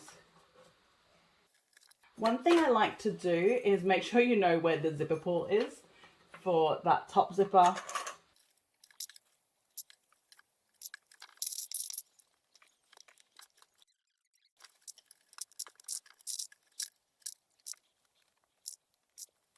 Okie dokie. There we go. So everything's clipped in place. Oh, I still don't know if you guys can see the birthing gap. So my birthing gap is over here. You can just make it out, I think, where I'm pointing to. So what I'm going to do now is I'm going to sew around the perimeter, leaving that birthing gap open. So we're going to sew all the way around with a 1/4 inch seam allowance, okay? Now, like what we did on the side gusset, I think, where we did the L-shaped corners, we're going to do the same thing again here. So if you need to mark roughly how far a 1/4 inch is, do that, because there we go on that L shape. And let's get over to the sewing machine and let's get this all sewn together with a 1/4 inch. After we've done that, we're going to birth it, but I think I'm going to come back to the overhead to birth it. Yeah, I think that's what I'm going to do. Okay, follow me over. Okay, we made it. Okay, deep breath before we start, because she is a big one. Okay, so I am starting from my birthing gap. I know I said I'm going to do the L shape, which I am, but I'm actually going to come back and do it. I think that's what I did on my tester as well, which was easier just because of how big this is. So I'm actually just going to start at a 1/4 like you normally would, instead of going in and then out, and then come back in at the end to do that. I'll explain what I'm talking about. Okay, so we are sewing this together with a 1/4 inch seam allowance. This is where my birthing gap is, so that's where I am sewing at the moment. It is a big bag, so Jassy has suggested, like I said before, if you have something to rest your fabric on that side, have it. I don't. This is all I can do. Okay, so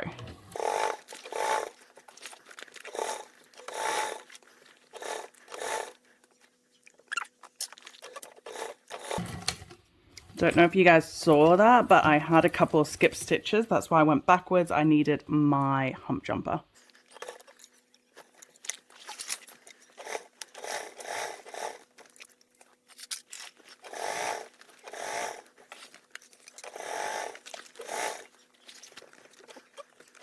So that's my zipper pull right there. So I'm just going to get my zipper pull out of the way first, just to make sure it doesn't interfere with my seam allowance.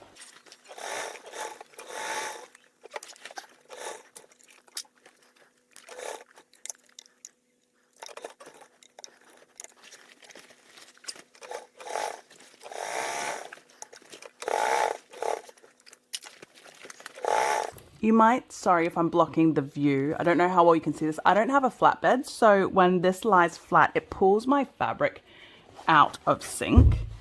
So what I'm doing is I'm just kind of lifting it with my left hand to kind of keep everything level so that everything still matches up where it's supposed to match up.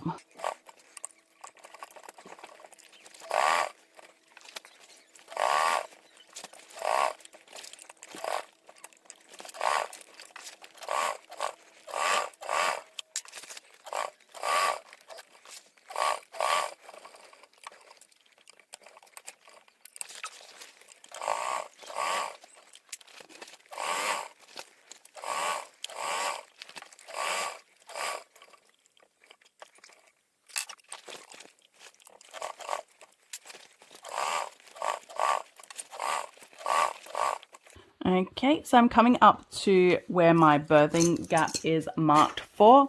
So I'm just coming right up to it. And then I'm doing the L shape out. So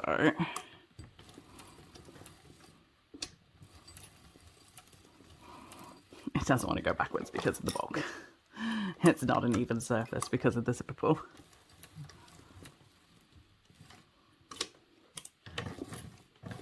Okie doke.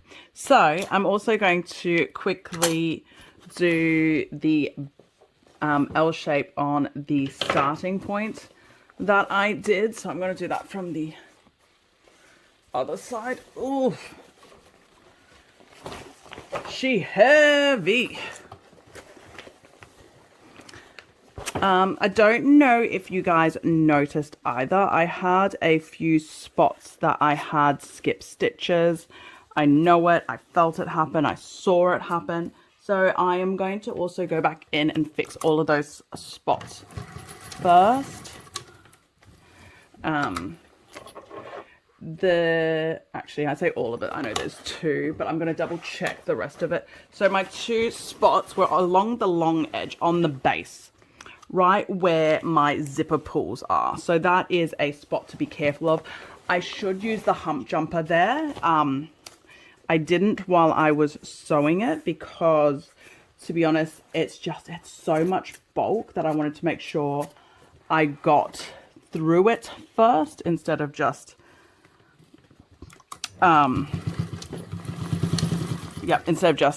trying to, I can't talk. So that's one of my big ones, and that's where my thing is. So yeah, I just wanted to get through it all so that everything was lined up and sewn down before I came back and actually got this side fixed. So I know a few people have already asked me about hump jumpers and how I use them. To be honest, I don't really have a tried, tested, true method. It's just mainly watch what your sewing foot's doing, and then seeing, I should have put my needle down, see, and using that sewing foot to make it flat. Like right there, that is working, but it's all obviously looking very sad as it goes because it's obviously is just doing like little bits at a time. So that's, yeah, that's just kind of what's happening. Okay. So that's all fixed. There's no more skip stitches there. So, yep, I'm happy, happy, happy. And then what's the, yep, here. And on the other zipper.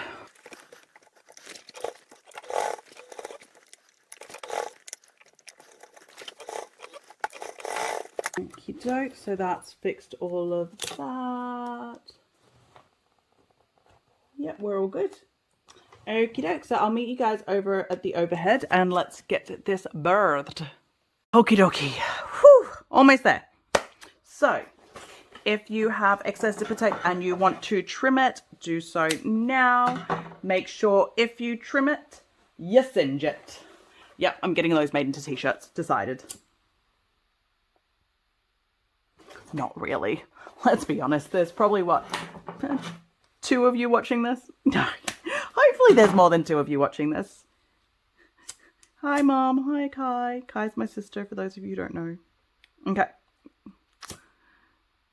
Singed and cut and okay. So after we've singed those extra zipper tapes, we are going to trim these corners, making sure don't cut your zipper tape. It shouldn't, because your zipper tape should be well out of the way, but just be careful. Okay. Ooh, I cut that close.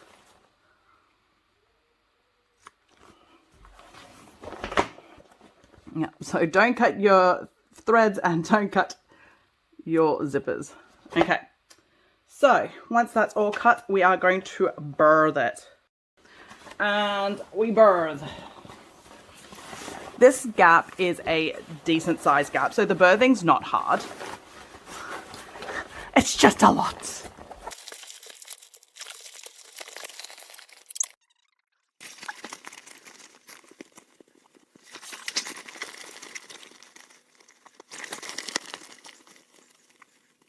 Okie dokie, so that's all birds. I've poked out all the corners. Make some space, make some space.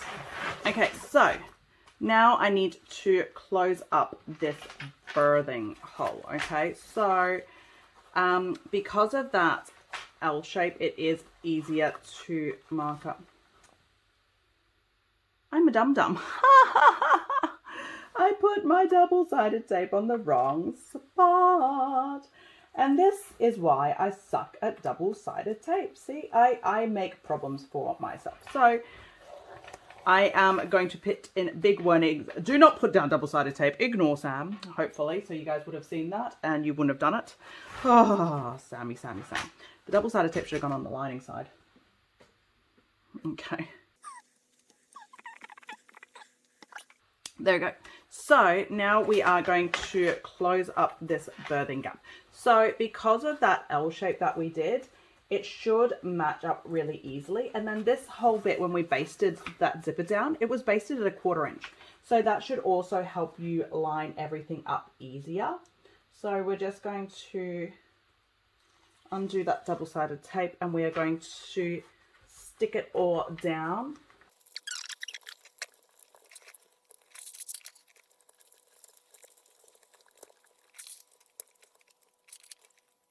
Okay, you will see that I have used, sorry, you probably can't hear me, I was sitting down.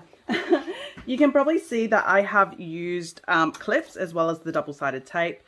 That is because, in all honesty, I suck at double-sided tape. I don't know why.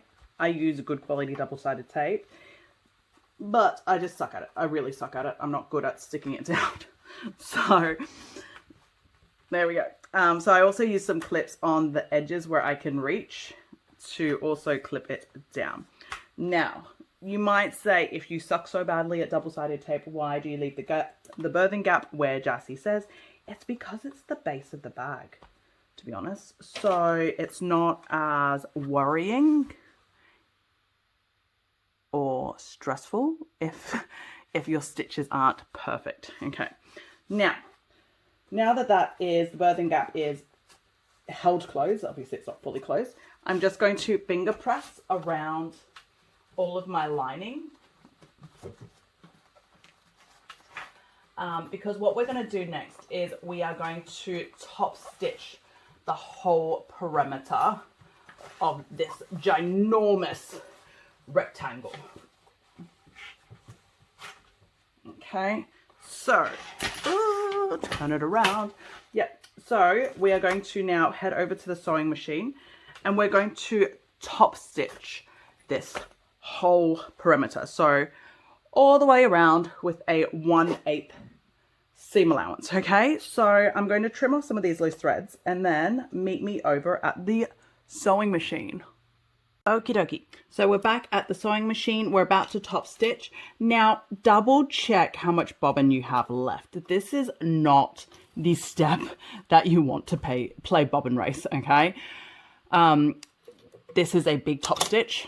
You do not want to lose your bobbin here, especially if you continue on sewing thinking that you had bobbin. Okay, so let's grab the bag in. Okay, I am starting, sorry, I don't have enough space around here. I am starting just before the birthing gap, just about here, because I want to get that birthing hole closed up ASAP, okay? It's also a nice spot to start because it's close to the bottom of the bag, so you can hide your threads easier. Okay, so let's get to that. Oh, actually, do you know what? No, it's good. It's good. I was thinking about whether I should change my needle, but I think I say that and then look at me struggle to get it in. No, I'm good. I'm good. It's fine. Okay, so let's get this top stitched with a 1/8 seam allowance. Bearing in mind, I am starting where the birthing gap is. So if you wanted, don't do that, to have a look underneath, ideally don't, because every time you move that flap, you risk the double-sided tape coming off, or at least I do, because I suck at double-sided tape. But here, I'll just keep sewing and show you guys what I'm talking about. Okay. I should change my needle, shouldn't I? Oh, there we go. I just didn't tighten my hand wheel enough from when I did the bobbin.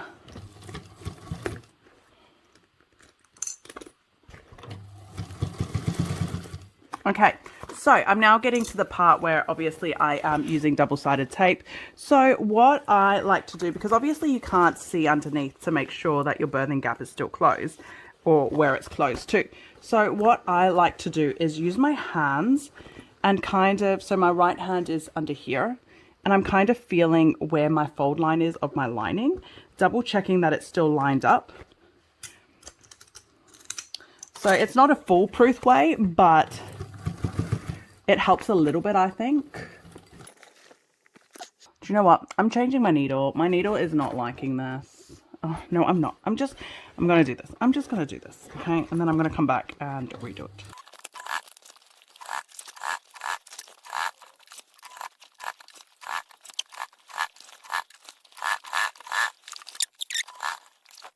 Everything's getting caught. Oh.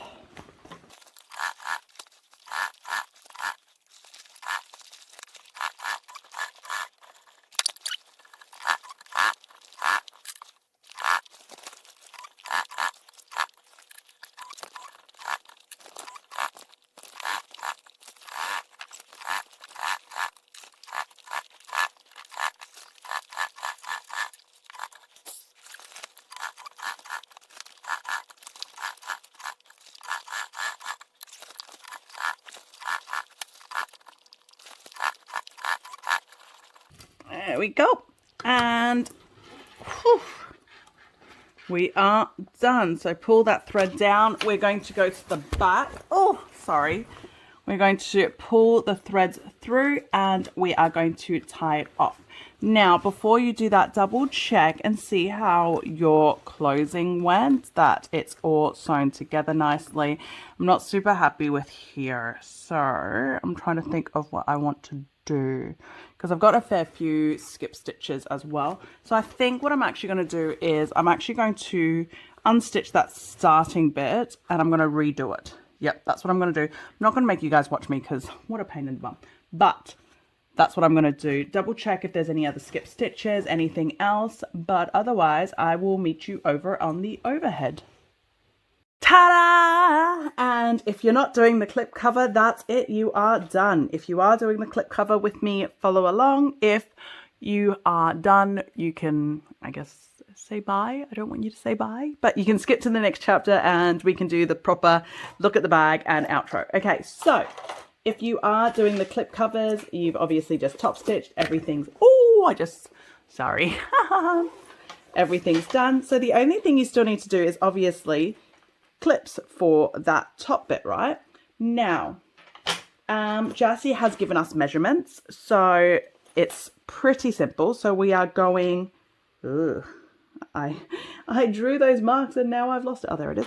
So we are going 3/4 inch in from this top corner here down and a 7/8 in from the zipper teeth. Okay, and I've already drawn a mark there. Trust yourself and just do it.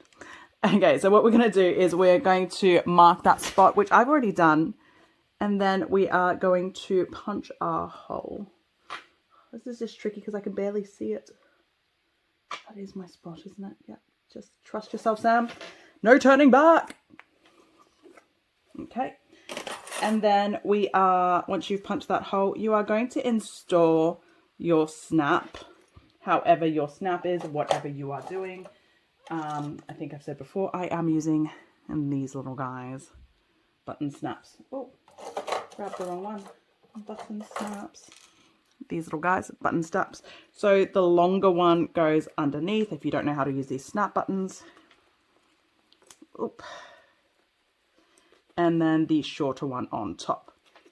And then I'm going to grab the table press and get that together. So let me just quickly go grab the table press. Okay, I brought the table press in.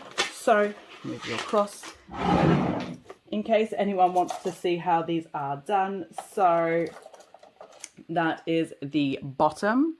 It's like a little pokey out one, and that's the top. It's like a little hole bit. The hole perfectly fits that little nub that you've just put in. Is that the right word? I don't know.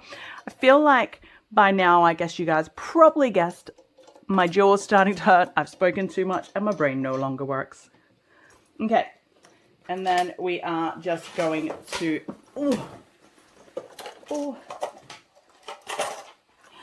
get this snapped down into place. There we go. So that is our snap button installed on that side. And then see, so when this all zips up, that will clip into place. Okay, so we're going to do the exact same thing on those 3 other spots. Mark them. So on that edge and these 2 edges, we're going to mark it, cut the hole, and get these buttons installed. So let's go.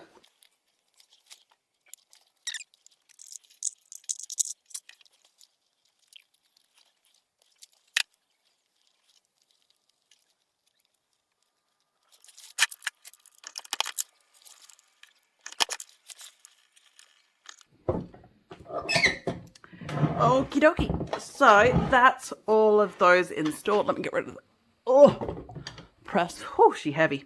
Okay, so that's all those installed. So that's it. Our bag is done. So let's quickly show it off. So on the inside, you have your top zipper pockets right there. You have, this is Velcro that sticks that down. You have an opening there for your clothes hanger to stick through. Underneath the Velcro, you have your suit compartment.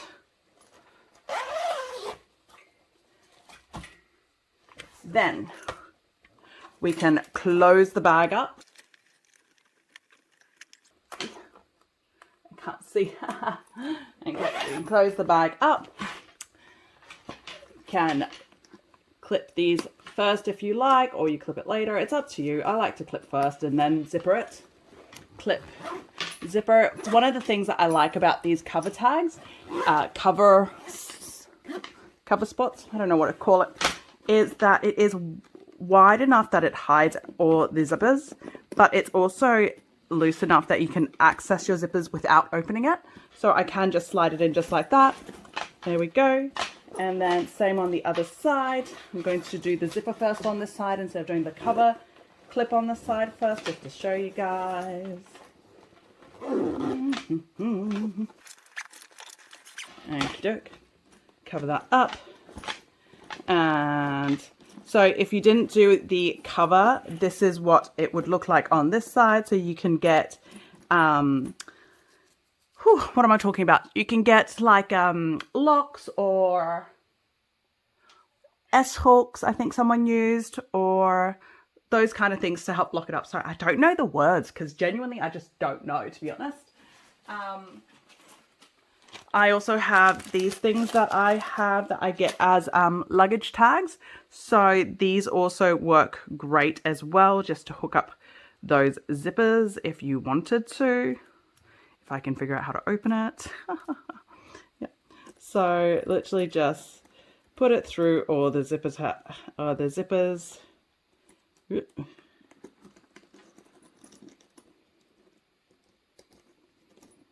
And lock it all down. And that would help hold it all together as well if you wanted to. For me personally, I am quite happy with just having the thingamajig. I can't talk right now. Somebody help me talk. The cover. Okay, so that gives you an idea on that. And then, yep, you can just snap that on after the fact like this as well. But like I said, I just find it easier to snap it and then close. See, and you can just close it straight underneath there, or you can, so yeah. And then we have the outside of this bag. We then have your front zip pocket. You have your back slip pocket, or you open up the zipper and it becomes a luggage sleeve. You have bag feet on the base to keep it off the ground. You have 2 pockets on either side. And then you also have D-rings here to attach a crossbody strap. Jassy is also releasing at the same time as this a padded crossbody strap, adjustable crossbody strap. It is so comfy. So if you would like to do that strap as well for this bag, I do have another tutorial for it. So make sure you hop over and have a look. But that's it. That's your Birthed Taylor by Sewfisticated Craft Designs. All done. Yay! Ta-da! How cute is this? So that's it. We're all done. That's the Taylor duffel. All done by Sewfisticated Craft Designs. Thank you so much for sewing along with me. I know this was a long video. I have had an absolute ball. If you haven't already, please subscribe to my channel. I've got plenty of other videos, a lot more bag making videos as well. It's Sam from Made by Erland. I have links in the description below. Some of them are affiliate links. The pattern links are there. Some of the supplies that I used are there. If you do purchase anything from them, I might get a small payout. So thank you so much for supporting me. Anyway, it's Sam from Made by Erland. I've had a ball. Thank you so much. And I'll see you guys next time.